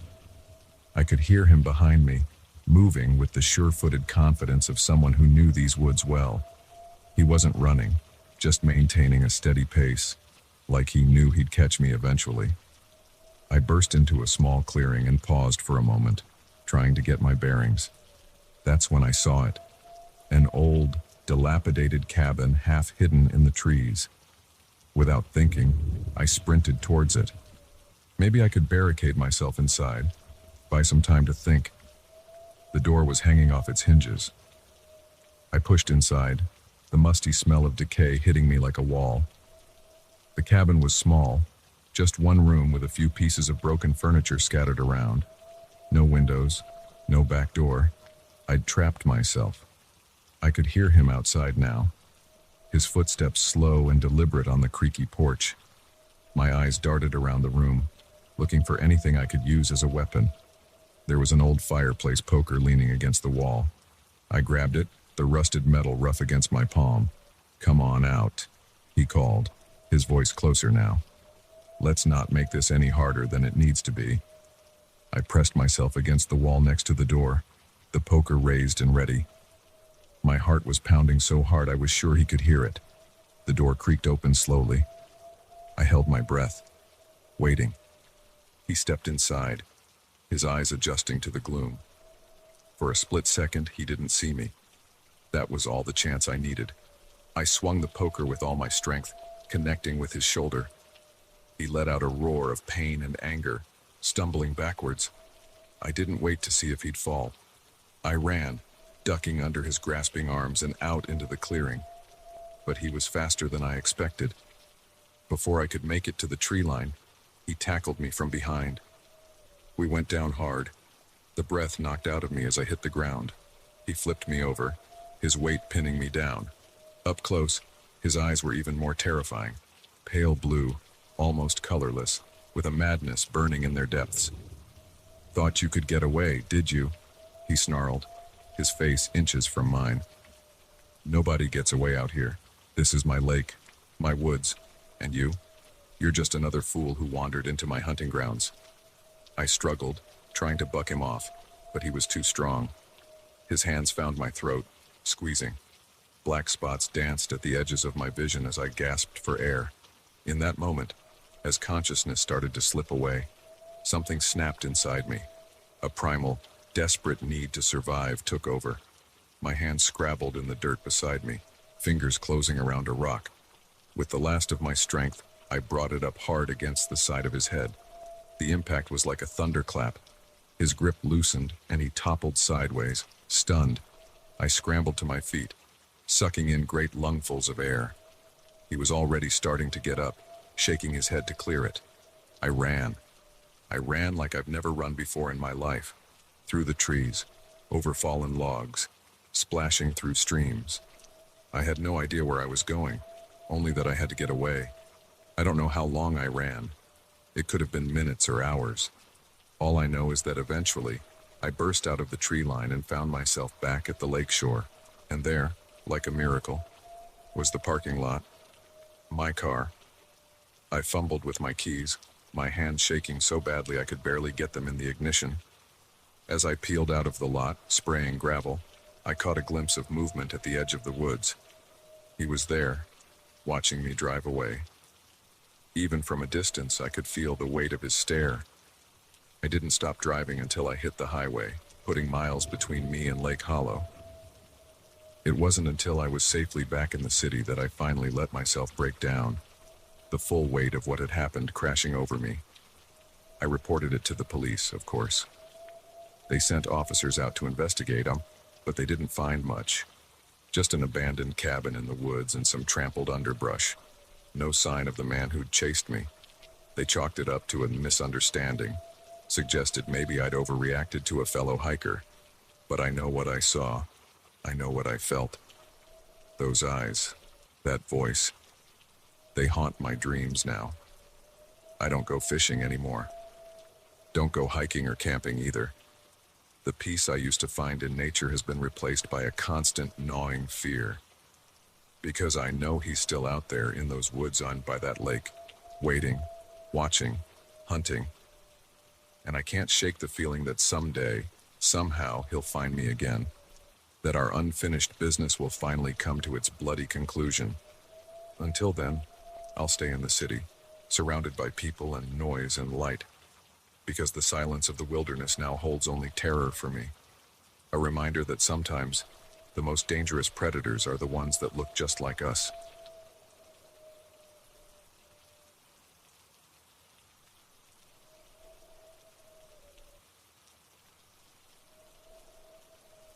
The moment I opened that package, I knew I'd stumbled into something far bigger and more dangerous than I could have ever imagined. What I didn't know was that it would turn my quiet hotel stay into a nightmarish game of cat and mouse. I'd checked into the Pinewood Hotel late that evening, exhausted from a long day of business meetings.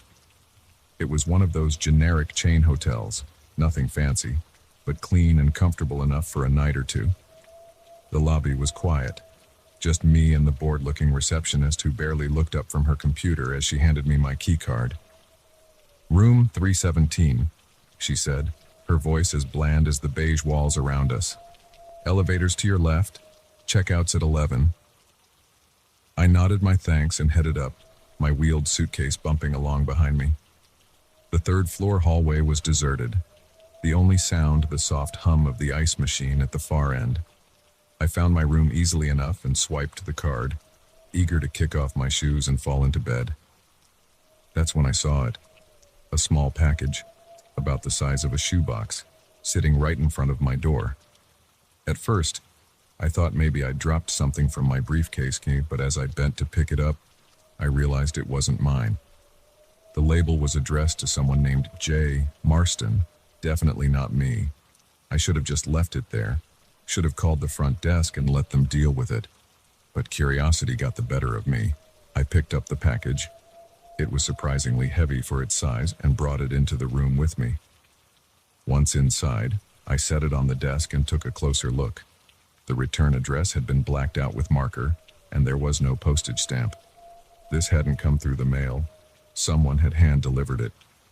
I told myself I was just going to take a quick peek, make sure it wasn't anything that needed immediate attention. That's what I told myself as I carefully peeled back the brown paper wrapping. Inside was a plain cardboard box. No markings, no labels. Just an ordinary box that could have held anything from office supplies to a pair of shoes. But when I lifted the lid, I knew instantly that this was anything but ordinary. The box was filled with documents, stacks of papers, file folders, and what looked like photographs. But it was the top sheet that caught my eye, a memo printed on official-looking letterhead. As I scanned the first few lines, my blood ran cold. It was about a cover-up, a massive, corporate cover-up involving toxic waste dumping, falsified environmental reports, and what appeared to be several deaths that had been swept under the rug. Names were mentioned, big names, CEOs and politicians I recognized from the news. And at the bottom, a handwritten note. "Jay, this is everything. Be careful. They're watching." My hands were shaking as I set the paper down. This was big, bigger than big. This was the kind of information that could bring down companies, end careers, maybe even land people in prison. And somehow, it had ended up outside my hotel room door. I sat there for a moment, my mind racing. What should I do? Call the police? The media? But as I reached for my phone, a thought stopped me cold. Whoever had left this package thought they were delivering it to Jay Marston, which meant they knew what room he was supposed to be in. Which meant I jumped up and double-checked the lock on my door, my heart pounding. Then I went to the window, carefully peeling back the curtain to peer out into the parking lot. At first, I didn't see anything unusual, just a few cars scattered under the yellow glow of the streetlights. But then I noticed it, a black sedan parked across the street, its engine running, and inside, I could just make out the silhouette of someone sitting in the driver's seat, watching the hotel. I let the curtain fall back into place, trying to calm my breathing. This was bad, really bad. I was in a room that wasn't supposed to be mine, with information I wasn't supposed to have. And there were people out there who clearly wanted that information back. I had to get out of there. But how? If they were watching the front of the hotel, they'd see me leave, and I couldn't very well walk out with a mysterious package under my arm. I looked at the box again, an idea forming. Quickly, I emptied my suitcase, shoving my clothes into the hotel room drawers. Then I carefully transferred the contents of the box into my suitcase, making sure everything was exactly as I'd found it. The empty box and wrapping paper I stuffed into the trash can, burying them under crumpled tissues and empty water bottles. Just as I zipped up the suitcase, there was a knock at the door. My heart leapt into my throat. "Housekeeping," a voice called. I froze. It was nearly midnight. Why would housekeeping be coming around now? "No, thank you," I called back, trying to keep my voice steady. "I'm about to go to sleep." There was a pause, then another knock, harder this time. "Sir, we need to change the sheets. Hotel policy." I didn't respond this time, my eyes darting around the room, looking for an escape route. The window? No, I was 3 stories up. The bathroom? A dead end. The knocking had turned to pounding now. "Open up, Mr. Marston. We know you're in there." In that moment, I made a decision. I grabbed my suitcase and ran for the door. I threw it open, catching the man on the other side off guard. He was big, dressed in a hotel uniform that didn't quite fit right, and he definitely wasn't housekeeping. I shoved past him, my shoulder connecting with his chest, and sprinted down the hallway. I could hear him shouting behind me, heavy footsteps giving chase. I hit the stairwell running, taking the steps 2 at a time, the suitcase bumping against my legs. I burst out into the lobby, startling the receptionist. "Call the police," I yelled as I ran past, but whether from shock or complicity, she just sat there, staring. Outside, the night air hit me like a slap to the face. I ran for my car, fumbling with the keys. As I threw the suitcase in the back seat, I saw the black sedan across the street roar to life, its headlights cutting through the darkness as it pulled out. I peeled out of the parking lot, tires squealing.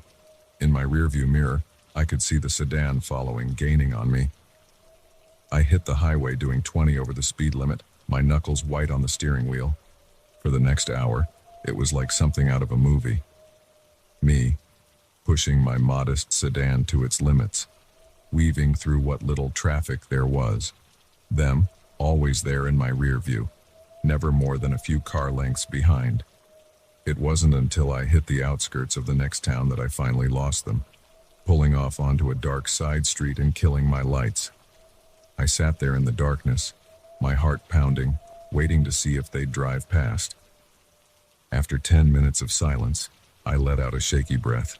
I'd done it. I'd gotten away. But now what? I had a suitcase full of incriminating documents. No idea who had left them or who was after them. And I was pretty sure I couldn't go home. Not if they knew who I was. I sat there for a long time, weighing my options. Finally, I made a decision. I drove to the local police station, parked across the street, and called in an anonymous tip. Then I left the suitcase in front of the station doors and drove away. I'd like to say that was the end of it.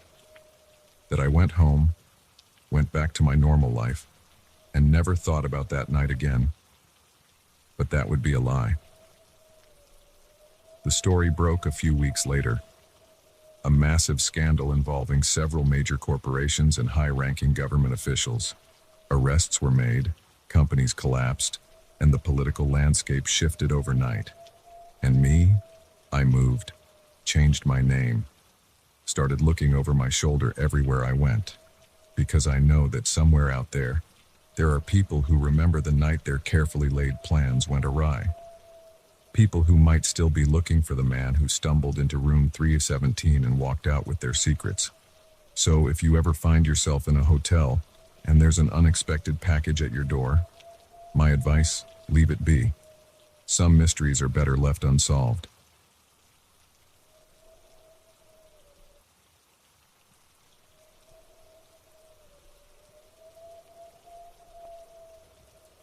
The moment I realized we were heading in the wrong direction, I knew I'd made a terrible mistake. But by then, it was already too late. The doors were locked. The man behind the wheel was no longer the helpful stranger he'd pretended to be, and the vast emptiness of the desert stretched out around us in every direction. It had started innocently enough. My old Chevy had finally given up the ghost, sputtering to a stop on a desolate stretch of highway somewhere in the middle of New Mexico. I'd been driving for hours, the monotonous landscape broken only by the occasional cactus or tumbleweed. The sun was setting, painting the sky in brilliant shades of orange and purple, but I couldn't appreciate the beauty. All I could think about was how screwed I was. I'd tried the engine a few times, but it just made a sad whining noise and refused to turn over. My cell phone, predictably, had no signal. I was stuck. That's when I saw the headlights approaching in the distance. Relief washed over me.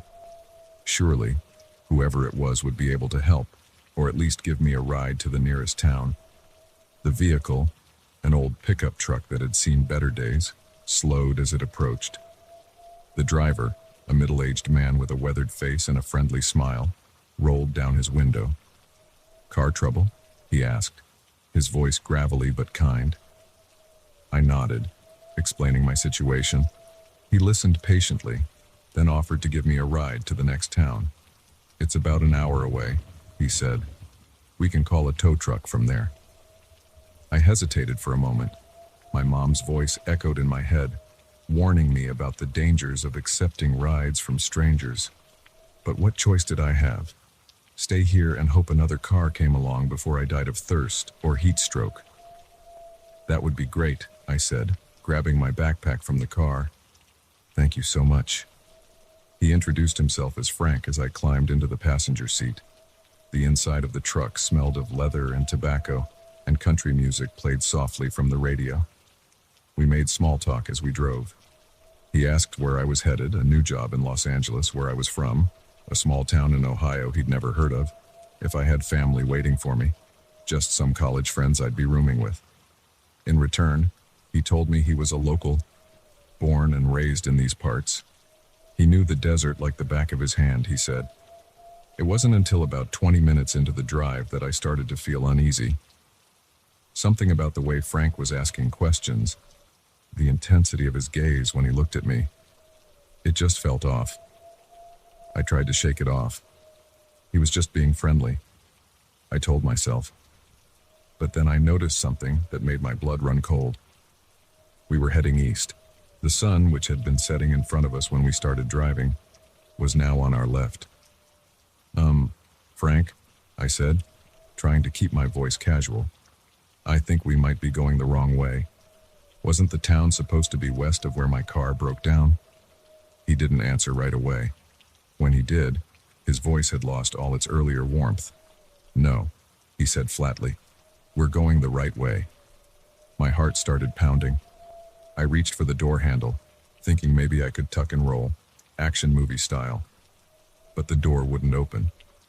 Child locks. Where are we going? I asked, no longer bothering to hide the fear in my voice. Frank's lips curled into a smile that sent chills down my spine. Somewhere private, he said, where we won't be disturbed. Panic set in. I looked around wildly, searching for something, anything I could use as a weapon. The truck was clean, almost obsessively so. No loose tools, no conveniently placed tire iron, nothing. Please, I said, hating how weak my voice sounded. Just let me out. I won't tell anyone. I swear. He laughed, a harsh, grating sound. Oh, I know you won't tell anyone. No one ever does. The implication of his words hit me like a punch to the gut. This wasn't his first time. How many others had he taken? How many cars were left abandoned on the side of the road, their drivers never to return? We drove on in silence, the miles stretching out endlessly before us. I racked my brain for a plan, but came up empty. I was trapped in a moving vehicle with a man who clearly meant me harm, heading deeper into a desert I didn't know. Just when I thought things couldn't get any worse, Frank turned off the main highway onto a dirt road. The truck bounced and rattled as we made our way into the wilderness, leaving behind any chance of another car passing by. After what felt like hours, but was probably only about 20 minutes, Frank stopped the truck. We were in a small clearing, surrounded by scrub brush and towering rock formations. In the moonlight, it looked almost beautiful, but I knew this place wasn't meant for admiring scenery. "Get out," Frank said, pulling a gun from under his seat. My legs felt like jelly as I climbed out of the truck. Frank followed, keeping the gun trained on me. "Start walking," he ordered, gesturing towards a narrow path leading between two large boulders. I considered making a run for it, but one look at the vast emptiness around us killed that idea. Even if I managed to outrun him, where would I go? I'd die of exposure long before I found help. So I walked, my mind racing, trying to figure out how to get out of this. Maybe I could reason with him, appeal to his humanity. "You don't have to do this," I said, my voice shaking. "Whatever you're planning, it's not too late to stop." He didn't respond, just prodded me forward with the gun. We walked for about 10 minutes before coming to a small cave entrance. My heart sank. This was it. This was where he was going to kill me. "Inside," he grunted. I hesitated, looking around desperately for some way out of this nightmare. That's when I saw it. A flash of metal in the moonlight, half buried in the sand. A piece of rebar, probably left over from some long-abandoned construction project. In that moment, survival instinct took over. I dove for the rebar, my fingers closing around the rusty metal, just as Frank realized what I was doing. He lunged for me, but I was quicker. I swung the rebar with all my strength, connecting with his outstretched arm. He howled in pain, the gun flying from his grasp. I didn't wait to see where it landed. I ran like I'd never run before in my life. Over rocks, through bushes that tore at my clothes and skin. I could hear him behind me, cursing and crashing through the underbrush. I had no idea where I was going, but I knew I couldn't stop. My lungs burned, my legs ached, but fear kept me moving. I scrambled up a steep incline, loose rocks skittering under my feet. When I reached the top, I saw lights in the distance. A town, or maybe a highway. It didn't matter. It was civilization, and it meant safety.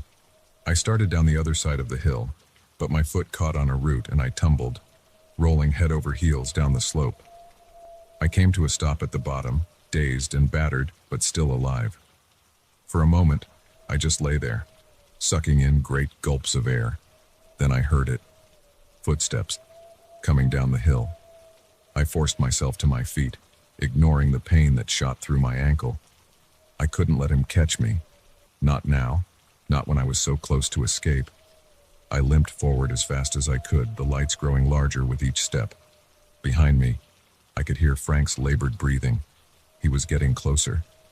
Just when I thought I couldn't go any further, I burst out onto a road, a real, paved road. And there, like a miracle, was a car approaching. I waved my arms frantically, stumbling into the middle of the road. The car screeched to a halt, narrowly avoiding hitting me. An older couple peered out at me, their faces a mix of concern and fear. "Please," I gasped. "Help me. He's trying to kill me." They hesitated for only a second before the woman opened the back door. "Get in," she said. I didn't need to be told twice. I dove into the back seat just as Frank emerged from the darkness. "Drive," I yelled. The man floored it, and we took off down the road, leaving Frank standing there, a dark silhouette against the desert night. We went straight to the police station in the next town. I told them everything, my story spilling out in a rush of tears and trembling words. They found my car where I'd left it, and Frank's truck abandoned near the cave. But of Frank himself, there was no sign. He'd vanished into the desert he knew so well. Sometimes I still have nightmares about that night, about what might have happened if I hadn't found that piece of rebar, if that couple hadn't come along when they did. But mostly, I think about how close I came to being just another missing person, another mystery for someone else to solve. I don't pick up hitchhikers anymore, and I always make sure my car is in good working order before a long trip, because I know now that sometimes the real monsters aren't hiding under your bed or in your closet. Sometimes they're waiting on the side of the road, ready to offer you a ride.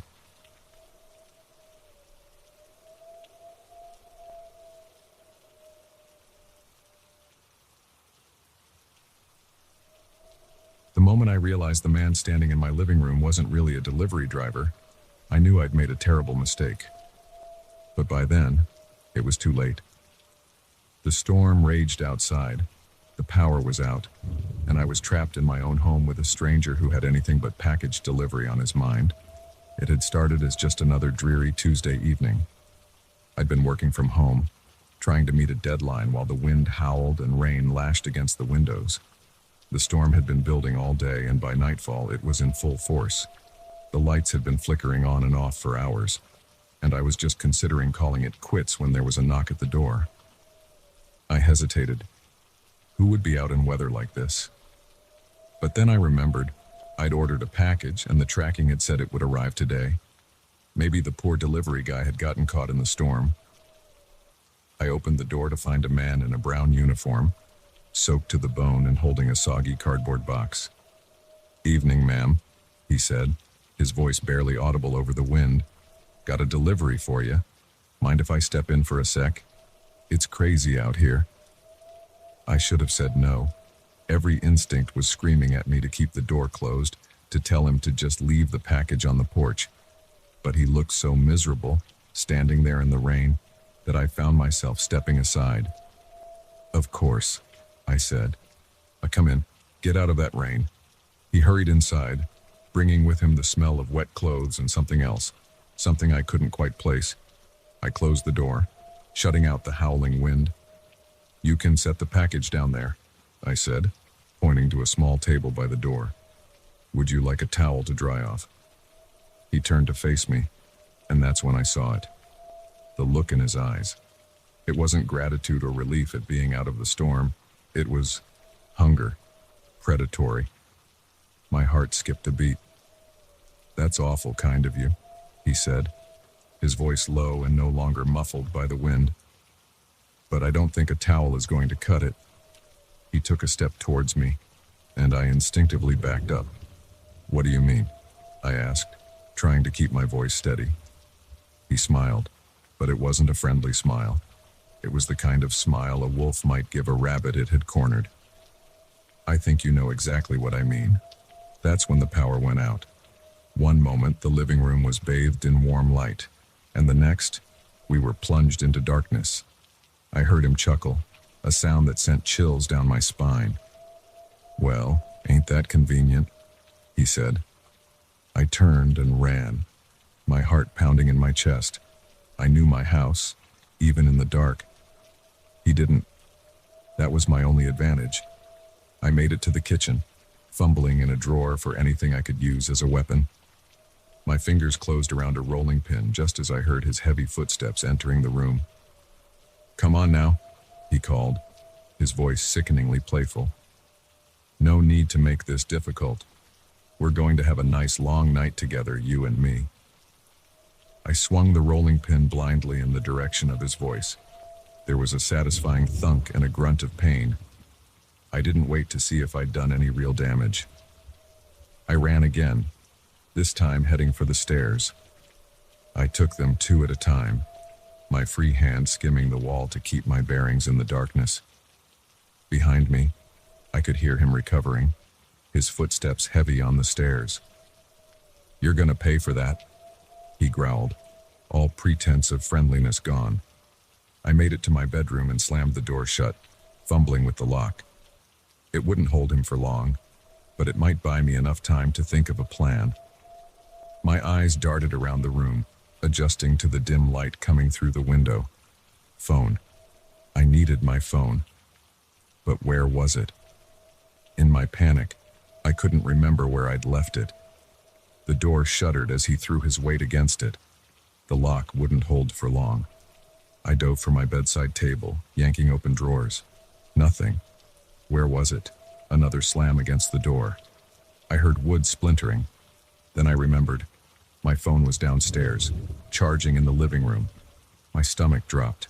I was trapped, phoneless, in a dark room with a madman trying to break down the door. The window. It was my only chance. I ran to it, throwing it open. The wind and rain immediately whipped into the room, soaking me in seconds. I looked down. It was a long drop to the ground over the porch roof. I might break something if I jumped, but it was better than the alternative. Just as I was about to climb out, a flash of lightning illuminated the yard.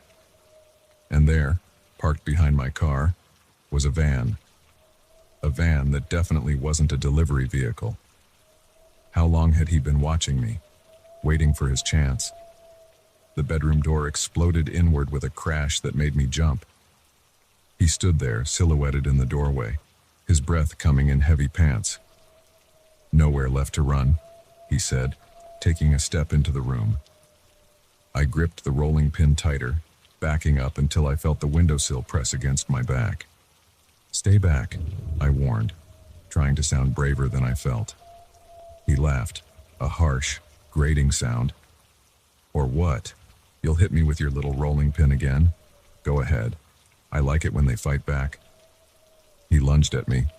I swung the rolling pin, but this time he was ready. He caught my wrist, twisting until I cried out in pain and dropped my makeshift weapon.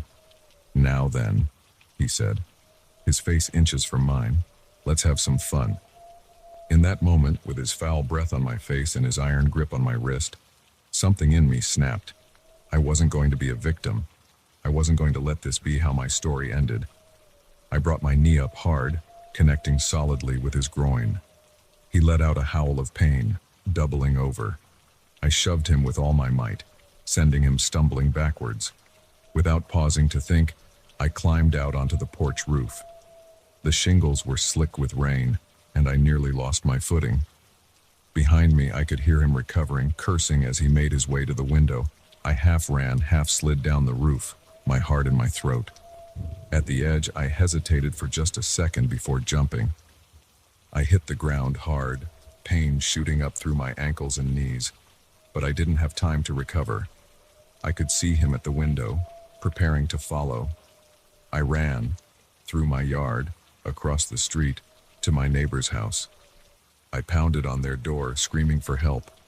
Lights came on inside, and I heard movement. Just as my neighbor opened the door, I heard the screech of tires. I turned to see the van peeling away, disappearing into the stormy night. The police came, took my statement, searched the area, but they didn't find him. The van was gone, and with it, any real evidence. They told me I was lucky, that it could have been much worse. As if I needed reminding. I didn't sleep that night, or for many nights after. Every time I closed my eyes, I saw his face, heard his voice. I jumped at every sound, flinched at every unexpected movement. I moved out of that house, changed my phone number, even considered changing my name. But the fear lingered. It still lingers, if I'm honest, because I know he's still out there. Maybe watching, maybe waiting for another stormy night, another woman alone in her house. And I know that the next time, he might not make the mistake of letting his victim get away. So I'm telling my story, not just as a warning to be careful who you let into your home, but as a reminder that we're stronger than we think, that even in our darkest moments, when all hope seems lost, we can find the courage to fight back. And to him, if he's out there reading this, I'm not afraid anymore. I'm ready. And next time, It won't be me who ends up running into the night.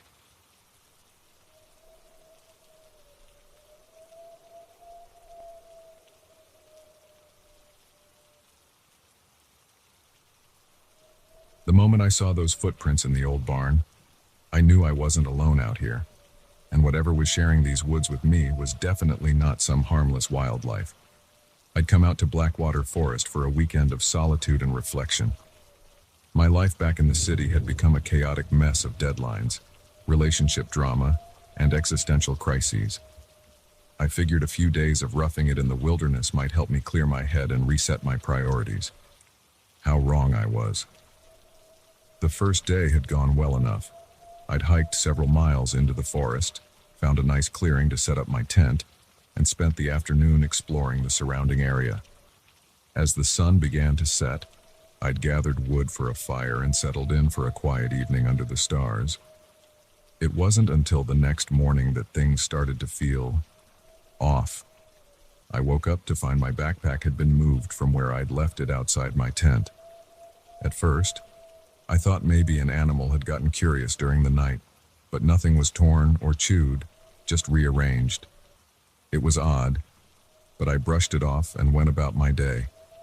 I decided to explore further into the forest, following a barely visible trail that seemed to wind between the towering pines.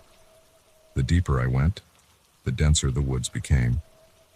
The canopy overhead grew so thick that only slivers of sunlight managed to penetrate, casting eerie shadows on the forest floor. That's when I stumbled upon the old barn.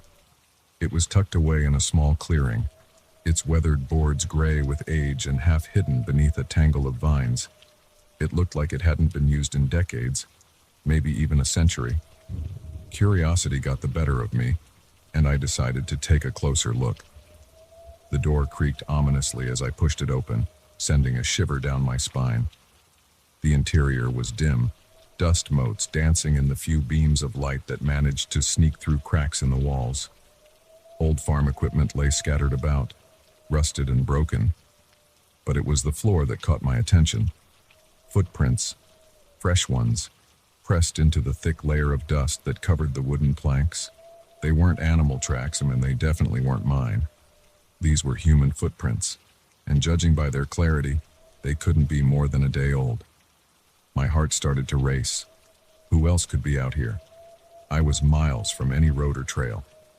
The park ranger had told me I was the only camper registered in this area for the weekend. As my eyes adjusted to the gloom, I noticed something else.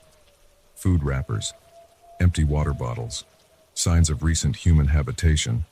But this was no ordinary campsite. The wrappers were piled in one corner, as if someone had been staying here for an extended period, and there, scrawled on one of the walls in what looked disturbingly like dried blood, was a message. "They're coming, run." I backed out of the barn, my breath coming in short gasps. This was wrong, all wrong. I needed to get back to my campsite, pack up, and get the hell out of these woods. As I turned to leave, something caught my eye. There, half hidden in the tall grass near the barn's entrance, was a cell phone. My hands shook as I picked it up. The screen was cracked, but it still had power. I pressed the home button and my blood ran cold. The background image was a selfie of a young woman, smiling at the camera. But it was the date on the lock screen that made my stomach lurch. It was from 3 days ago, which meant whoever this phone belonged to had been here very recently. And judging by the state of the barn and that ominous message, they might be in serious trouble. I shoved the phone in my pocket and started back towards my campsite, moving as quickly and quietly as I could. The forest, which had seemed so peaceful yesterday, now felt oppressive. Every snapping twig made me jump. Every rustle in the underbrush sent my heart racing. When I finally reached my clearing, I stopped dead in my tracks. My tent was gone, not collapsed or blown over by the wind, but completely gone. The only sign it had ever been there was the flattened grass where it had stood. My mind reeled. This couldn't be happening. Who would take my tent, and why? Then a chilling thought struck me. What if they were still here? I spun around, scanning the trees surrounding the clearing. That's when I saw it. Just for a second, a flash of movement between two distant pines. A figure, darting out of sight. Panic seized me. I had to get out of here. Now. But which way? In my haste to return to camp, I'd lost track of which direction I'd come from. The dense forest looked the same in every direction. I picked a direction at random and started running. Branches whipped at my face. Roots threatened to trip me with every step, but I didn't slow down. I could hear something crashing through the underbrush behind me, gaining ground. I ran until my lungs burned and my legs felt like lead. When I couldn't run anymore, I ducked behind a large fallen tree, trying to muffle my gasping breaths. I strained my ears, listening for any sign of pursuit. For a long moment, there was nothing but the usual forest sounds, wind in the leaves, birds calling to each other. Then I heard it, a twig snapping nearby. Then another, slow, deliberate footsteps, coming closer. I held my breath, pressing myself against the rough bark of the fallen tree. The footsteps stopped, so close I could have reached out and touched whoever it was. I could hear breathing, heavy and ragged. "I know you're there," a voice said, low and gravelly. "No use hiding. We've been watching you since you entered our forest." Our forest? Who was this person? And who were we? "Come out now," the voice continued, "and maybe we'll let you leave in one piece." My mind raced. I could make a run for it, but I had no idea which direction would lead me out of the forest, and whoever this was, they clearly knew these woods better than I did. Fighting was out of the question. I had no weapons, and judging by the footsteps, this person was bigger than me. With no other options, I slowly stood up, raising my hands to show I was unarmed. "I'm coming out," I said, my voice shaking. "Please, I don't want any trouble. I'm just a hiker who got lost." I stepped out from behind the tree and found myself face to face with a man who looked like he'd been living in the wilderness for years. His clothes were tattered and stained, his beard wild and unkempt. But it was his eyes that truly terrified me. They were wide and feverish, filled with a manic intensity. "Lost?" he sneered. "No one gets lost out here. You're one of them, aren't you? Sent to find us, to drag us back." "I don't know what you're talking about," I said, trying to keep my voice calm. "I'm just a camper. I found a phone back at the barn, and..." His eyes widened at the mention of the phone. "You found it? Where is it? Give it to me." He lunged forward, grabbing at my pockets. I stumbled backward, tripping over a root and falling hard. The phone clattered to the ground between us. The man snatched it up, cradling it like it was precious. "She said they'd come for us," he muttered, more to himself than to me. "Said we couldn't hide forever. But we showed her, didn't we?" "Yes, we did." A chill ran down my spine as the implications of his words sank in. The woman in the phone's background image. What had they done to her? "Listen," I said, slowly getting to my feet. "I don't know what's going on here, but I just want to leave. Can you point me towards the nearest road? I'll go, and I won't tell anyone about you or this place." He looked at me, his wild eyes narrowing. For a moment, I thought he might attack. Then, to my surprise, he laughed. It was a harsh, humorless sound that echoed through the trees. "Leave?" he said. "Oh, you're not going anywhere. You've seen too much. No, you'll be staying with us. We always need more for the family." Before I could react, something heavy struck me from behind. As I fell, my vision blurring, I saw more figures emerging from the trees. Then everything went black. I don't know how long I was unconscious. When I came to, I was in a dark, damp space that smelled of earth and decay. My hands were bound behind my back, and a gag was tied tightly around my mouth. As my eyes adjusted to the gloom, I realized I wasn't alone. There were others here, similarly bound. Some were awake, their eyes wide with fear. Others lay motionless, and I prayed they were just unconscious. I heard movement above, and a sliver of light appeared as a trap door opened. The wild-eyed man peered down at us, that manic grin still on his face. "Welcome to the family," he said. "Don't worry, you'll learn to love it here, just like all the others." As the trapdoor slammed shut, plunging us back into darkness, I realized the terrible truth. My weekend of solitude had turned into a nightmare, and these woods held secrets far darker than I could have ever imagined. And the worst part, no one knew I was here. No one would come looking for me. In trying to escape the chaos of my old life, I'd stumbled into a horror beyond imagination. As I lay there in the dark, listening to the muffled sobs of my fellow captives, I made a silent vow. Somehow, some way, I would find a way out of this. And when I did, I would make sure these monsters faced justice for what they'd done. But for now, all I could do was wait and hope that an opportunity for escape would present itself. Because in these dark woods, hope was all I had left.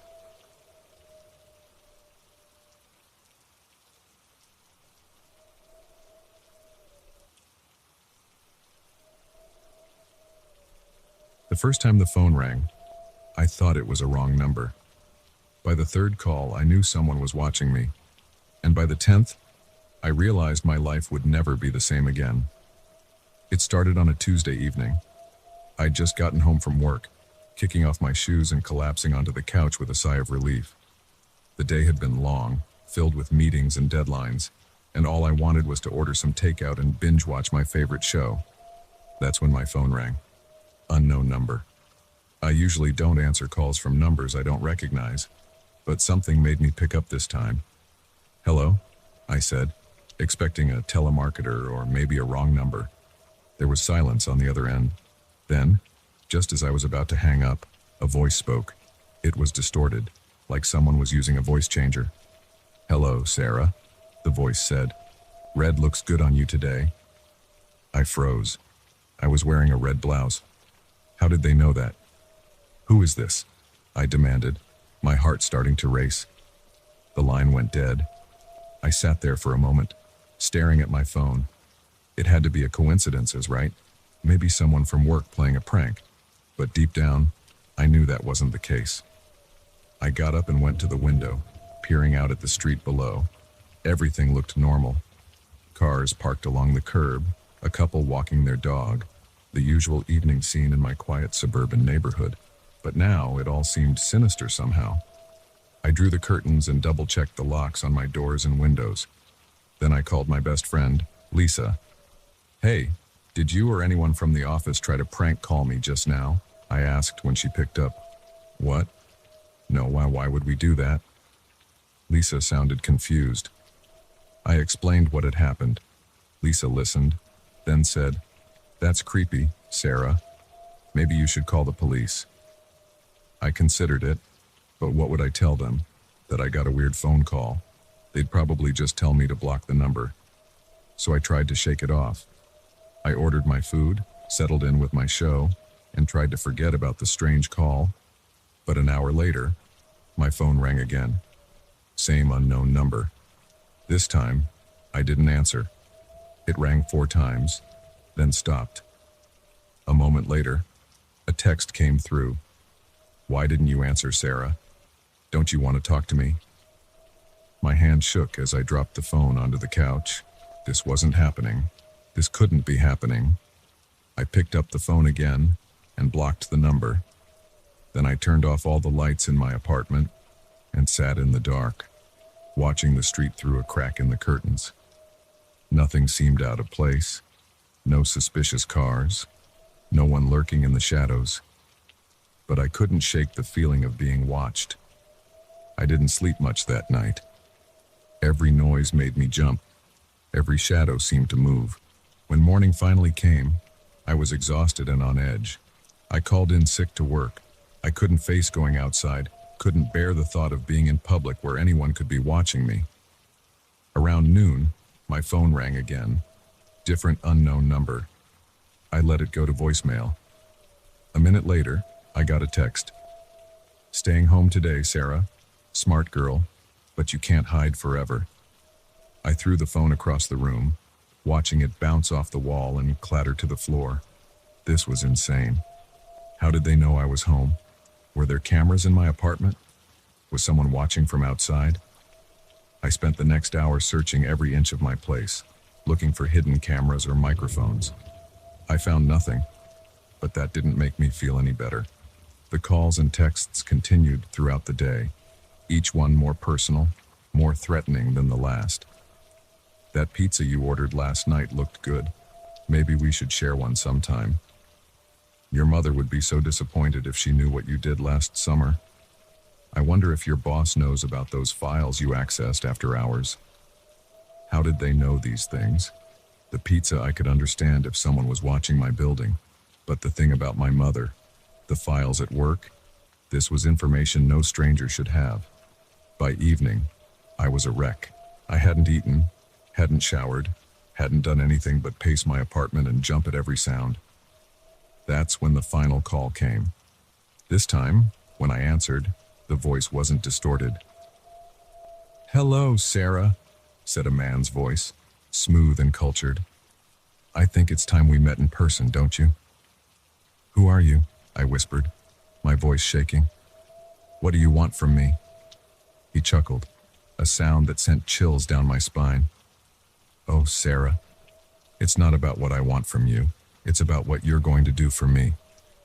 "I'm calling the police," I said, trying to sound braver than I felt. "No, you're not," he replied calmly. "Because if you do, I'll have to share some very interesting information with some very interested parties. Information about what really happened to your father's company, about where that money really went." My blood ran cold. How could he possibly know about that? I'd been so careful, covered my tracks so well. "What do you want?" I asked, defeated. "Meet me at the corner of 5th and Main in 1 hour," he said.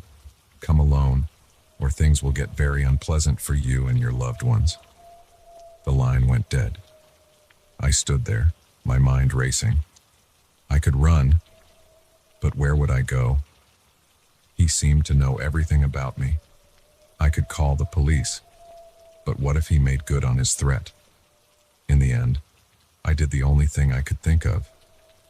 I wrote down everything that had happened, sealed it in an envelope addressed to Lisa, and left it on my kitchen table. Then I grabbed my keys and headed out.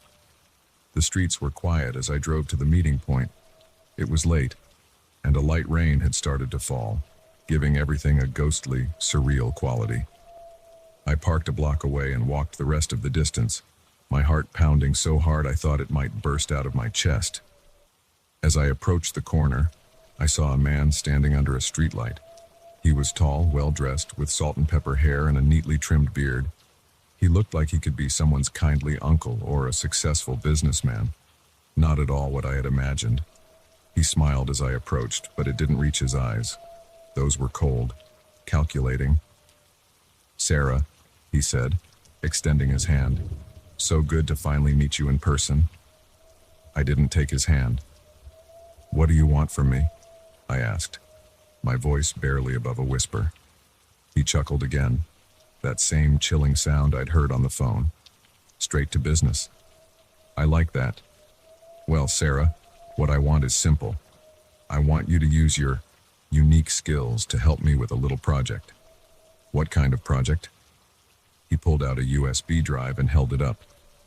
"On this drive is a list of names and account numbers. I need you to do what you do best. Move the money, hide the trail, just like you did for your father." I felt sick. He wanted me to launder money for him, to use the same skills that had gotten me into this mess in the first place. "And if I refuse?" I asked, already knowing the answer. His smile turned predatory. "Then I start making phone calls, to the police, to your company, to your mother. How do you think she'd react to learning what her daughter really is?" I closed my eyes, feeling trapped. This was it. This was the moment my past had finally caught up with me. "Okay," I said, opening my eyes and meeting his gaze. "I'll do it. But after this, you leave me alone." No more calls, no more threats. We're done. He nodded, handing me the USB drive. Of course. You do this job well, and you'll never hear from me again. As I took the drive, a thought occurred to me, a dangerous, desperate thought. How do I know you won't just keep blackmailing me? I asked. He raised an eyebrow. You don't. But what choice do you have? I nodded, as if accepting this. Then, in one swift motion, I grabbed his wrist and twisted, using a self-defense move Lisa had taught me years ago. He cried out in surprise and pain, dropping his phone. I snatched it up and ran. Behind me, I could hear him shouting, his footsteps pounding on the wet pavement. I ran harder than I'd ever run in my life, my lungs burning, my legs aching. I didn't stop until I reached the police station 3 blocks away. Gasping for breath, I burst through the doors and approached the desk sergeant. I need to report a crime, I said, placing both USB drives, his and mine, on the counter. And I need to confess to one. The sergeant looked at me, then at the drives, his expression a mix of confusion and concern. All right, miss, he said slowly. Why don't you start from the beginning? So I did. I told him everything. About the calls, the threats, the blackmail, and about what I'd done for my father all those years ago. It wasn't easy. I knew I was throwing away my freedom, my future. But as I spoke, I felt a weight lifting off my shoulders. No more secrets, no more looking over my shoulder. They arrested me, of course, and him too, when they caught up with him trying to flee the city. It turned out he was wanted for similar schemes in 3 other states. As they led me to a cell, I caught a glimpse of myself in a mirror. I looked tired, scared, but also relieved. The nightmare of the past few days, of the past few years, really, was over. I don't know what the future holds for me now. There will be trials, probably prison time, but for the first time in a long time, I feel like I can breathe. The phone won't ring anymore with threats and demands. The shadows won't hold hidden watchers. I'm not free, but in a strange way, I've never felt more liberated. Because now, finally, the only voice I have to answer to is my own.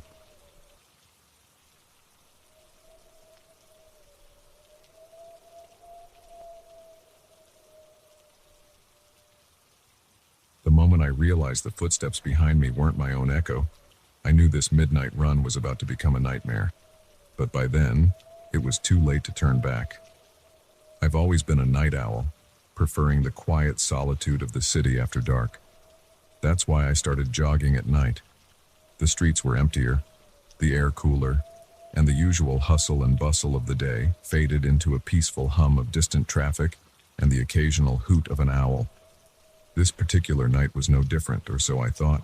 I laced up my running shoes, popped in my earbuds, and headed out into the cool autumn air. The moon was full, casting long shadows across the sidewalks and giving everything an ethereal, almost eerie glow. I started my usual route, heading towards the park. The streetlights flickered as I passed under them, creating a strobe-like effect that played tricks on my eyes. But I was used to it, barely noticing as I focused on my breathing and the rhythm of my feet hitting the pavement. It wasn't until I entered the park that I first noticed something was off. The park was usually deserted at this hour, save for the occasional homeless person on a bench or late-night dog walker. But tonight, it felt different. The air seemed heavier somehow, charged with an energy I couldn't quite place. I shook off the feeling, chalking it up to pre-marathon jitters. I had a big race coming up, and my nerves had been on edge for days. I picked up my pace, my breath coming in steady puffs as I rounded the large fountain at the center of the park. That's when I heard it. Footsteps, just slightly out of sync with my own. I glanced over my shoulder, but the path behind me was empty. Just shadows and moonlight. I frowned, slowing my pace slightly. The footsteps slowed too. My heart rate, already elevated from the run, kicked up a notch. I told myself I was being paranoid, that it was just an echo or my imagination playing tricks on me. But as I rounded the next bend, the footsteps grew louder, more distinct. I stopped abruptly, spinning around to confront whoever was following me. But there was no one there. The path stretched out behind me, empty and silent. The only sound was my own ragged breathing and the distant hum of the city. "Hello," I called out, my voice sounding small and scared in the vast emptiness of the park. No response. I stood there for a moment, straining my ears for any sign of movement. Nothing, just the rustle of leaves in the gentle breeze and the far-off bark of a dog. Shaking my head, I turned to continue my run. But as soon as I started moving, the footsteps returned. This time, they were faster, more urgent, as if whoever or whatever was making them was trying to catch up. Panic seized me. I broke into a sprint, my feet pounding the pavement as I raced towards the park exit. The footsteps behind me quickened to match my pace, growing louder with each passing second. I risked another glance over my shoulder, and my blood ran cold. There, just at the edge of my vision, I caught a glimpse of a dark figure. It was too far away to make out any details, but I could see it was keeping pace with me effortlessly. I ran harder, my lungs burning, my legs aching. I had to get out of the park, back to the relative safety of the well-lit streets. But no matter how fast I ran, the footsteps stayed right behind me, never falling behind, never quite catching up. As I neared the park exit, a stitch formed in my side, slowing me down. The footsteps grew closer. I could hear heavy breathing now, not my own, coming from just behind me. I burst out of the park gates onto the sidewalk, nearly colliding with a startled couple walking their dog. I mumbled a breathless apology as I sprinted past them, not daring to slow down or look back. "Hey, are you okay?" the man called after me, but I was already halfway down the block. I ran without direction, taking random turns, trying to lose my pursuer in the maze of city streets. But no matter where I went, those footsteps followed. Sometimes they'd fade slightly, as if falling behind, only to suddenly sound right at my heels again. My mind raced as fast as my feet. Who was following me? What did they want? I hadn't seen anyone suspicious when I left my apartment. Had they been waiting for me in the park? The thought sent a fresh wave of terror through me. I turned down a narrow alley, hoping to cut through to the next street over. It was a mistake. The alley was darker than I'd realized, the tall buildings on either side blocking out what little moonlight there was. Halfway through, I tripped over something, a discarded box or a piece of trash, I couldn't tell, and went sprawling. I hit the ground hard, the rough asphalt scraping my palms and knees. For a moment, I lay there, stunned and winded. Then I heard it, the footsteps, slow and deliberate now, entering the alley. I scrambled to my feet, ignoring the pain in my hands and knees. But as I turned to run, I realized with horror that I was facing a dead end. The alley was blocked by a high chain-link fence. The footsteps drew closer. I spun around, pressing my back against the fence. "Who's there?" I shouted, trying to sound braver than I felt. "I'm warning you. I've called the police." No response, just those steady footsteps, growing louder, closer. I looked around frantically for anything I could use as a weapon. My eyes fell on a broken piece of pipe lying among some trash. I snatched it up, holding it out in front of me like a sword. "Stay back," I yelled. "I'm armed." The footsteps stopped. For a long moment, there was nothing but silence. Then, slowly, a figure emerged from the shadows at the mouth of the alley. My grip on the pipe tightened as the figure drew closer. In the dim light, I couldn't make out any features. It was just a silhouette, tall and menacing. It stopped a few feet away from me, close enough that I could hear its breathing, slow and even, as if it hadn't been chasing me at all. "What do you want?" I asked, my voice shaking despite my best efforts to sound tough. The figure tilted its head, almost curiously. Then, to my shock, it spoke. "I want you to wake up, Sarah." I blinked, confused. "What?" "Wake up," it repeated, its voice oddly familiar now. "You're having a nightmare." Suddenly, the alley around me began to blur and fade. The figure in front of me shifted, becoming smaller, less threatening. I felt a hand on my shoulder, shaking me gently. "Sarah, honey, wake up. You're having a bad dream." I opened my eyes with a gasp, sitting bolt upright in bed. My husband, Mark, was sitting beside me, his face creased with concern. "Are you okay?"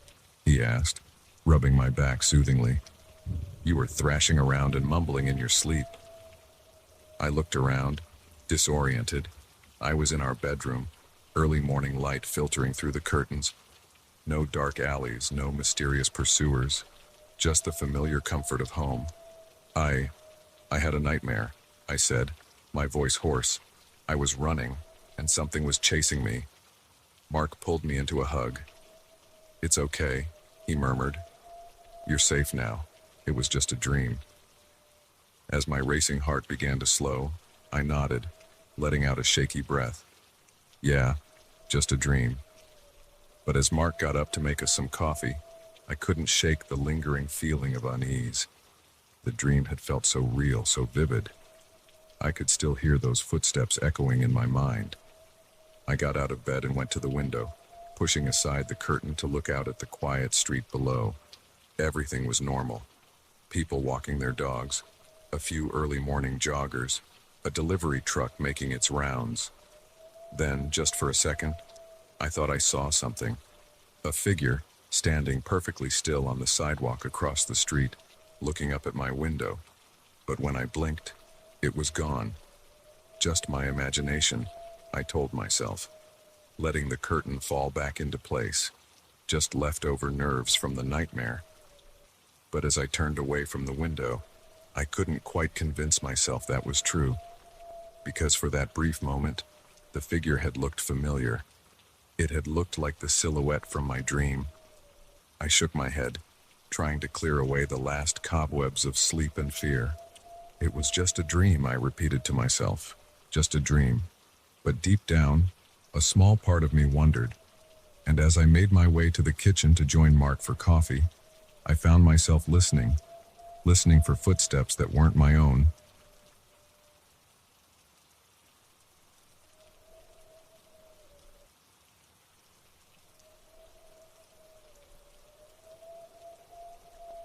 The moment I saw those deep scratches on the motel room walls, I knew I'd made a terrible mistake checking in.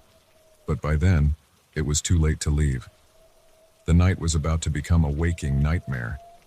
I'd been driving for hours, my eyelids growing heavier with each passing mile. The neon sign of the Pine Rest Motel glowed like a beacon in the darkness, promising a bed and a few hours of sleep before I continued my journey. I should have kept driving. The parking lot was nearly empty when I pulled in, just a couple of beat-up trucks and my own sedan. The office was a small, dimly lit room that smelled of stale cigarettes and cheap air freshener. The clerk, an older man with a permanent scowl etched into his weathered face, barely looked up from his outdated TV as he handed me the key to room 13. "Checkout's at 11, he grunted, already turning his attention back to the flickering screen. I should have noticed the way his eyes darted nervously to the door as I left, the slight tremor in his hand as he passed me the key. But I was too tired, too focused on the promise of sleep to pay attention to these warning signs. The walk to my room felt longer than it should have, the silence of the night broken only by the crunch of gravel under my feet and the distant hum of the highway. When I reached door 13, I hesitated for just a moment, my hand hovering over the knob. Something felt off, but I chalked it up to road fatigue and pushed the door open. The room was about what you'd expect from a budget motel: faded wallpaper, a sagging double bed, and a TV that looked old enough to have broadcast the moon landing. But it was the walls that caught my attention. In the dim light filtering through the thin curtains, I could see deep scratches marring the dingy paint. They were everywhere, some short and frantic, others long and deliberate, as if someone or something had been trying to claw its way out. I dropped my bag, my tiredness forgotten as I moved closer to examine the marks. They weren't just on one wall, but all of them. even extending to the ceiling in places. Some looked old, the edges smooth and worn, while others seemed fresher, the paint around them still curled and flaking. A chill ran down my spine as I ran my fingers over the grooves. What could have made these? And why hadn't they been repaired or painted over? I turned to leave, to demand another room, or better yet, a refund so I could get the hell out of there. But as I reached for the door handle, I heard it. A soft scratching sound, coming from somewhere inside the room. I froze, my heart pounding in my chest. The sound stopped, then started again, louder this time. It seemed to be coming from the bathroom. Against every instinct screaming at me to run, I moved towards the bathroom door. The scratching grew more intense, accompanied now by a low, guttural growl that raised the hair on the back of my neck. With a trembling hand, I reached for the doorknob. Just as my fingers brushed the cool metal, the noises stopped abruptly. The silence that followed was somehow even more terrifying. I don't know how long I stood there, my hand on the doorknob, too scared to open it but too paralyzed with fear to move away. Finally, I managed to take a step back, then another my eyes never leaving the bathroom door. I bumped into the bed and nearly jumped out of my skin. Turning quickly, I saw something that made my blood run cold. There, half hidden under the bedskirt, was a journal. Its leather cover was worn and scratched, mimicking the walls around me. With shaking hands, I pulled it out. The pages were yellowed with age, filled with frantic scribbles and desperate pleas. As I flipped through, certain phrases jumped out at me. It comes at night. Don't look in the mirror. The scratching never stops. The last entry, written in a shaky hand, simply read, "If you're reading this, it's too late. It knows you're here." A loud bang from the bathroom made me drop the journal. The door shuddered in its frame, as if something on the other side was throwing its weight against it. I ran for the door, my heart pounding so hard I thought it might burst from my chest, but the handle wouldn't turn. I yanked harder, panic rising in my throat, but it was no use. I was locked in. The banging from the bathroom grew louder, more insistent. I could hear wood splintering, the hinges groaning under the assault. I looked around frantically for another way out. The window. I rushed over, but it was sealed shut, the glass too thick to break easily. As I turned back to the room, my eyes fell on the mirror hanging on the wall. For a split second, I saw something in its reflection. A dark shape, hunched and twisted, its eyes glowing with an otherworldly light. I blinked, and it was gone. The bathroom door exploded outward in a shower of splinters. I caught a glimpse of something emerging, something that should not exist in any sane world, before I squeezed my eyes shut and pressed myself into the corner of the room. I could hear it moving, its breath coming in ragged gasps, the sound of claws scraping against the floor as it came closer. The smell hit me then, a stench of decay and something alien, something wrong. I kept my eyes closed, silently praying to any god that might be listening. The scratching sound was all around me now, on the walls, the floor, getting closer and closer. Then suddenly, it stopped. The room fell silent except for my own ragged breathing. Slowly, terrified of what I might see, I opened my eyes. The room was empty. No monster, no broken bathroom door. Even the scratches on the walls were gone, the paint smooth and unblemished as if they had never existed. For a moment, I thought I had imagined it all. A hallucination brought on by exhaustion, perhaps. But then I saw the journal, still lying on the floor where I had dropped it. With trembling hands, I picked it up and opened it. The pages were blank. Every single one. I don't remember much of what happened next. I know I somehow got out of the room, out of the motel. I drove through the night, not stopping until the sun was high in the sky and I was 2 states away. I've tried to convince myself it was all a dream, a vivid nightmare brought on by too many hours on the road. But sometimes, late at night, I hear it. that soft scratching sound coming from just outside my bedroom door. And I know, deep in my bones, that whatever was in that motel room is still out there, waiting, watching. And sometimes, when I catch a glimpse of myself in the mirror, I see something else looking back. Something with eyes that glow in the darkness. Something that smiles with too many teeth. I don't stay in motels anymore. I don't sleep much at all, to be honest. Because I know now that there are things in this world that defy explanation. Things that lurk in the shadows of rundown motels and haunt the spaces between reality and nightmare.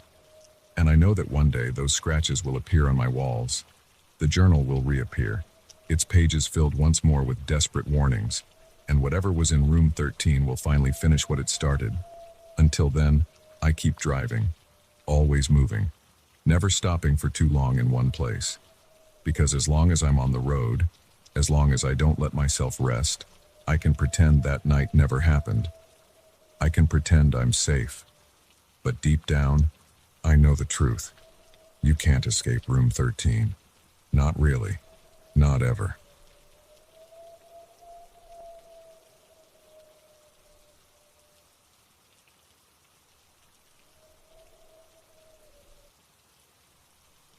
The moment I heard the footsteps in the attic, I knew this house-sitting gig was going to be anything but ordinary.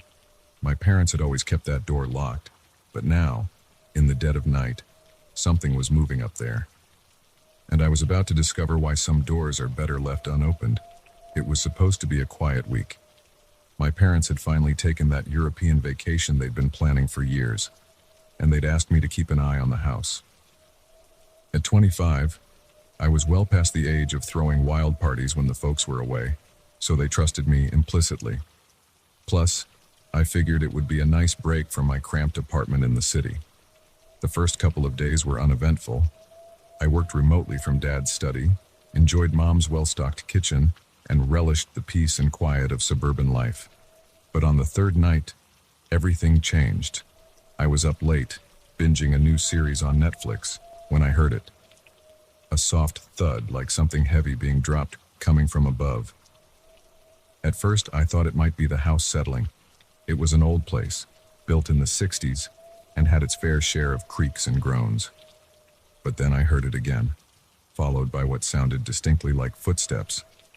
My heart started racing. The attic had always been off-limits when I was growing up. Dad kept it locked, claiming it was full of old junk and probably not safe to walk around in. But now, there was definitely something up there, moving around. I muted the TV and listened intently. The footsteps continued, slow and deliberate, moving from one end of the attic to the other. Then, silence. I sat there for what felt like hours, straining my ears for any further sound. Nothing. Eventually, exhaustion won out over fear, and I fell into a fitful sleep on the couch. The next morning, I convinced myself it had been a dream. Probably just the wind. Or maybe a raccoon had somehow gotten into the roof space. But as I made my way upstairs to shower, I noticed something that made my blood run cold. The attic door, always locked for as long as I could remember, was slightly ajar. I stood at the bottom of the narrow staircase, staring up at that sliver of darkness. Every instinct told me to close the door, lock it if I could, and forget about it. But curiosity, that damned human trait, got the better of me. Taking a deep breath, I began to climb the stairs. Each step creaked under my weight, the sound unnaturally loud in the quiet house. As I reached the top, I hesitated for a moment before pushing the door fully open. The attic was dimly lit by a single circular window at the far end. Dust motes danced in the shaft of sunlight, giving the whole space an ethereal quality. At first glance, it looked exactly as Dad had always described, just a storage space full of old furniture and boxes. But as my eyes adjusted to the gloom, I noticed something odd. In the center of the room, the dust on the floor had been disturbed. There were footprints, and they didn't look like they belonged to a raccoon. They were human. My heart pounding, I stepped further into the attic. The footprints led to a stack of boxes in the corner. As I got closer, I realized the top box had been opened recently. The packing tape was freshly torn, the flaps hastily closed. With shaking hands, I opened the box. Inside were photo albums, dozens of them. But these weren't the familiar family photos I'd grown up with. These were older, many in black and white, showing people I didn't recognize. I pulled out one of the albums and opened it. The first photo made me gasp. It showed a young woman, probably in her early 20s, standing in front of this very house. She looked eerily similar to me. Same dark hair, same eyes. But the clothes and the car in the background placed the photo sometime in the 1950s. I flipped through more pages, more photos of this woman and a man I assumed was her husband. They looked happy, smiling at the camera, embracing each other. But as I got further into the album, the photos changed. The woman's smile became forced, her eyes haunted. In the last few photos, she looked terrified, her gaze always darting to something just out of frame. The final photo in the album chilled me to the bone. It showed the woman standing in this very attic, her face a mask of fear, reaching towards the camera as if pleading for help. I dropped the album, my hands shaking. What was I looking at? Who was this woman, and why did she look so much like me? As if in answer to my unspoken questions, I heard a creak behind me. I spun around, my heart in my throat. There, emerging from behind a stack of old furniture, was a figure. It was hazy at first, like heat shimmer on a hot day, but as I watched in horror, it solidified into the form of a man. He was tall, dressed in clothes from another era, and he was smiling. But it wasn't a friendly smile. It was predatory, triumphant. I scrambled backward, knocking over boxes in my haste to get away. The figure advanced, its movements jerky and unnatural. As it got closer, I could see right through it to the wall behind. A ghost. I was looking at a ghost. I turned and ran, practically falling down the attic stairs in my desperation to escape. I slammed the door behind me, not stopping until I was out of the house and in my car. I drove aimlessly for hours, trying to make sense of what I'd seen. When I finally calmed down enough to think rationally, I called my parents. It took some convincing, but I finally got them to tell me the truth. The woman in the photos was my grandmother, my real grandmother. The woman I'd grown up calling Gran was actually my step-grandmother. My real grandmother had disappeared in 1956, shortly after my father was born. The police investigation turned up nothing, and eventually, she was declared dead. My grandfather had remarried a few years later, and they had agreed never to tell my father the truth. They thought they were protecting him, and later me, from a painful family history. But they didn't know the whole story. They couldn't have known about the ghost in the attic, the malevolent spirit that had terrorized my grandmother and now seemed fixated on me. I didn't go back to the house. I couldn't, but I did more research, digging into old newspaper archives and county records. I discovered that before my grandparents bought it, the house had belonged to a man named Joseph Crane. He had died there in 1945, in circumstances that were never fully explained. The pieces started to fall into place. Joseph Crane, for whatever reason, had never left that house. His spirit had remained, growing more powerful and malevolent over time. He had tormented my grandmother, perhaps driven her to run away, or worse. And now, decades later, he had sensed my presence. Another woman of the family line back in his domain. I don't know what to do with this knowledge. I can't tell my parents the whole truth. They'd never believe me. But I know I can never set foot in that house again. And I worry constantly about what might happen when they return from their vacation. Sometimes, late at night, I think I hear footsteps in my apartment. Soft, deliberate steps that don't belong to any of my neighbors. And sometimes, out of the corner of my eye, I catch a glimpse of a figure. A tall man in old-fashioned clothes, smiling that terrible smile. I tell myself it's just my imagination, my mind playing tricks on me after the shock of what I discovered. But deep down, I know the truth. Joseph Crane isn't confined to that attic. He's latched onto me now, followed me to my new life in the city, and I don't know how to escape him. So I leave the lights on at night. I avoid mirrors and dark corners, and I pray that one day I'll find a way to lay this family ghost to rest, before he does to me whatever he did to my grandmother all those years ago. Because now I know, some doors are meant to stay locked. Some secrets are better left buried. And sometimes, the past doesn't just haunt us figuratively. Sometimes, it comes back with a vengeance, wearing a cruel smile and leaving footprints in the dust of a long-forgotten attic.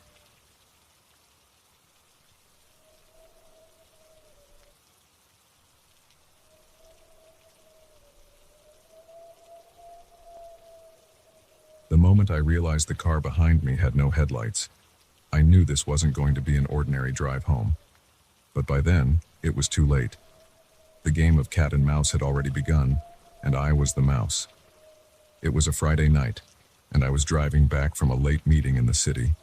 The rain had started about an hour into my journey, a light drizzle at first that quickly became a torrential downpour. The highway stretched out before me, a ribbon of wet asphalt disappearing into the darkness. I'd always enjoyed night driving. There was something peaceful about it. The world shrunk down to just me, my car, and the road ahead.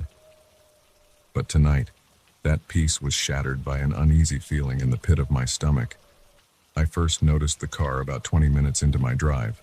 It was a dark sedan, maybe black or dark blue. It was hard to tell in the rain.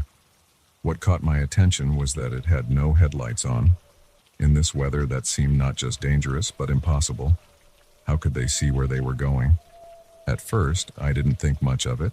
Maybe they'd forgotten to turn them on, or perhaps there was an electrical problem. I expected them to realize their mistake and either turn on their lights or pull over. But they didn't.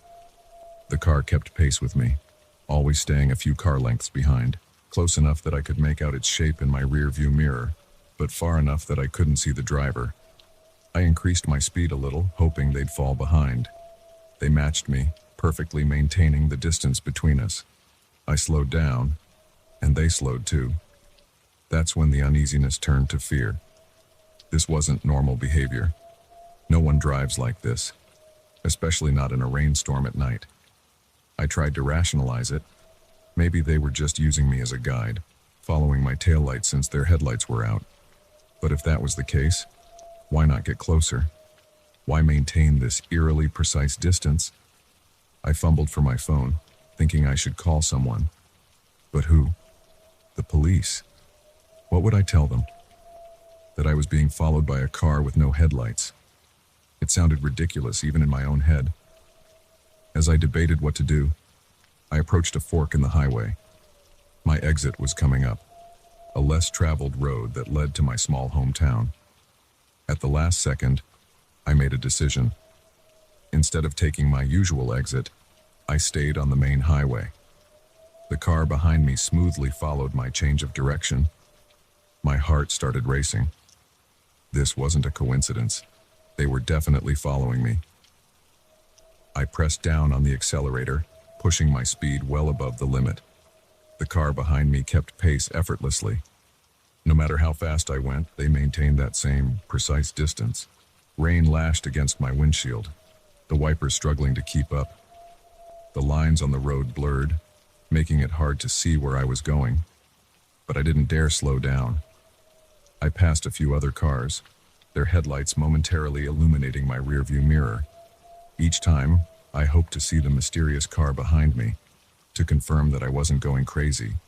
But in the bright glare, all I could see was darkness where the car should be. As soon as the other cars passed, though, there it was again, still maintaining its distance, still with no headlights.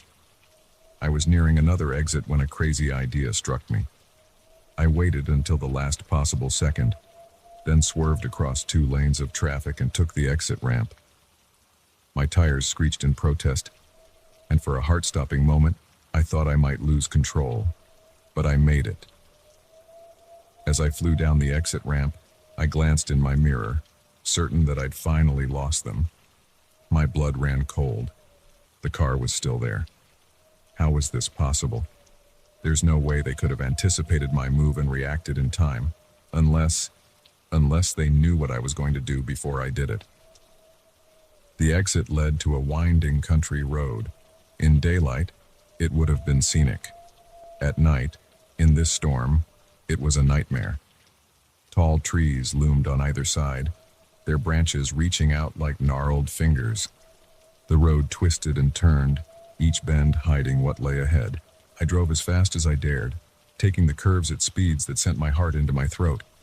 But no matter how fast I went, no matter how recklessly I took the turns, the car behind me kept up. My fuel gauge caught my eye, the needle hovering just above empty. In my panic, I'd forgotten about gas. I had maybe 20 miles left, 30 if I was lucky, and I had no idea where the nearest gas station was.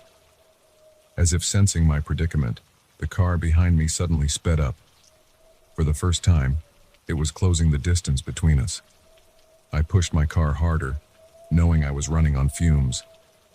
The engine whined in protest as I urged it up a steep hill. As I crested the top, I saw something that made my heart leap. Headlights, approaching from the opposite direction. Relief flooded through me. Another car meant another witness, someone who could confirm that I wasn't crazy, that this mysterious vehicle really was following me. I flashed my lights frantically, trying to get the oncoming car's attention. It was getting closer, close enough that I could see it was a pickup truck. Just as the truck was about to pass me, I glanced in my rearview mirror. The car behind me was gone. I slammed on my brakes, my car skidding on the wet road. The truck blared its horn as it swerved around me, but I barely noticed. I was too busy staring at my mirror in disbelief. The road behind me was empty, no headlights, no dark shape lurking in the shadows. Nothing. I sat there, my hands shaking on the steering wheel, rain drumming on the roof. Had I imagined it all? Was it possible that the stress and the late hour had caused me to hallucinate? A tap on my window made me jump. It was the truck driver, looking concerned. I rolled down my window. "You okay?" he asked, rain dripping from the brim of his cap. "Saw you flash your lights? Car trouble?" I opened my mouth to explain, then closed it. How could I possibly describe what had just happened? I thought I saw something on the road," I lied. "An animal, maybe. Sorry for scaring you." He nodded, though he didn't look entirely convinced. "Well, be careful out here. This road can be treacherous in weather like this. Nearest town's about 10 miles ahead if you need help." I thanked him, and he returned to his truck. As he drove away, I took a deep breath, trying to calm my nerves. Maybe it had all been in my head. The rain, the late hour, the winding road, it was the perfect recipe for an overactive imagination. I was about to start driving again when something caught my eye. There on the passenger seat was a piece of paper.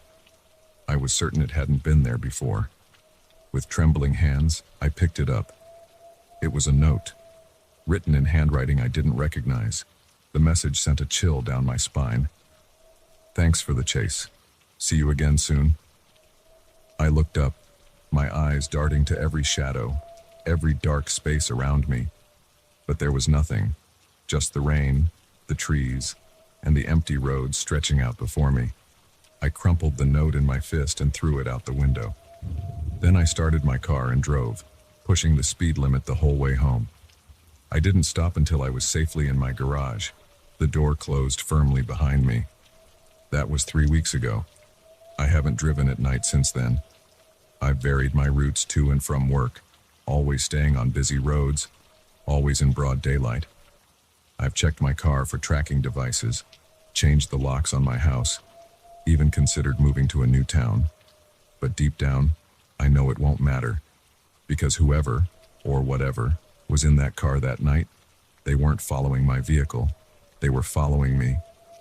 And I have a terrible feeling that our game of cat and mouse isn't over. It's just on pause. So now, every night, I sit by my window, watching the street outside. And I wait. I wait for the moment when a dark car with no headlights will turn onto my street, because I know it's coming. It's only a matter of time. And when it does, I'll be ready. Because this time, I won't be the mouse. This time, I'll be the cat.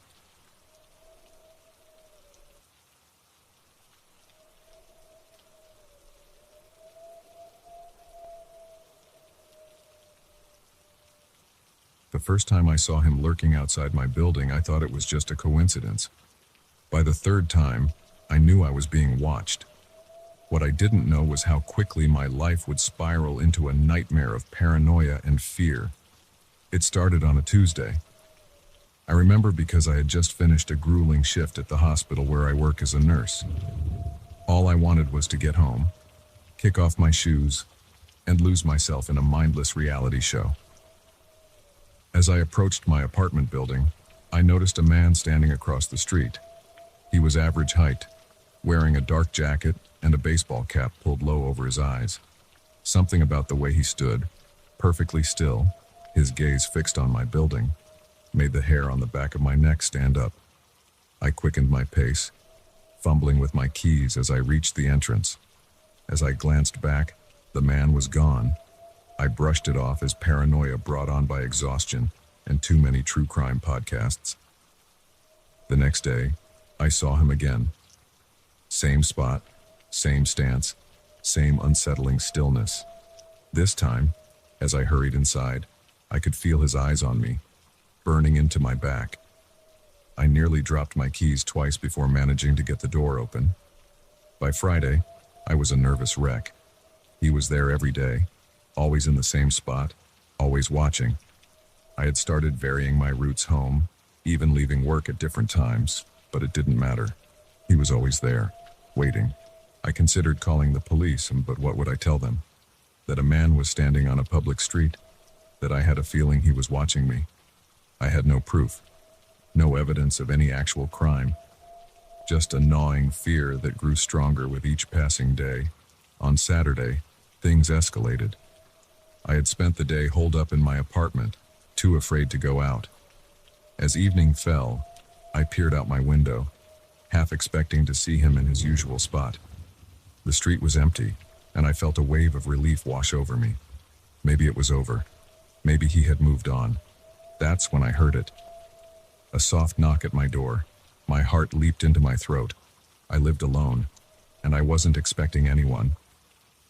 I crept to the door, my bare feet silent on the hardwood floor. The peephole showed an empty hallway. I waited, barely breathing, straining my ears for any sound. Another knock, louder this time. I jumped back, my hand flying to my mouth to stifle a scream. Whoever was out there, they were standing to the side of the door, out of view of the peephole. "Who's there?" I called out, hating how my voice trembled. Silence. Then, package delivery. The voice was muffled, but distinctly male. My mind raced. I hadn't ordered anything, and it was well past normal delivery hours. Every instinct screamed that this was wrong, that I shouldn't open the door. "Just leave it there," I said, trying to keep my voice steady. "I'll get it later." "Need a signature?" the voice replied. I backed away from the door, my heart pounding so hard I could feel it in my throat. This wasn't right. This wasn't normal. I fumbled for my phone, my fingers shaking as I dialed 911.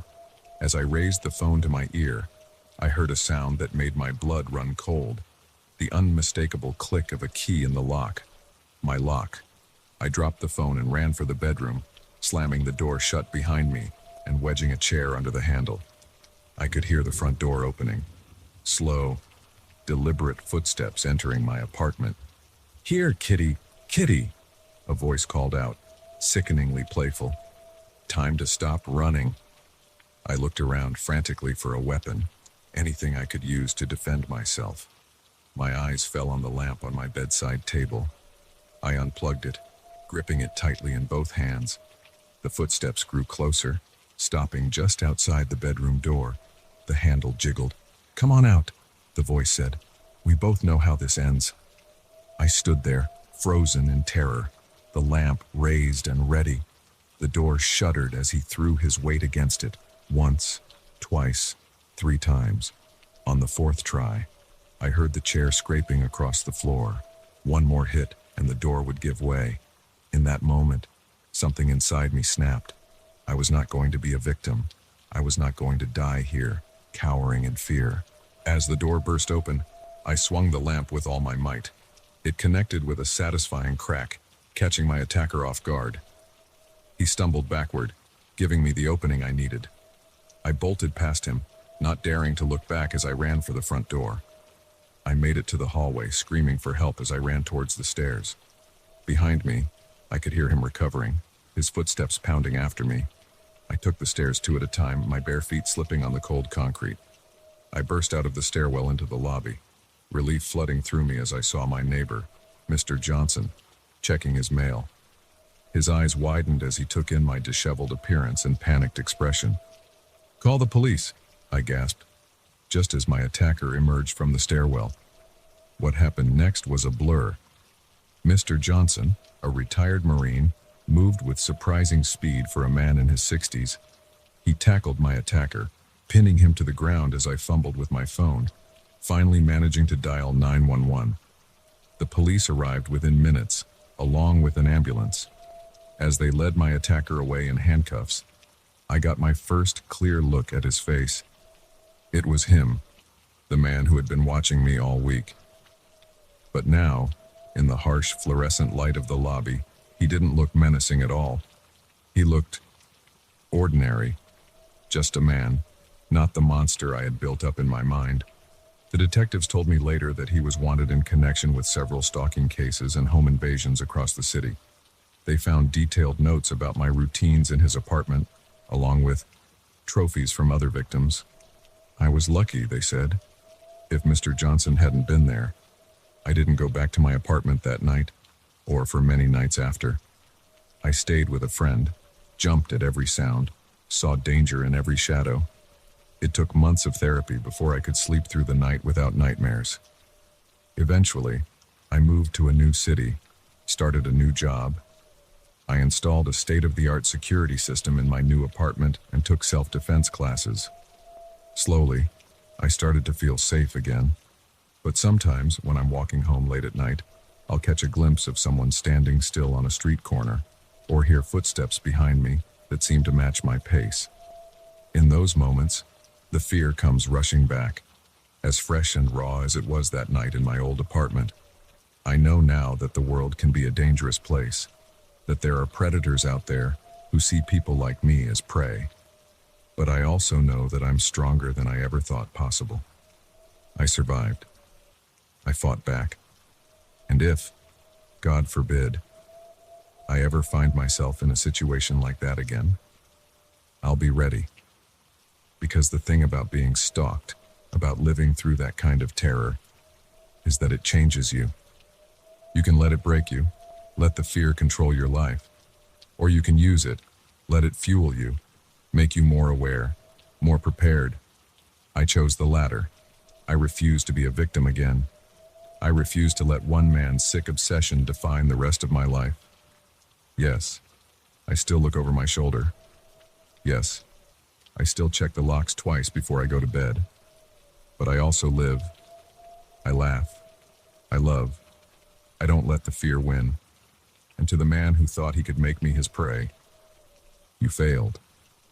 You may have taken my sense of security for a while, but you didn't take my life, my spirit, or my strength. In trying to break me, you only made me more resilient. So watch all you want. I'm not afraid anymore. Because now, I'm the one you should be scared of.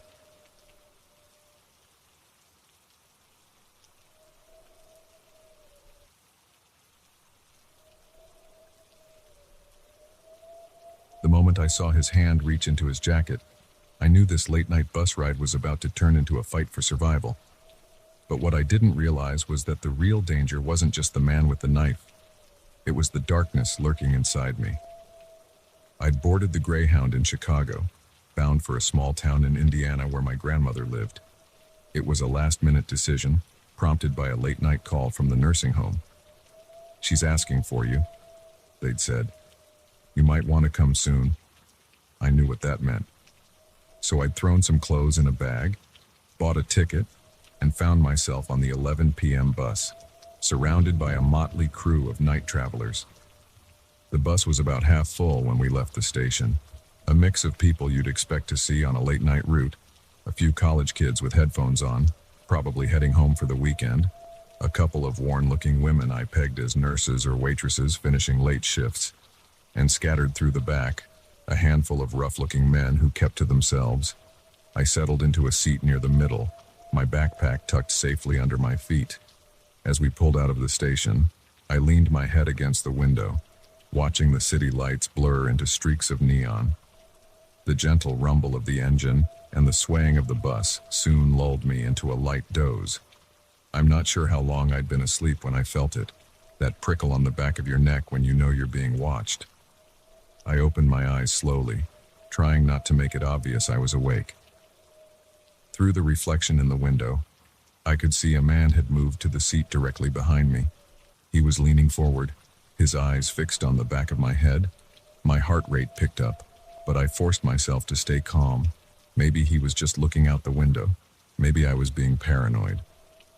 I shifted in my seat, making a show of stretching and yawning like I'd just woken up naturally. As I did, I got my first clear look at him. He was older, maybe in his 50s, with a scruffy beard and eyes that seemed to gleam with an unsettling intensity in the dim bus lighting. When our eyes met, he didn't look away. Instead, his mouth curved into a smile that sent a chill down my spine. "Finally awake, sleeping beauty," he said, his voice low and rough. I mumbled something non-committal and turned back around, my mind racing. The bus was quieter now, most of the other passengers asleep or engrossed in their phones. We were on a stretch of dark highway, nothing but fields and forests on either side. I felt him lean closer, his breath hot on my ear. "You got any cash on you, sweetheart? Or maybe a nice phone I could borrow?" My blood ran cold. This was really happening. I was about to be robbed on a Greyhound bus in the middle of nowhere. I don't have much," I stammered, my voice barely above a whisper. "Just a few dollars for food." He chuckled, a sound devoid of any real humor. Now, don't lie to me. I've been watching you. Nice bag, nice clothes. I bet you've got all sorts of goodies in there." I turned to face him, hoping to reason with him, to appeal to whatever humanity he might have left. That's when I saw his hand disappear into his jacket. Time seemed to slow down. I saw the gleam of metal as he pulled out a knife, small but wickedly sharp. I saw the way his eyes darted around the bus, checking if anyone was watching. And I saw the moment he decided he was going to use that knife, whether I cooperated or not. In that instant, something inside me shifted. The fear didn't disappear, but it was joined by something else. A cold, clear determination, a voice in my head that said, "Not today, not me." As his hand came up with the knife, I moved.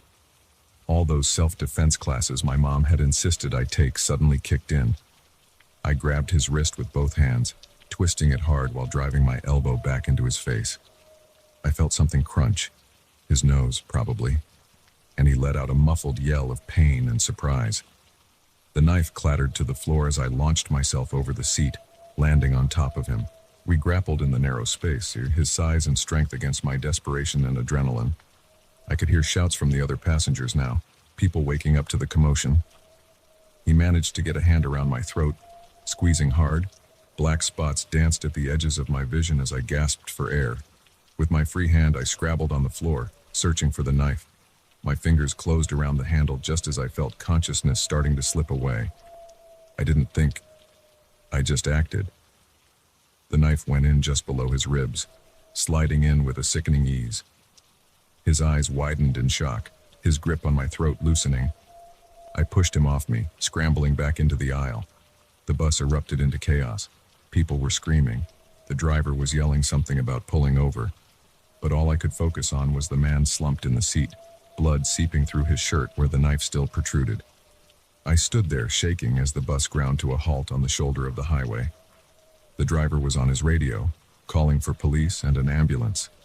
A woman who said she was a nurse pushed past me, kneeling beside my attacker to check his pulse. "He's alive," she announced, and I felt a wave of relief wash over me. I hadn't killed him. I wasn't a murderer. The next few hours passed in a blur. Police cars and an ambulance arrived, their lights painting the inside of the bus in alternating red and blue.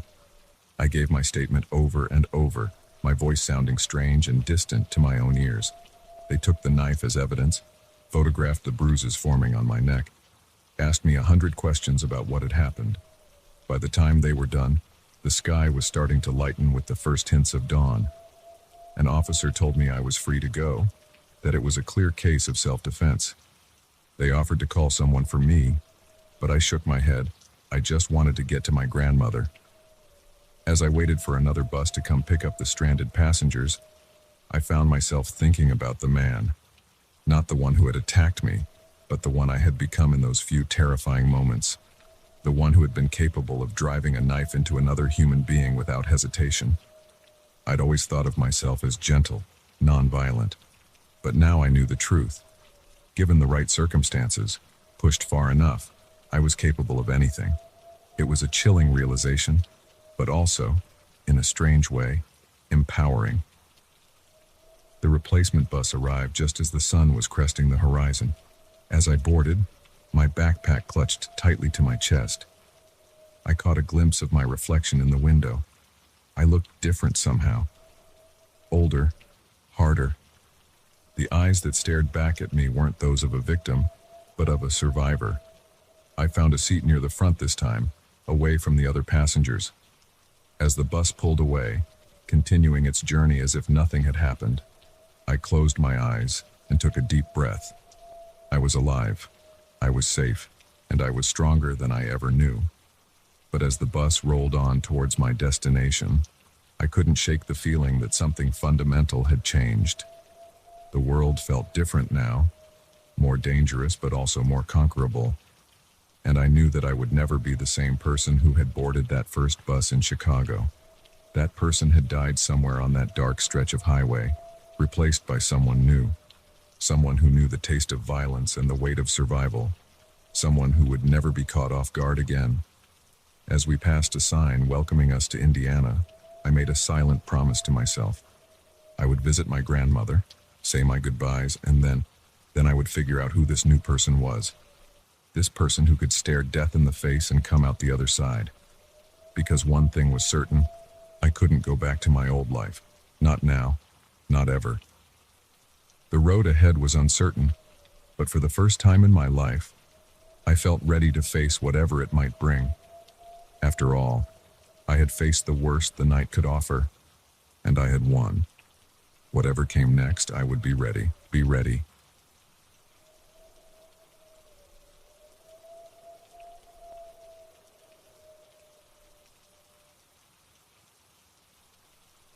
The moment I saw the fresh footprints in the dust of the abandoned attraction, I knew we weren't alone. What had started as a thrilling urban exploration was about to become a nightmare none of us would ever forget. It was Sarah's idea to check out the old Paradise Park. She'd always been the adventurous one in our group, always pushing us to try new things, to step out of our comfort zones. When she showed us the pictures of the decaying amusement park just outside of town, overgrown and forgotten, how could we resist? There were 4 of us. Sarah, the daredevil, Mike, her boyfriend, always eager to impress her, Jess, my best friend since kindergarten, and me, Alex, the cautious one who somehow always got roped into these escapades. We arrived at Paradise Park just as the sun was setting, casting long shadows across the rusted gates and faded signs. The place had been closed for over a decade, left to rot after a series of accidents and financial troubles. Now it stood as a ghostly reminder of happier times, its once cheerful attractions turned eerie in the fading light. "This is awesome," Sarah whispered as we slipped through a gap in the fence. Her eyes were shining with excitement, and I couldn't help but feel a thrill of anticipation myself. We made our way down what used to be the main thoroughfare, our flashlights illuminating peeling paint and broken windows. The silence was oppressive, broken only by the crunch of gravel under our feet and the occasional creak of metal in the wind. "Let's check out the funhouse," Mike suggested, pointing to a dilapidated building with a faded clown face painted on the front. The clown's smile seemed more like a grimace now, its eyes dark and hollow. As we approached, I noticed something odd. The door, which should have been locked or at least difficult to open after years of disuse, swung open easily at Sarah's touch. Inside, our flashlights revealed a maze of mirrors, some cracked, others surprisingly intact. "Look at this," Jess called out, her voice echoing strangely in the enclosed space. She was pointing at the floor, where a clear set of footprints led through the dust. "Probably just some other explorers," Mike said, but he didn't sound convinced. We followed the footprints deeper into the funhouse, past warped mirrors that made our reflections stretch and contort in unsettling ways. The further we went, the more uneasy I felt. The footprints were fresh, the dust still unsettled around them. Suddenly, Sarah gasped. In one of the mirrors, just for a second, I saw a figure that wasn't one of us. It was tall, unnaturally so, with long, spindly limbs and a face hidden in shadow. By the time I turned around, it was gone. "Did you see that?" Sarah's voice was barely above a whisper. Before anyone could answer, we heard it. A laugh, high-pitched and unnatural, echoing through the funhouse. It didn't sound human. Panic set in. We turned to run, but in the maze of mirrors, it was hard to tell which way led out. Every turn seemed to bring us to another dead end, our own terrified reflections staring back at us. The laughter got closer, interspersed now with the sound of footsteps. Not the shuffle of someone walking, but the quick, erratic patter of something scurrying on too many legs. "There!" Mike shouted, pointing to a sliver of moonlight. We'd found the exit. We burst out of the funhouse, gasping for air, but our relief was short-lived. As our eyes adjusted to the darkness, we realized the entire park had changed. The rides, which had been still and lifeless when we entered, were now moving. The rusty Ferris wheel creaked as it turned, empty seats swinging in the breeze. The merry-go-round spun, its painted horses frozen in an eternal gallop. And there were sounds, calliope music, tinny and off-key, and the distant shouts and laughter of a crowd that wasn't there. "We need to get out of here," Jess said, her voice shaking. None of us argued. We ran towards the entrance, but it seemed to get no closer. The paths twisted and turned in ways they hadn't before, leading us deeper into the park instead of out. As we passed the carousel, I saw something that made my blood run cold. The horses weren't empty. Shadowy figures sat astride them, their features indistinct, but their eyes glowing with an otherworldly light. One of them turned to look at me, its mouth opening in a silent scream. I ran faster. We found ourselves in front of the old roller coaster, its wooden structure looming above us like the skeleton of some great beast. The cars were moving along the track, the clack, clack, clack of their ascent echoing in the night. "In here," Sarah said, pointing to a maintenance door at the base of the coaster. It was our only option. Behind us, we could hear the scurrying footsteps getting closer. The door opened into a dark tunnel that seemed to lead under the coaster. We plunged in, our flashlights barely penetrating the gloom. The air was thick with dust and the smell of decay. We hadn't gone far when we heard the door slam shut behind us. The sound of a lock clicking into place echoed in the confined space. "No, no, no," Mike muttered, running back to the door. But it wouldn't budge. That's when we heard the voice. It came from everywhere and nowhere at once. A sound that seemed to bypass our ears and speak directly into our minds. "Welcome, players," it said, its tone jovial but with an undercurrent of malice. "You've entered Paradise Park after hours. That's against the rules. But don't worry, we love rule breakers here. They make the game so much more interesting." A light flickered on ahead of us, illuminating a path forward. We had no choice but to follow it. The tunnel opened into a large chamber that must have been under the center of the park. Old ride parts and broken animatronics littered the floor, and in the center, a figure waited. It was the thing I'd seen in the mirror, tall and thin, dressed in a tattered ringmaster's costume. Its face was a blank white mask, featureless except for two black holes where eyes should be. "Let's play a game," it said, its voice now coming from the mask but still echoing in our heads. "A simple one. Find your way out of the park before sunrising, and you can leave. Fail, and, well," it gestured to the broken figures around us, "you'll become part of the attractions. Forever." With a laugh that sent chills down my spine, the figure vanished, leaving us alone in the cavernous space. We spent what felt like hours searching for a way out, navigating through dark tunnels and emerging into different parts of the park. Each area held new horrors: clowns with too wide smiles and sharp teeth, stuffed animals that moved when we weren't looking, shadows that reached out with clawed hands. We lost Mike in the Hall of Mirrors. His screams suddenly cut short as he rounded a corner.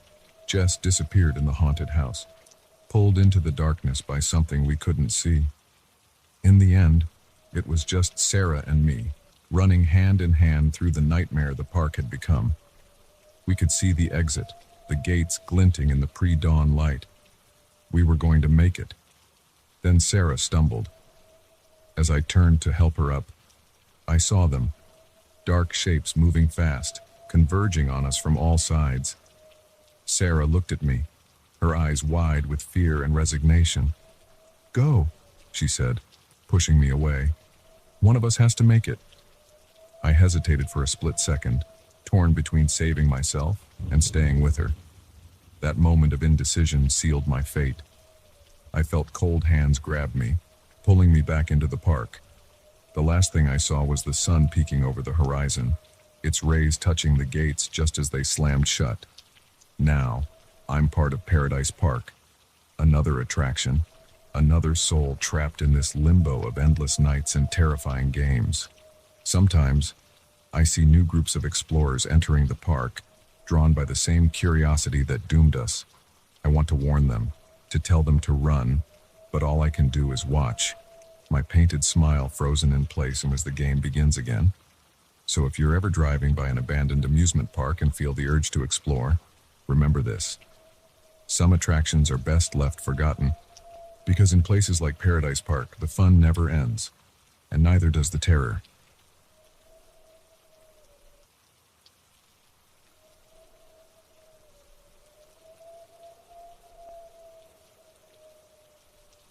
The moment I overheard them talking about and covering up the mess, I knew this wasn't going to be an ordinary night shift at the diner. But I had no idea just how deep into danger I was about to fall. It was a Tuesday night, or rather, Wednesday morning. The kind of hour where the only people out are those who have to be and those who probably shouldn't be. I'd been working the graveyard shift at Mel's 24-hour diner for about 6 months, and I thought I'd seen it all. Drunks stumbling in for greasy food to soak up the alcohol. Truckers stopping for coffee strong enough to strip paint.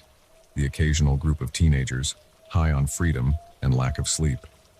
But the two men who walked in at 2:37 a.m. were different. I noticed it right away. They were too alert, too focused for that time of night. One was tall and lean, with close-cropped hair and eyes that never stopped moving. The other was shorter, stockier, with hands that looked like they could bend steel. They sat in a booth near the back, as far from the windows as possible. I grabbed my notepad and approached their table. "Welcome to Mel's. What can I get for you, gentlemen?" The tall one smiled, but it didn't reach his eyes. "Just coffee for now, sweetheart. Black." I nodded and turned to get their order, trying to ignore the way the stocky one was staring at me. Something about them set my teeth on edge. As I poured their coffee, I could hear them talking in low, urgent tones. I couldn't make out most of it, but a few phrases jumped out at me. "Need to get rid of it tonight." "Boss won't be happy if we screw this up." "Dump it in the river, no one will find." I nearly dropped the coffee pot. Were they talking about what I thought they were talking about? I took a deep breath, steadied my hands, and brought their coffee over. As I set the mugs down, the tall one stopped mid-sentence. They both looked up at me, and I felt a chill run down my spine. Did they know I'd overheard them? "Anything else I can get you?" I asked, proud of how steady my voice sounded. The stocky one grunted and shook his head. The tall one kept staring at me for a moment longer before saying, "We're good for now." I nodded and walked back to the counter, my heart pounding. What should I do? Call the police? But what would I tell them? That I overheard a suspicious conversation? They'd laugh me off the phone. I busied myself with wiping down the already clean counter, trying to look like I wasn't paying attention to them. But every nerve in my body was on high alert. They stayed for almost an hour, talking in those same low tones. Occasionally, one would glance over at me, and I'd pretend to be engrossed in restocking sugar packets or checking the coffee maker. Finally, they stood to leave. The tall one tossed some bills on the table and they headed for the door. As they passed the counter, he paused and turned to me. "You have a good night now," he said, his voice friendly, but his eyes cold. "And remember, a smart waitress knows when to forget what she's heard." My blood ran cold. They knew. They knew I'd overheard them. I watched as they got into a nondescript black sedan parked just outside. As they drove away, I jotted down the license plate number on my order pad. My hands were shaking so badly I could barely write. For the rest of my shift, I jumped at every sound. Every customer that came in, I half expected it to be them, coming back to make sure I kept quiet. By the time my relief showed up at 6 a.m., I was a nervous wreck. I debated going straight to the police station, but fear held me back. What if they were watching me? What if they had connections in the police department? In a small town like ours, it wasn't unheard of. Instead, I went home and tried to sleep.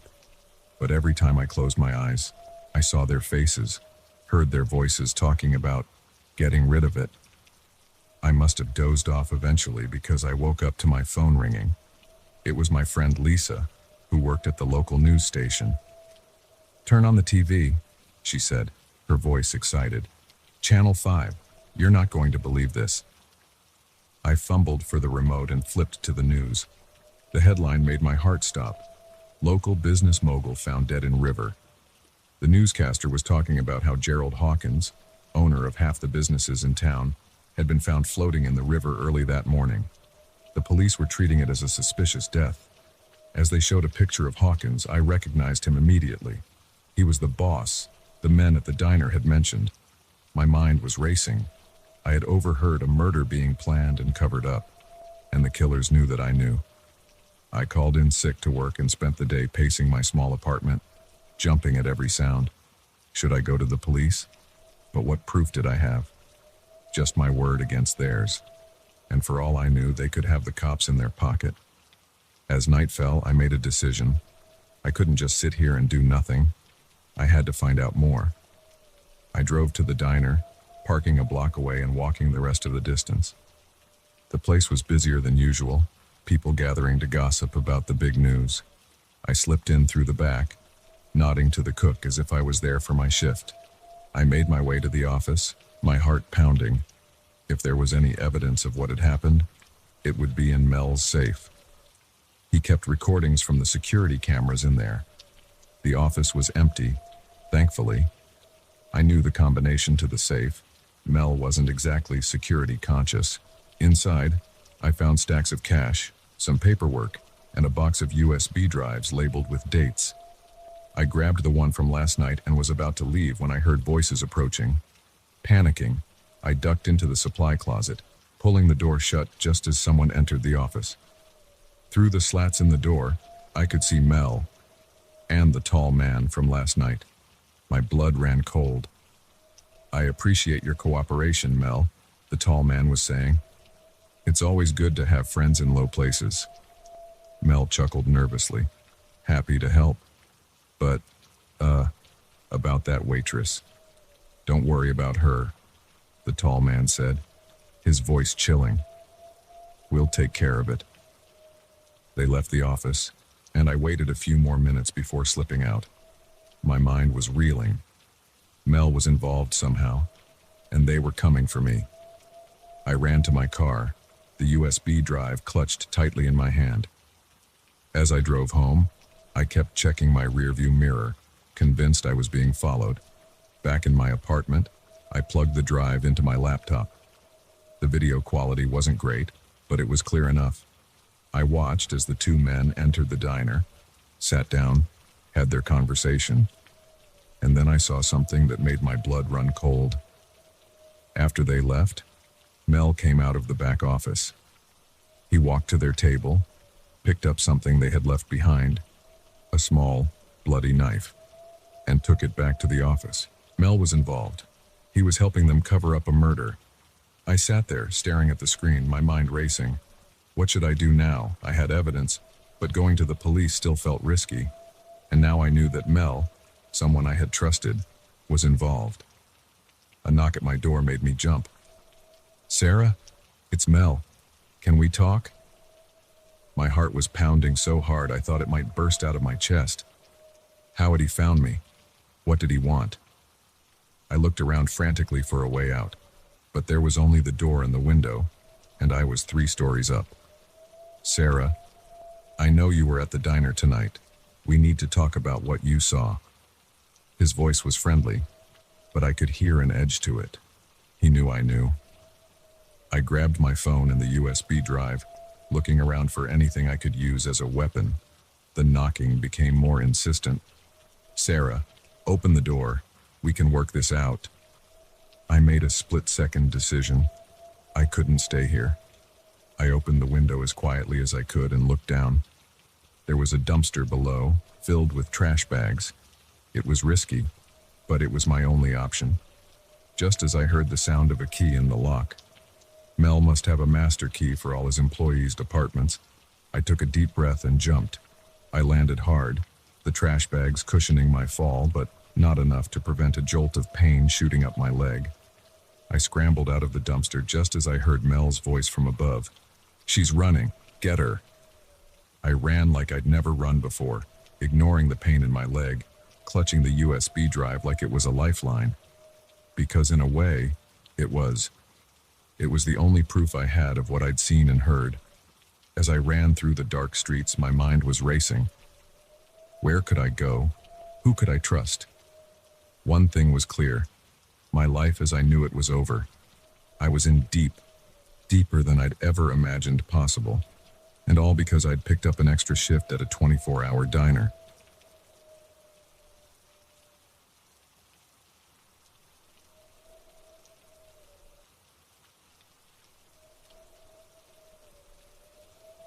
The moment the power went out and the first call came through, I knew this stormy night was about to become a waking nightmare. What I didn't realize was that the terror was coming from inside our own home. It had been raining for days, the kind of relentless downpour that makes you wonder if it'll ever stop. My husband, Mark, and our 2 kids, Lily and Jack, were all huddled in the living room. We'd been playing board games by candlelight, trying to make the best of the power outage that had plunged our neighborhood into darkness an hour earlier.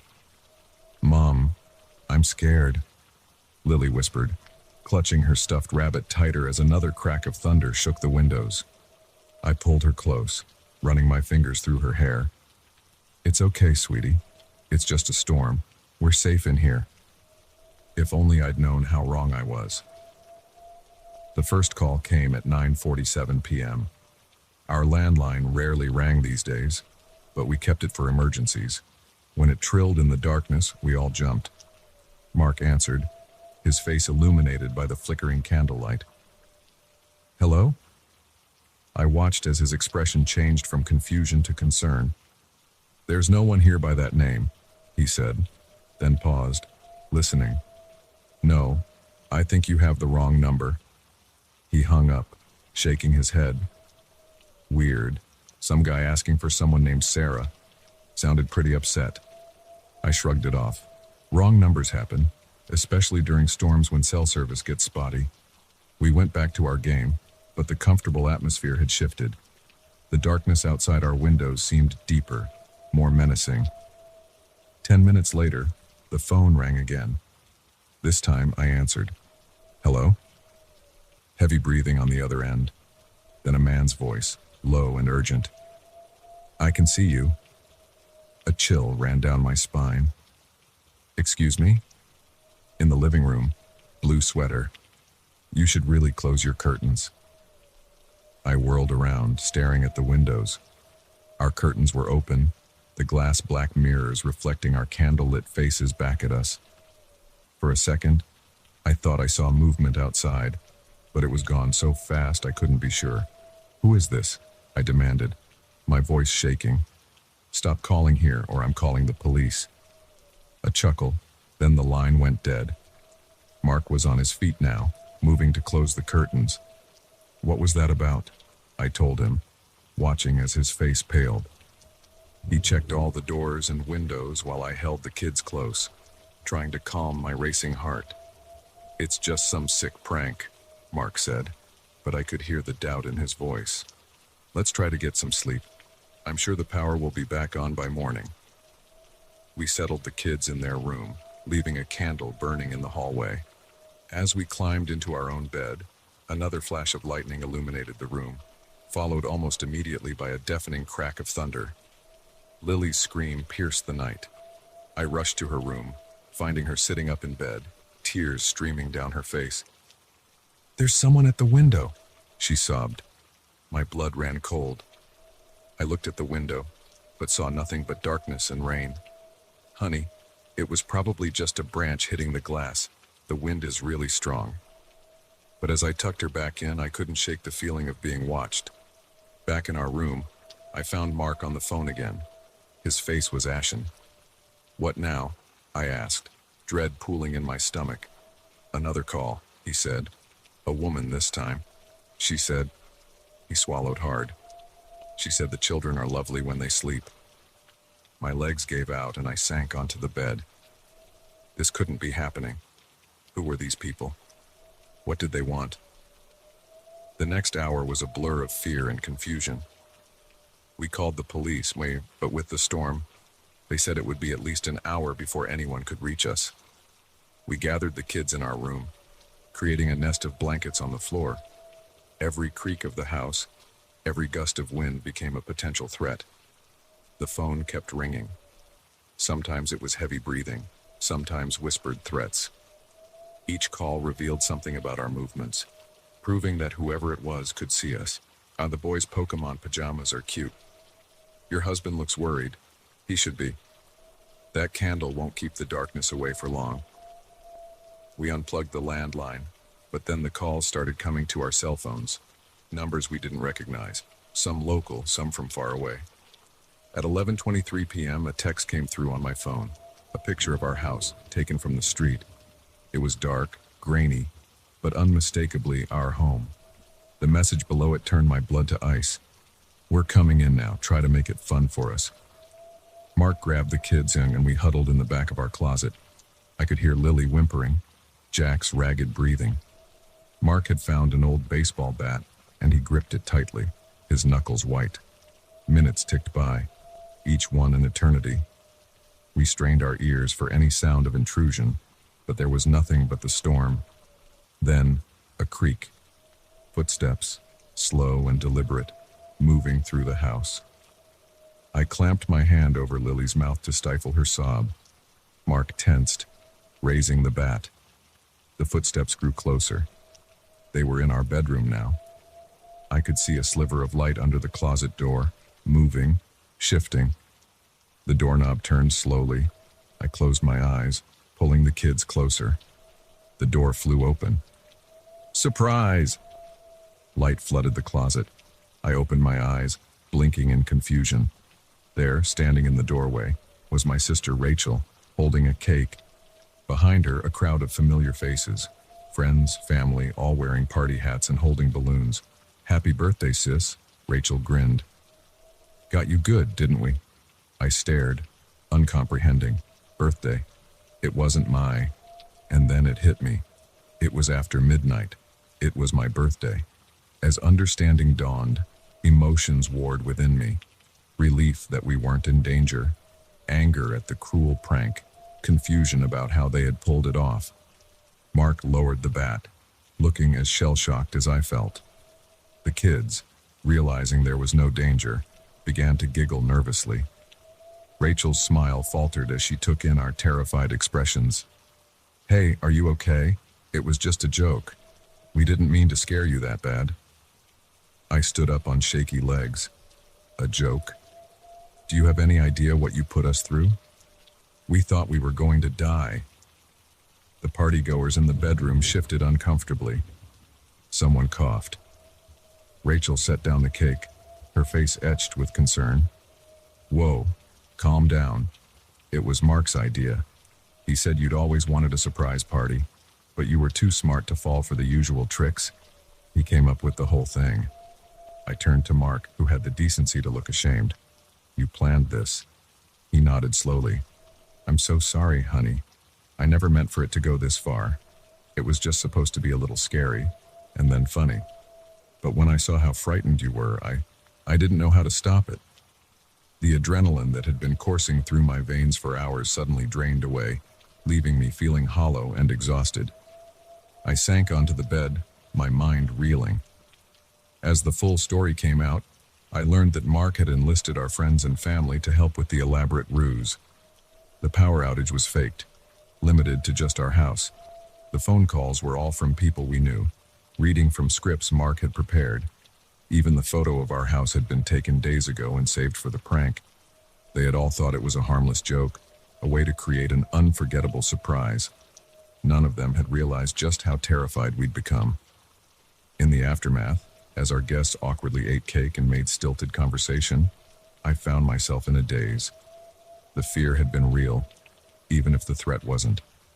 Those hours of terror had changed something in me, opened my eyes to how vulnerable we really were. As the last guest left, promising to call tomorrow, Mark approached me cautiously. "Can you ever forgive me?" he asked, his voice small and uncertain. I looked at him, this man I thought I knew so well, and felt a flicker of something I'd never felt before, distrust. "I don't know," I answered honestly. "I really don't know." That night, as I lay awake in bed, listening to the real storm that had continued to rage outside, I couldn't shake the feeling that something fundamental had shifted. The safety and security I'd always felt in my home, in my relationships, had been shattered. And as I drifted into an uneasy sleep, one thought kept circling in my mind. If the people closest to me could convince me I was in mortal danger, what else might they be capable of? The surprise party was over, but I had a feeling the real surprises were just beginning.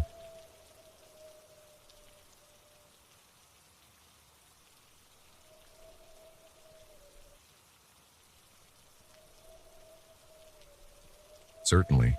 Here's a longer, more detailed story following the same parameters. The moment I heard the first whisper coming from the old radio in my grandfather's attic, I knew my life was about to change forever. What I didn't realize was how deep the rabbit hole would go, or how it would unravel everything I thought I knew about my family and myself. It was a crisp autumn afternoon when I decided to finally clean out my late grandfather's home. He'd passed away 3 months ago, leaving behind a Victorian mansion filled with a lifetime of memories and secrets. I'd been putting off the task, partly out of grief, partly out of a strange, inexplicable dread I couldn't quite place. As I sifted through dusty boxes and forgotten heirlooms in the attic, my hand brushed against something cold and metallic. Pulling it out, I found myself holding an antique radio, its Art Deco design a relic of a bygone era. On a whim, I plugged it in, not really expecting it to work after all these years. At first, there was nothing but static. But as I fiddled with the dial, a voice emerged from the crackling white noise. It was faint, barely audible, but unmistakably there. "Help us," it whispered. "Find the key. Open the door." I nearly dropped the radio in shock. This had to be some kind of prank, right? Maybe the radio was picking up a modern station, broadcasting some old-time radio drama. But as I continued to listen, the voice became clearer, more urgent. "Thomas, if you're hearing this, you must act quickly. They're coming. The shadow men are coming." My blood ran cold. Thomas was my grandfather's name. This message, it couldn't be for him, could it? And what were the shadow men? Before I could ponder further, I heard a noise downstairs. Footsteps, slow and deliberate, moving through the house. But that was impossible. I was alone here, the only one with a key.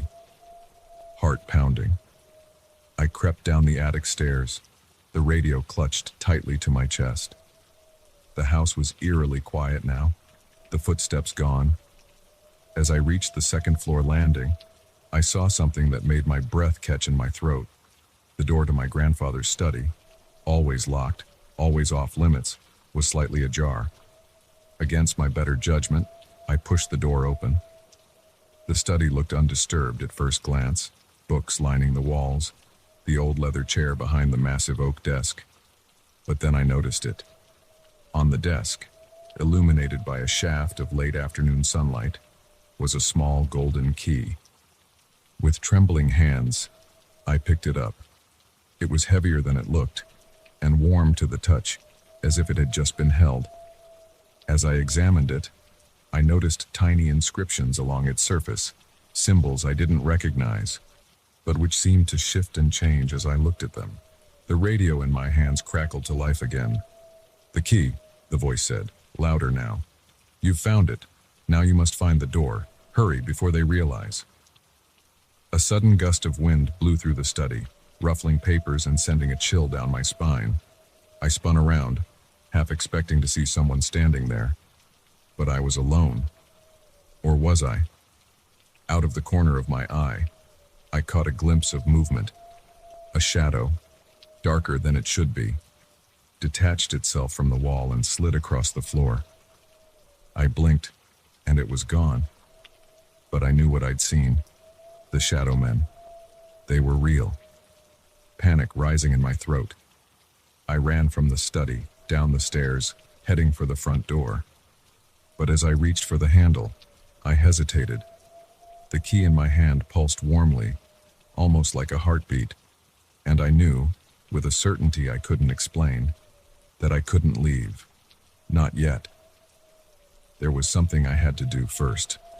I turned back, scanning the entrance hall with new eyes, and there, hidden in plain sight, I saw it. A door I'd never noticed before, blending almost seamlessly with the wood paneling. At its center was a small, ornate keyhole. With shaking hands, I inserted the golden key. It fit perfectly. As I turned it, I heard a series of clicks, like tumblers falling into place. The door swung open silently, revealing a set of stairs leading down into darkness. The radio whispered once more. "Quickly now. Enter and all will be revealed." I took a deep breath, weighing my options. I could turn back now, pretend none of this had happened, go back to my normal life. But I knew that wasn't really an option. Whatever was happening, I was part of it now, and I needed answers. Steeling myself, I began to descend the stairs. The door closed behind me of its own accord, plunging me into total darkness.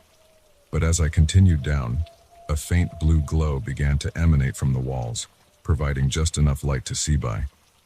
The stairs seemed to go on forever, spiraling deeper and deeper underground. Just when I thought I couldn't go any further, they ended abruptly in another door. This one was made of a dark metal I didn't recognize, covered in the same shifting symbols as the key. I didn't need to use the key this time. As soon as I touched the door, it swung open, revealing a vast chamber beyond. And what I saw inside made me question everything I thought I knew about reality. The chamber was filled with swirling lights and floating symbols, like a three-dimensional projection of the universe itself. In the center stood a group of figures, their faces obscured by hoods, and at their feet, lying motionless on the ground, was my grandfather. One of the figures turned to me, lowering their hood. I gasped as I recognized the face. It was my mother, but her eyes were different, glowing with an otherworldly light. "Welcome, child," she said, her voice echoing with power. "We've been expecting you." As I stood there, the radio still clutched in my hands, I realized that this was just the beginning. The life I thought I knew was over. and a new, stranger chapter was about to begin. My grandfather wasn't dead, at least, not in the way I'd thought. My mother wasn't who I'd always believed her to be. And I was part of something much bigger than I could have ever imagined. The figure that looked like my mother extended her hand. It's time for you to learn the truth about your heritage, about the war we've been fighting in the shadows for centuries. I hesitated for a moment, my mind reeling from everything I'd seen and heard. But then I thought of the shadowmen, of the urgency in the radio's whispers. Whatever was happening, whatever secrets my family had been keeping, I needed to know. I took her hand, and as I did, the chamber around us began to shift and change. Images flashed before my eyes, battles fought in secret throughout history, rituals performed under moonlight, sacrifices made to keep the darkness at bay. I saw my ancestors, generation after generation, playing their part in this hidden war, and I saw my own face, reflected in a shimmering pool of light. But it wasn't quite me. This version was older, scarred, with eyes that had seen too much. A possible future, I realized, a future I could choose to embrace or reject. As the visions faded, I found myself back in the chamber, surrounded by the hooded figures. My mother, or the being that looked like her, smiled. "Now you know," she said. "The choice is yours. Will you take up the mantle, continue the fight, or will you turn away, try to forget what you've seen?" I looked around the chamber, at the swirling lights and ancient symbols. I thought of the shadowmen, of the whispers from the radio, of the life I'd lived in ignorance for so long, and I knew there was only one choice I could make. "I'm in," I said, my voice stronger than I felt. "Tell me what I need to do." As the words left my mouth, I felt a shift in the air. The hooded figures bowed their heads, and my grandfather stirred, opening his eyes for the first time. "And so it begins," he said, his voice weak but filled with pride. "The next chapter in our family's legacy." I took a deep breath, squaring my shoulders. Whatever came next, whatever battles lay ahead, I was ready. The ordinary world I'd known was gone, replaced by one of magic, shadows, and ancient wars. But I wasn't afraid, not anymore, because now, finally, I knew who I was meant to be.